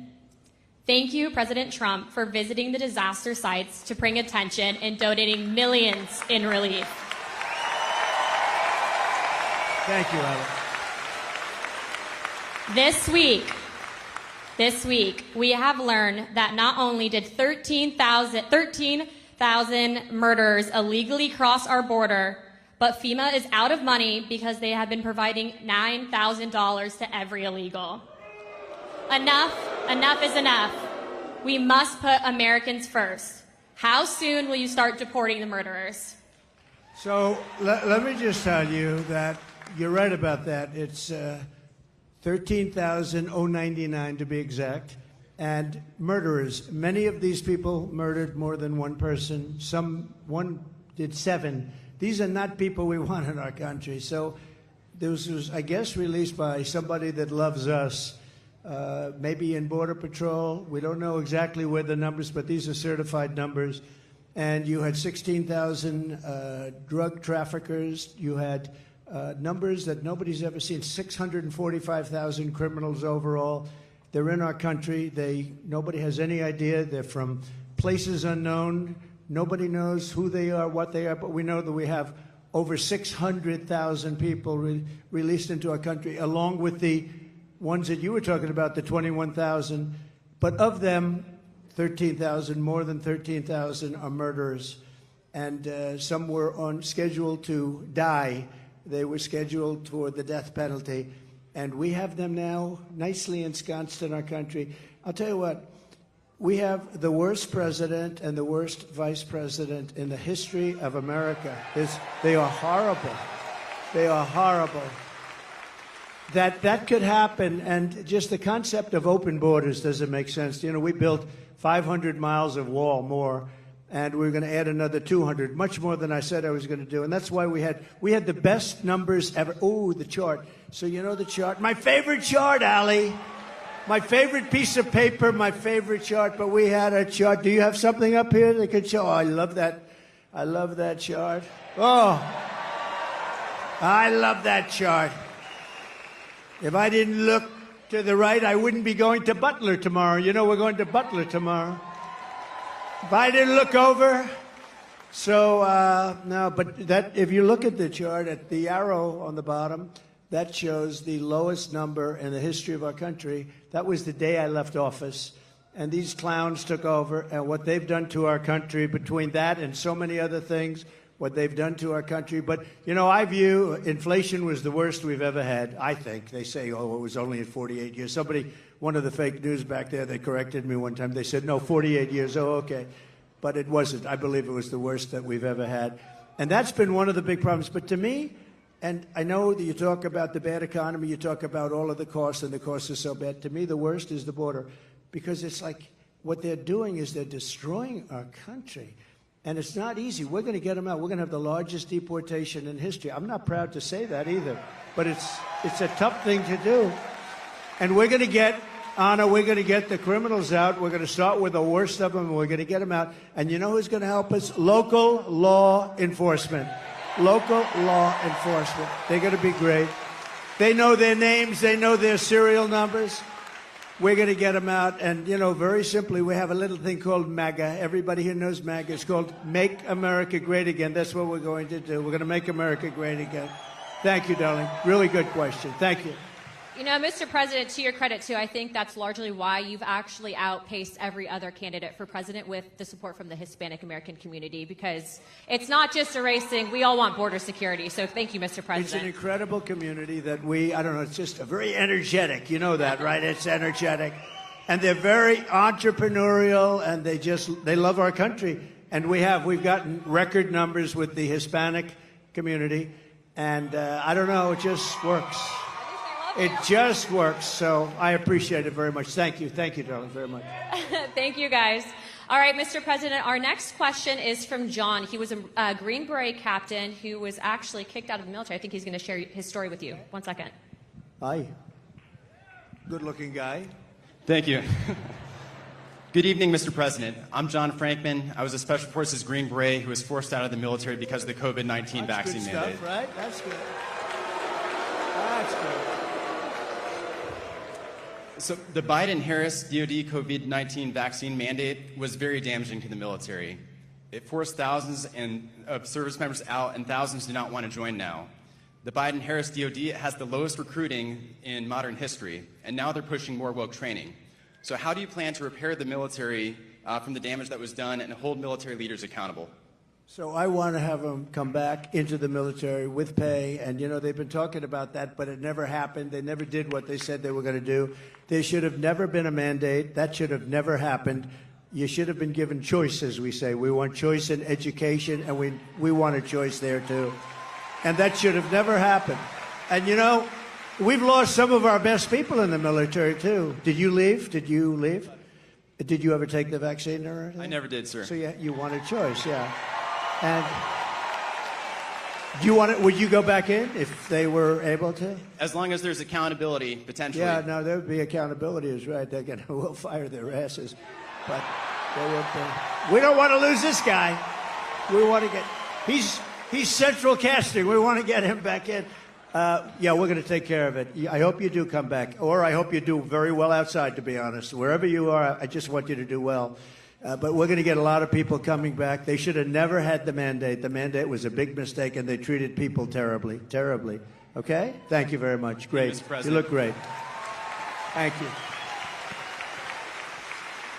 We lost a lot of great people. Also in other, you know, in police forces. I mean, a lot of people were forced into doing things they didn't want to do. But I love that question. That's a great question. Thank you very much. I also, too, if I could, Mr. President, I don't think I've told you this story yet, but actually we had some of our friends that had been deployed, and one of our friends actually was shot pretty badly and ended up going to Walter Reed. And to put it in perspective, there's a lot of politicians that will take photos with the military, but they don't care. But President Trump actually went privately, didn't ask for a photo opportunity, and he said thank you to our friend that had been shot in combat at Walter Reed. His heart's in it. He loves our community. And when I say that he has your back and he's going to make sure that they're accountable, he will.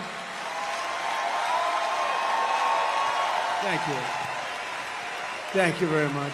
And I'll tell you, You know, we have a great military, we really do, but Walter Reed, you mentioned the name, and that hospital was unbelievable. The doctors are unbelievable. They had a lot of problems with getting there, getting to it, you know, managerially getting in to see. But we had the best doctors. They could do things that nobody else could do, and they got to see some really badly hurt people. And the level of talent at Walter Reed, it's just an incredible hospital. So we have to pay our due respects. You know, you hear so much about government-owned or whatever. I don't think there's a better hospital in the world than Walter Reed, so we should say that, right? Yes, sir. Yes, sir. Mr. President, our next question comes from an active duty service member here at Fort Bragg. They like it. Austin, where are you at? Oh, front row. That was good. Good evening, Donald Trump. Thank you. President, oh, never mind. I've never done this before. I'm an active duty soldier here at Fort Liberty, and I want to start off by saying I'm here in personal capacity. You meant Fort Bragg, right? Yes. Fort Bragg. It's all right, No. Are you not? You're not a soldier now? No, I am a soldier. I'm currently active you are. duty. Okay. Good. But on a... Oh, shit, that gives out. I'm here in my personal capacity, not speaking on behalf of the Army or DOD in any way. Right. This week we saw the missiles flying into Israel from Iran and how impressive the Iron Dome is in protecting Israel. What are your thoughts on the Iron Dome for America? I love it. I mean, I love it. How can you?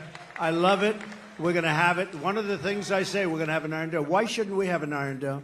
And you see how effective. So the other day, 287 big missiles, ballistic missiles, were shot into Israel. Every single one of them was taken down.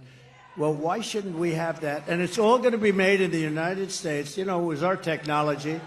It's all going to be made in the U.S., and a lot of it's going to be made in a place called North Carolina, if you don't mind, okay?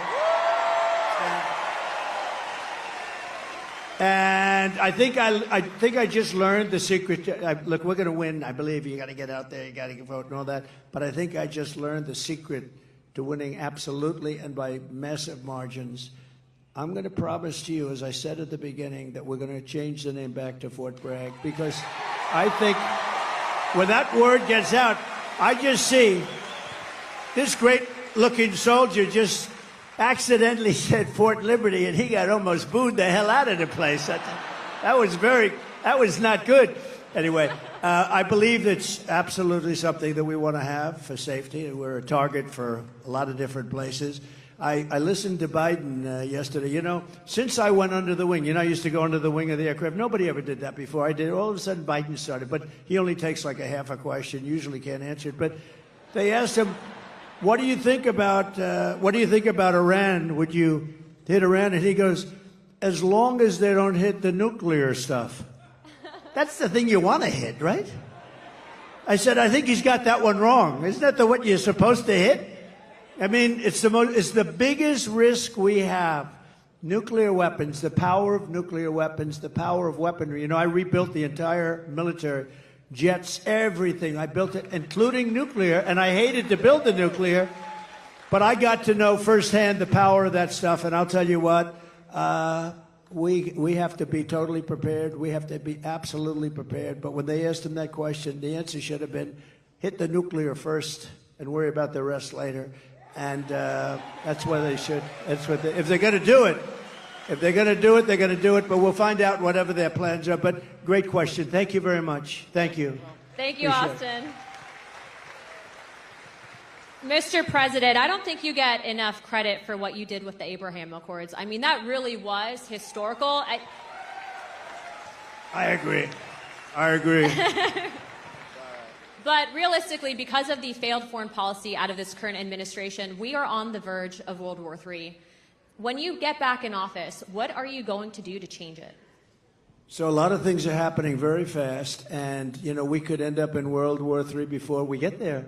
The way it's going right now, look at Russia with Ukraine, that's a disaster. Look at the Middle East, it's exploding all over the place. And we have people that, look, we have a president that spends most of his time on the beach sleeping. I never saw a guy could sleep in front of a camera. Does anybody think of it? I don't sleep that much. I toss and turn. I think. I'm always thinking. Do you ever do that? You're sweating and you're thinking and you're trying to figure out how to beat this one, that. Look, how to make our country great. But I toss and I turn. This guy just falls asleep on the beach like there's nothing to it. I wish I had that ability. That's one ability he has that I do not have. And I wouldn't mind having it. I could use a little extra sleep. But we are going to do things with our country. We just have to be respected again. You know, Viktor Orban, he's, the fake news, a lot of fake news back there, by the way. But the fake news, they call him a strong man. He's the head of Hungary. And we have, and he's, a very strong guy, very tough guy. But, I mean, more than anything else, a very smart guy. And they said, why is the world blowing up? You have the Middle East is blowing up. You have Russia, Ukraine. That could lead to catastrophe. You talk about nuclear weapons. That could be a total catastrophe. Why is it? He said, if you put Trump back in the White House, it's all going to end. You're going to have peace. You know, we had 4 years. We didn't have any wars. We didn't have any terrorism. We didn't have anything. And I won't tell you exactly what he said. Maybe I will. He said because they were afraid of Trump. I don't want to be the one saying that, but they were probably afraid of me because they think I was crazy. And that's a good thing to think, right, soldier? They said, this guy is crazy. But no, he said that you put Trump back in the White House, you're not going to have all of that stuff is going to heal. October 7th would have never happened. The attack on Israel would have never happened. Remember, Iran was broke. They weren't giving money to Hezbollah. They weren't giving money to anybody, any of these, they call them delegates of terror, a lot of different names, but it's always of terror. And there was no money for Hamas. And now you look, because you were such a big part of it, we had no attacks, we had no terrorism, we had no nothing. For 4 years and I wanted to talk about it during the 4 years, but that's never smart, right, Robert? That's never smart to do. So I didn't, but I talk about it a lot now. We had no attacks. We had none of this stuff going on. We defeated ISIS, by the way. We took ISIS. We defeated them in 4 weeks. It was supposed to take 5 years. I rebuilt the military, and we had a military, and we have great generals, not the television guys, by the way, the real generals. I'm talking about like Raisin Cane, General Raisin Cane. You know who that is? But we defeated ISIS quickly. It was supposed to take 5 years. We did it in 4 weeks. We have a great military, and we have a military that's not woke. You may have a few people on the top that are woke, and we're going to get rid of them so damn fast, your head's going to explode.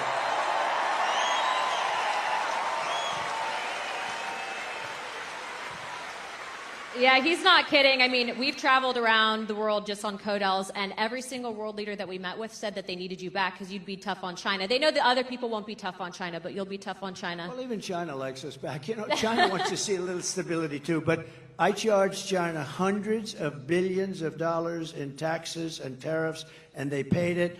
And frankly, we had a good relationship with President Xi, but they paid hundreds of billions of dollars. No other president got them to pay 10 cents. Not literally, not 10 cents. Got hundreds of billions of dollars. And you know what? More importantly, they respected your country. They don't respect us anymore. They respected your country, and they'll respect us again. Amen, sir. Peace through strength. Our next question is from Sarah. Sarah is a VA advocate. Sarah, where are you at? Oh, perfect. Hi, Sarah. Again, we're working now. As you know, you talked about Walter Reed, sir, and I'll just say my husband is one of the most catastrophically wounded surviving service members, and you visited with him there many times. Wow. And this past July, you saw him in Charlotte. Yes, sir. Is he here? No? Not tonight, but you just saw him this summer, so he was so happy to see you this summer. Great. Yes, sir. Yes, sir. But I want to talk about all the advancements you made for community care, and you empowered veterans to choose their own providers. And Secretary Wilkie.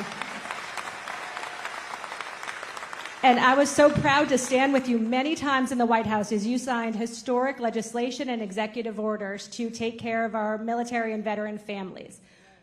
We've watched that community care access, where a veteran can choose his or her own provider. We've watched that be actively limited and actively rolled back. President Trump, how are you going to bring that back as a day one priority and give veterans the choice for the best medical care back again? It's such a great question, and thank you. And what a good wife that is, and I'll bet your husband's great. You love your husband, right? You know, the people like you, what is your first name? Sarah.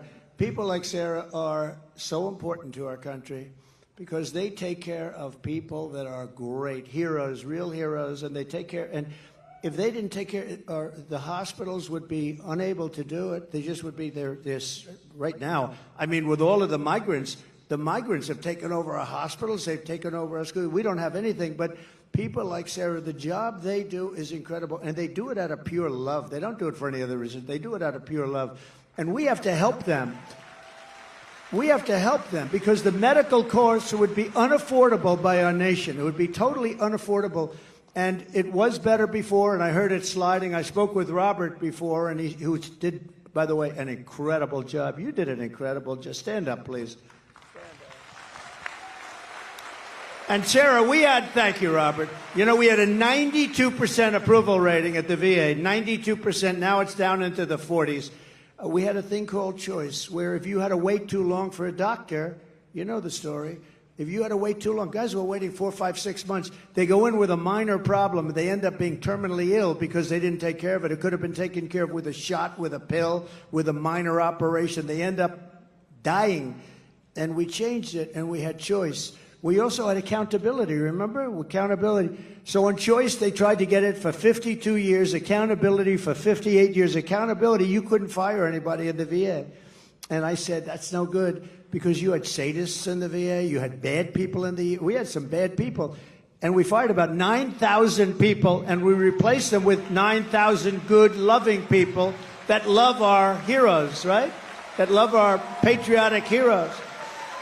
And that was a big thing. And I just said to Robert, how's it going nowadays? How is it going? And he said, they're getting rid of choice rapidly. Choice is when you can't see a doctor rapidly. You go outside, you find the doctor, you get yourself fixed up, and Sarah, we pay the bill.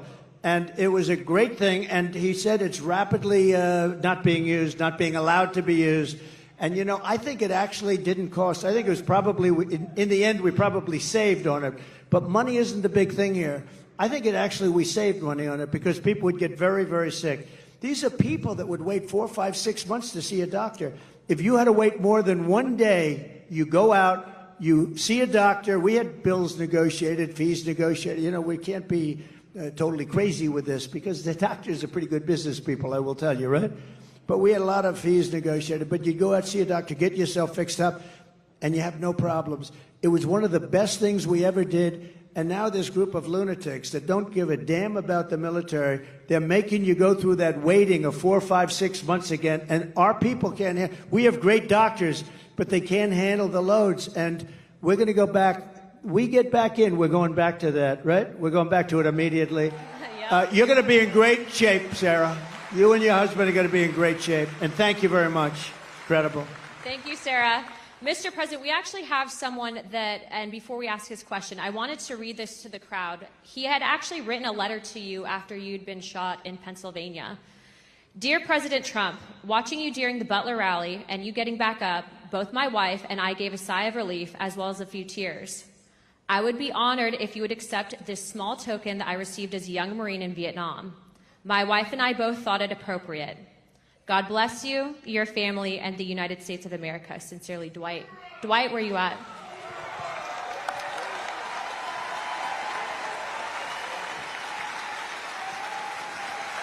Thank you.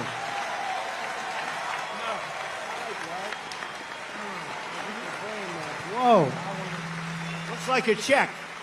It's a check. It's cash. For those of you who may not know, Dwight had given President Trump his Purple Heart. That's right. That's right. I couldn't think anybody more deserving of the Purple Heart. Thank you very much. You took it, you laid down there, you got back up, and the first words out of your mouth was fight, fight, fight. You didn't even have anything to shoot back at. You got guts. Yeah, hold that up, He doesn't do this, but he's better than anybody as far as I'm. No, I'm hardly better than you on this thing. You're great at this. And I wanted to thank you. I know that most of you all watched the president on that day and were very fearful that something terrible happened when he went down on the ground. But it was such a relief. Our hearts were so filled with joy because we saw what happened. And it was a minor wound, but it was close to being a terrible. You know, We were relieved. I said, how does it, why was there so much blood to the doctor? Just bleeding like crazy. This is a little fact. Some of you might have heard this, but you get hit in the ear, and it bleeds more than any other part of the body. So I didn't mind being hit that way. I don't want to be hit that way. This way. This way. If I didn't make the turn, I would have been hit the other way. That's no good. That would not have been too good. But it is true, and I got very lucky, and maybe it wasn't so much luck. Maybe there's something else, right? Maybe there's something else up there. But that's great. Thank you. You also took the time out to write me a beautiful letter and gave me a challenge coin. I never expected that from the President of the United States. Well, thank you this very much. was a great honor, and I remember it very well when you gave it. Yes, I will. Really nice. Thank you. I served as a Marine in Vietnam, proudly served as a Marine in Vietnam. And thank you very much. There were quite a few that did. And when I came back from the service and stuff like that, we didn't get quite the greatest greeting, but No, you didn't.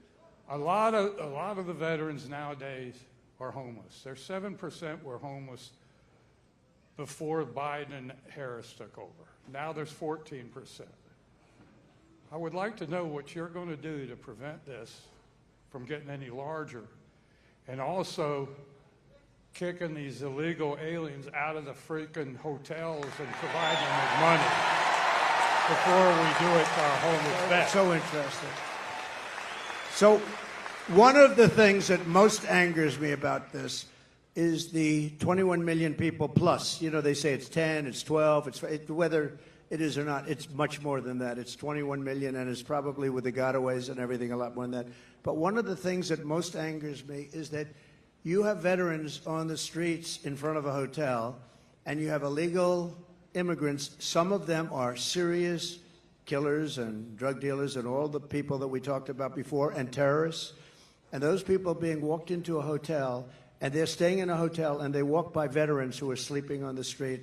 And it could be cold, it could be hot, and it bothers me. If we stop, if we close our walls, we're going to be able to handle it. They are spending so much money on taking care of the illegal migrants, now we call them. We used to call them illegal aliens. I call them whatever the hell I want to call them. So do you.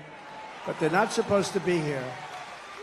And we're going to close the wall. First day, we're going to do a couple of things. First day, we're going to drill, baby, drill, and we're going to close the wall. We're going to close it up. And we're going to have to take people out. We cannot have killers. Do we agree? Does anybody want to leave the murderers, the drug dealers in our country? Do you know one of the little facts that's very sad but makes sense? That all these things I predicted 3-4 years ago, I was saying this is going to happen. Now it's happening. The migrant crime, it's a massive crime. But all of this that's happened, everybody, it's common sense that it was going to happen. And we're going to have to get them out because we have no choice. It's not sustainable by any country. We have done things that are so stupid. Like, as an example, I consider it to be less important, but it's very important still because it's a way of life. Men playing in women's sports, okay? Who wants that? And who wants open borders? Because open borders are so... You say, how does a thing like that happen? All of these policies we're going to be changing. And we have now somebody running as a radical left person. You know, more left by far than Pocahontas. More, you know who that is? More left by far than crazy Bernie Sanders. She's more left, and we can't have it. So we're going to take care of your people and your friends. You got a lot of friends out there that don't have a place. And we're going to do it, and we're going to do it fast, and we're going to put money to it. First of all, we're standing on the greatest power It's called liquid gold. We have more than any other country. We don't use it. We get oil and gas now from Venezuela. Do you believe it?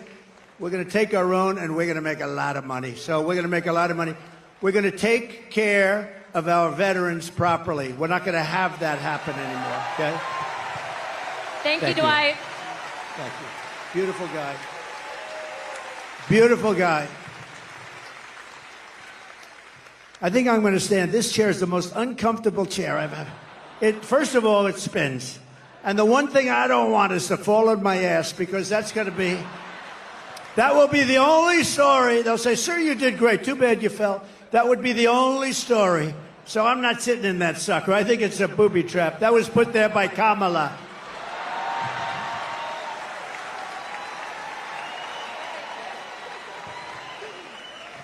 Well, that brings me to my next question. So you're talking on immigration and border security. So we all know that that's tied to national security. And the one thing that ticks me off is you have Kamala Harris, who runs on the fact that she's a minority woman.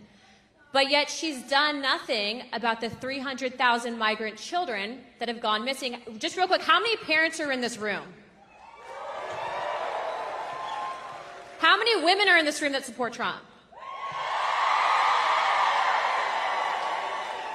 As mothers, grandmothers, sisters, wives, would you ever tolerate children being trafficked? If you were in Kamala's position, wouldn't you have stopped that? President Trump, you've done more for not just the Hispanic American community, but I think women in this country, not just, I'm just going to toot his horn for a second. He's put women in positions of power, but the media won't cover that. They won't, because it doesn't fit their narrative. They want women to hate him, but guess what? We don't hate him, we love him, don't we? But I don't do it. I don't do it really for a pure, really great reason. I just do it because I want results. And I just find women to be smarter than men. Does that make sense? Men, you don't mind I do that every once in a while. It's not bad. Thank you. Thank you. Well, Mr. President, to follow up on that question, as a grandfather and a father, what are you going to do to stop the trafficking of women and children in this country, and specifically with the migrant children as well? So we had it down to the lowest number. You saw that on the graph. That included drugs. That included trafficking in women, mostly women and children. But you mentioned a number. It's, to be exact, 325,000. Now think of that. You could fill up the biggest stadiums many times with this. 325,000 children are missing during the Biden reign. Now let's say her, because they made her, and you know it's funny, when you say Harris, right? Nobody knows who the hell I'm talking about. You say the Harris team, who nobody knows. So you have to say Kamala. So Kamala. But Kamala and Biden, 325,000 just during this almost 4-year reign. That's missing, but many of them are dead. Many of them are in sex slavery. Many of them are slavery, period. And they're gone, and never to be seen probably by their parents again, never to be seen. Their parents are all over the world looking. They're looking for them. And what we've done here is so horrible. 325. Can you imagine if that were me, where they were missing? This would be the biggest story. The fake news media never talks about it. You know what they're not talking about? And you know, Anna, you know what they're not talking about? They're not talking about something else that's very important. They are doing, this is Katrina, they are doing the worst job on a hurricane that any administration has ever done, and these people don't want to talk about it. They don't want to talk about it. People are saying it's the worst job, and you people know it. A lot of you people know it because you're here, but they've done the worst job. Kamala has done the worst job. And it's really like her, because she was put in charge. Now she said, I wasn't the border czar. They shouldn't call. Well, she was always the border czar. She never went to the border until a little while ago. And then she made a speech like, I'm going to start getting very tough. Why didn't she do it 4 years ago? You know, you could always say, why didn't? And all she had to do is leave our policies. We had Brandon Judd. We had Tom Homan, you know Tom Homan? I see him a lot. He's great, like Central Casting. He was great. All these people are great. We have great people there right now. But we have some tremendous people. And, you know, it's interesting with Border Patrol and ICE, it's really easier for them not to do their job, but they love the country. They really want to do the job. They're so disgusted when they have to let people, and you look at some people, you know they're criminals, and they have to let them go walking right by into our country. No, we're going to straighten it out. It's going to be straightened out right. But 300, remember this number, 325,000 children are missing. That means many dead are missing during this administration. And that's almost unthinkable, and I can just imagine if that were us, it would be the worst story. They never talk about it. And the other story they don't talk about, and I'm doing this because we're on all that television, look at all that television. The other story they don't talk about is what a rotten job they're doing in North Carolina and other places with respect to the hurricane. They are doing a terrible job.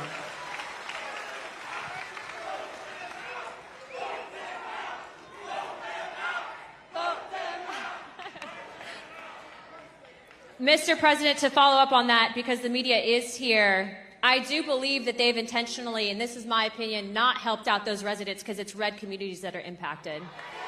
Let's call a spade a spade. Do your job and do better. Anna, one thing. So Elon Musk, we all love Elon, you know, Elon.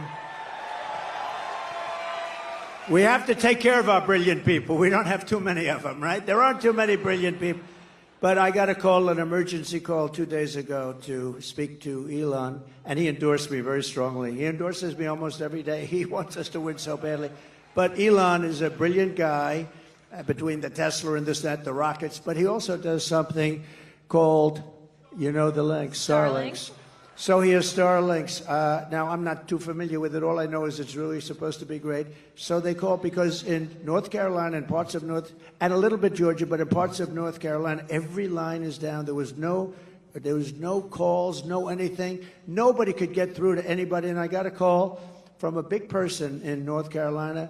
Could you possibly call Elon Musk because we need help with Starlinks? Could we get Starlinks, you know, really? And I did, and he was great. And, you know, he did something he had it ordered. I got a call during my phone call.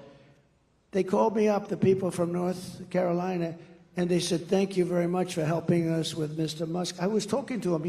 He wasn't off the phone. I said, do you have some kind of a thing that we're talking and you're ordering people?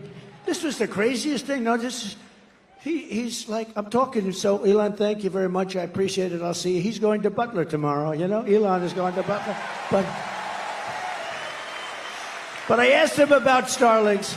Would you be able to get a certain section of Georgia? They're going to fly them in with helicopters and everything else. Would you be able? And as I'm talking to him, they're calling me on the other line, thanking me for getting it. So I got to ask him what the hell that was all about, right? He's probably got some little contraption that he's going like this as he's talking to him. He's incredible, that guy, I'll tell you. But he got a tremendous for Georgia and for North Carolina, the Starlinks. Here's the one thing they have to do. They have to distribute it. They have to get it out there. He got it here, but they have to get it out there. They're not getting it out. That's FEMA. They've got to get it out. So important. But he's really done a great job, so we appreciate it. Thank you, Mr. President. Thank you for all you're doing continuously. Our next question is from Pete, who is a Marine Corps veteran, and his question is going to be covering the withdrawal of Afghanistan. Pete?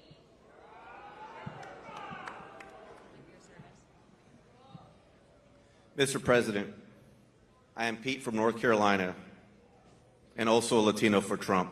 Thank you. I knew I liked him.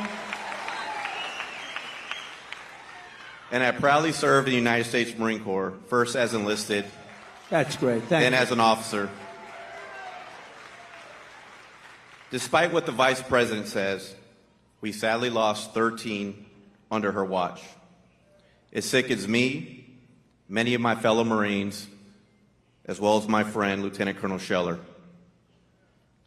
There has been zero accountability for the terrible withdrawal. What will you do to make sure we have accountability for what happened? Okay, it's great. It's like, I know more about that subject than any subject we spoke about because I think it was the most embarrassing moment in the history of our country.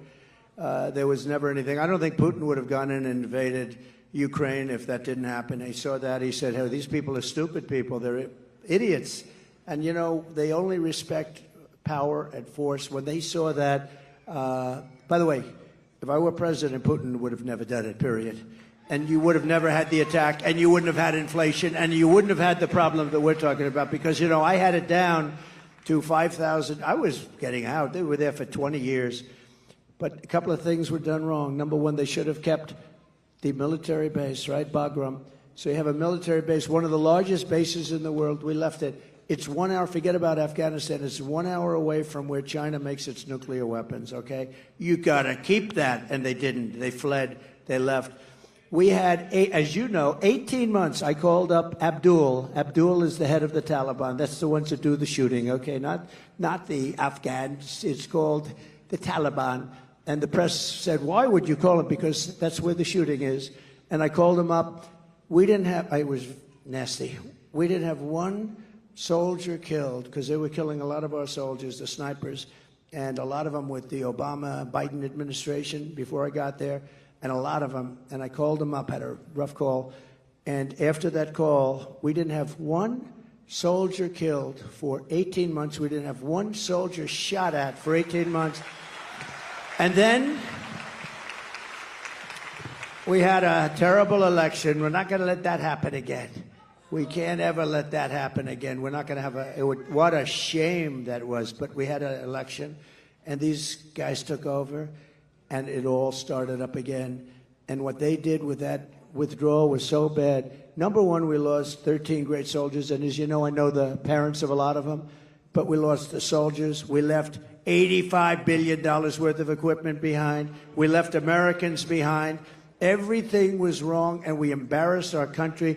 I really mean, I think it was most embarrassing. The one thing you do is you take the soldiers out last. Okay, they took the soldiers out first. A 5-year-old child would tell you that. The other thing you do is you fire every general that was involved in that case, because those guys were incompetent. And you haven't heard the last of that, I promise you. You have not heard the last of it. What a terrible thing that was. Worst, one of the most embarrassing, me as a person that loves our country, that was the most embarrassing moment in the history of our country, in my opinion. Thank you. We're gonna take care of that. I gotta get back in.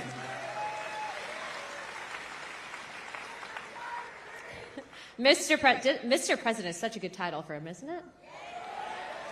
You do know she's a congresswoman, right?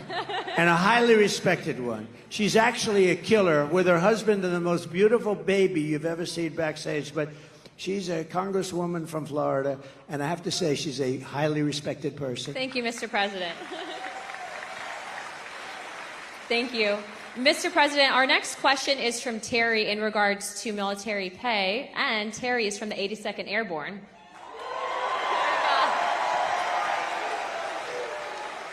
Mr. President, thank you for being here. My name is Terry. I have had the honor of serving with the mighty 82nd Airborne. I'm also a proud member of the Lumbee tribe. The largest tribe in North Carolina. We have one of the highest percentage of military service in the nation, a higher percentage of the overall population. My question, sir, is about the military pay. You provided the largest pay raise in history to our military. Unfortunately, we have seen inflation skyrocket, and more service members and veterans are on fixed incomes and are finding it hard to pay for basics like grocery. What will you commit to increase military pay and bring down prices? Yeah, very good, Terry. I appreciate it, too. And it's very unfair. So I gave the largest pay raise in the history of the military, and I thought that was wonderful. But then when these clowns came in, these incompetent fools came in, they allowed inflation, and because of the energy policies, I think, mostly, but also because of their spending, but they allowed massive inflation. So your pay stayed here, and you were happy, and then all of a sudden the cost of bacon doubled, and the cost of everything else doubled and tripled and quadrupled. Interest rates went to 10%, so you could no longer, we were at 2%, and they went to 10%, so you could no longer buy a house. So many things happened. The answer is yes, I'm going to take care of you. I'm going to take care of our law enforcement. And you know who else I'm going to take care of? Our teachers. Our teachers are very underpaid. We're going to take care of our teachers. Okay? Going to take care. And I did it. I did it. I felt strongly. But, you know, the fact is that they got wiped out. What we gave you got wiped out by their inflation that they should have never had. That's another thing. You would have never had inflation because it was caused largely by really dumb energy. The energy went through the sky. That brought everything with it. So we're going to take care. But law enforcement also and your teachers, okay? Thank you, Mr. President. We now have time for one last question. So our last question. Make this a good one. Our last one comes from Matthew. Matthew? He was an F-15 pilot. I won't hold that against you.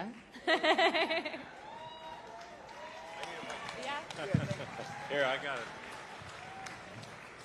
Mr. President, first off, I want to speak on behalf of everyone here and say thank you for taking time tonight to speak with our troops. Thank you. Thank you very much. We got a lot of good-looking men in this audience, don't we, huh? And a lot of good-looking women also, by the way.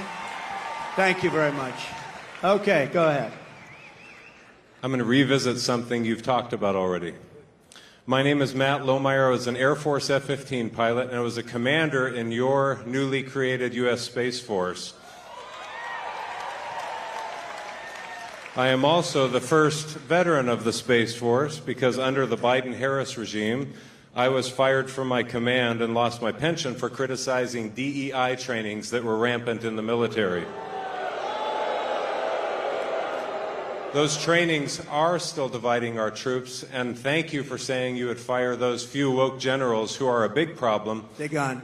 I'm going to suggest that it might, in fact, require ongoing oversight and a persistent, consistent, watchful eye within the Pentagon to ensure this monster never returns to the Defense Department. Will you consider establishing a special task force, office, or position to ensure that these monsters never return to the Defense Department? You know what I'll do? And I'm pretty good at this stuff. Sometimes you get it wrong. I'm going to put you on that task force. I think it's good. Not going to do better than him. I'll put you on. Make sure you give the name. Thank you. Beautiful. Right? I have your approval? Yes, sir. I have your approval? We're not going to get better than him. You're right about it. You're right. 100%. Thank you. I'm cut. Mr. President, that wraps it up for the evening. Do you have any closing statements to everyone? Well, I just want to say that it was very important that I got to North Carolina. You know, Laura, my daughter-in-law, gave me the most beautiful grandchildren. But Laura's here. I don't know if she's right here or where is Laura. Would you come out here? She is absolutely the... Come on up here. Come on.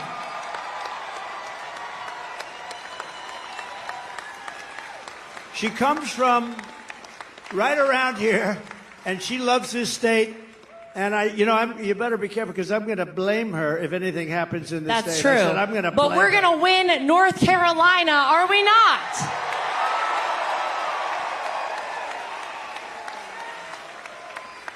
I am from right down the street a little ways in Wilmington, North Carolina, where I was born and raised.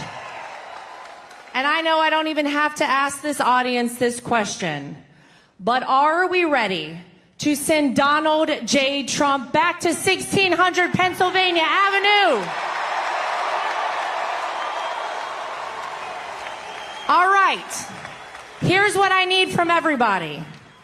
You might know that I am right now the co-chair of the RNC, thanks to my father-in-law calling me one evening. But here's how we are going to make it too big to rig. Here's how we're going to swamp the vote. Is everyone in here registered to vote? If you are not, go right now to swampthevoteusa.com and get registered. Go vote early and take every person you know to go vote early. We will win this big league, as Donald Trump says, on November 5th. All right, ladies and gentlemen, thank you guys. I love you, North Carolina. Thank you. I have to thank you because you gave me really a great daughter-in-law. She's really special. And she's, along with Michael, who's here, Michael Whatley, they're essentially the co-chairman of the Republican Party. This is a very upwardly mobile person. She's doing good. But you know the truth? She's so good. I'm very conscious of, like, nepotism.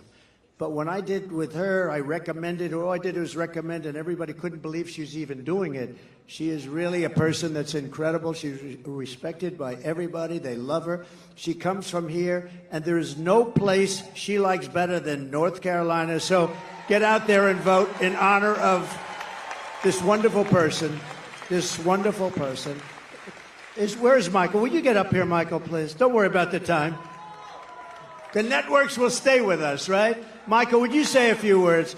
So Michael Whatley, I mean, I guess I like North Carolina because he was the head of the Republican Party. We won the state twice, and last time when all of a sudden around 3:02 in the morning we started to fall off on a lot of things, it was ridiculous. But with this state, there was no fall off. He had 602 lawyers working for him. And I said, who the hell is the guy that did such a good job in North Carolina? Because we were leading in Pennsylvania. We were leading all the way along, and these people will do it. They have no shame. And he did the job, and I said, I want to get him. And he's chairman of essentially the Republican Party. And I just want to say you're doing a great job. But I don't want to say it too early. Let's wait till November 6th. I want to wait till the morning after, right? Then I feel confident that we'll say it. But so Michael is from North Carolina. He was the head of your party, and he did a great job, and he went to the top. And please say a few words, Michael. So to win North Carolina, we are going to get out the vote. We are going to protect the ballot. We are going to expand our majority in the House. We are going to flip the Senate, and we are going to send Donald J. Trump back to the White House as the 47th President of the United States. Thank you, Michael. Thank you, sir. Thank you, everybody. Thank you. Thank you, everybody from Fort Bragg. Thank you.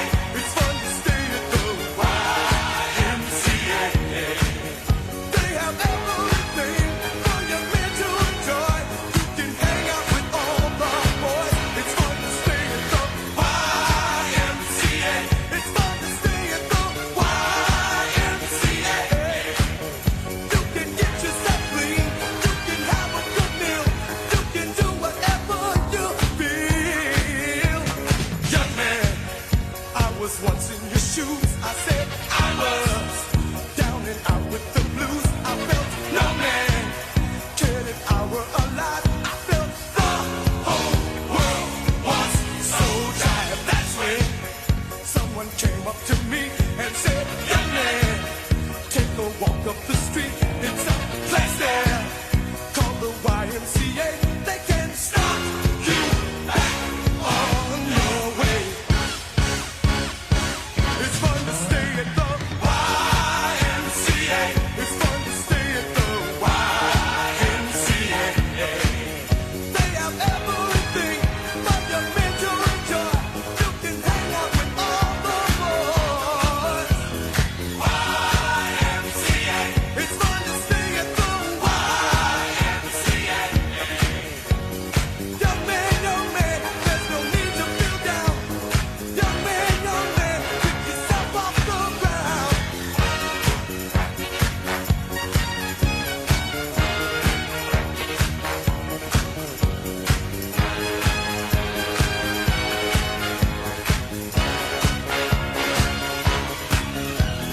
YMCA. It's fun to stay at the YMCA. Young man, are you listening to me? Young man, what do you wanna be? YMCA. You'll find it at the YMCA. No man, does it all by himself. Young man, put your pride on the shelf. YMCA. And just go to the YMCA. Young man, I was once in your shoes. Young man, I was down with the blues.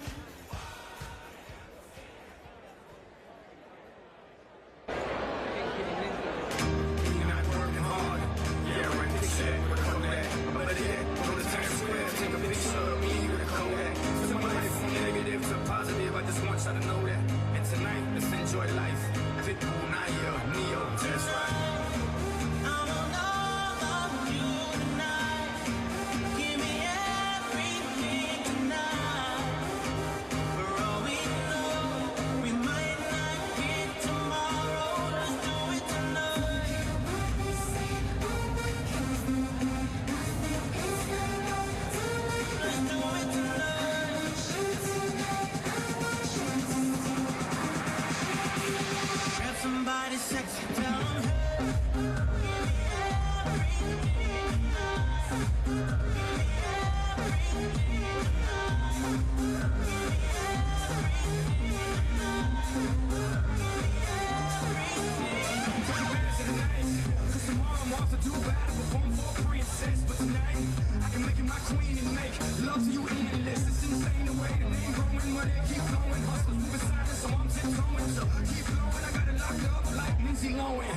Put it on my life, baby. I'm gonna give you a ride, baby. Keep promise tomorrow, promise tonight.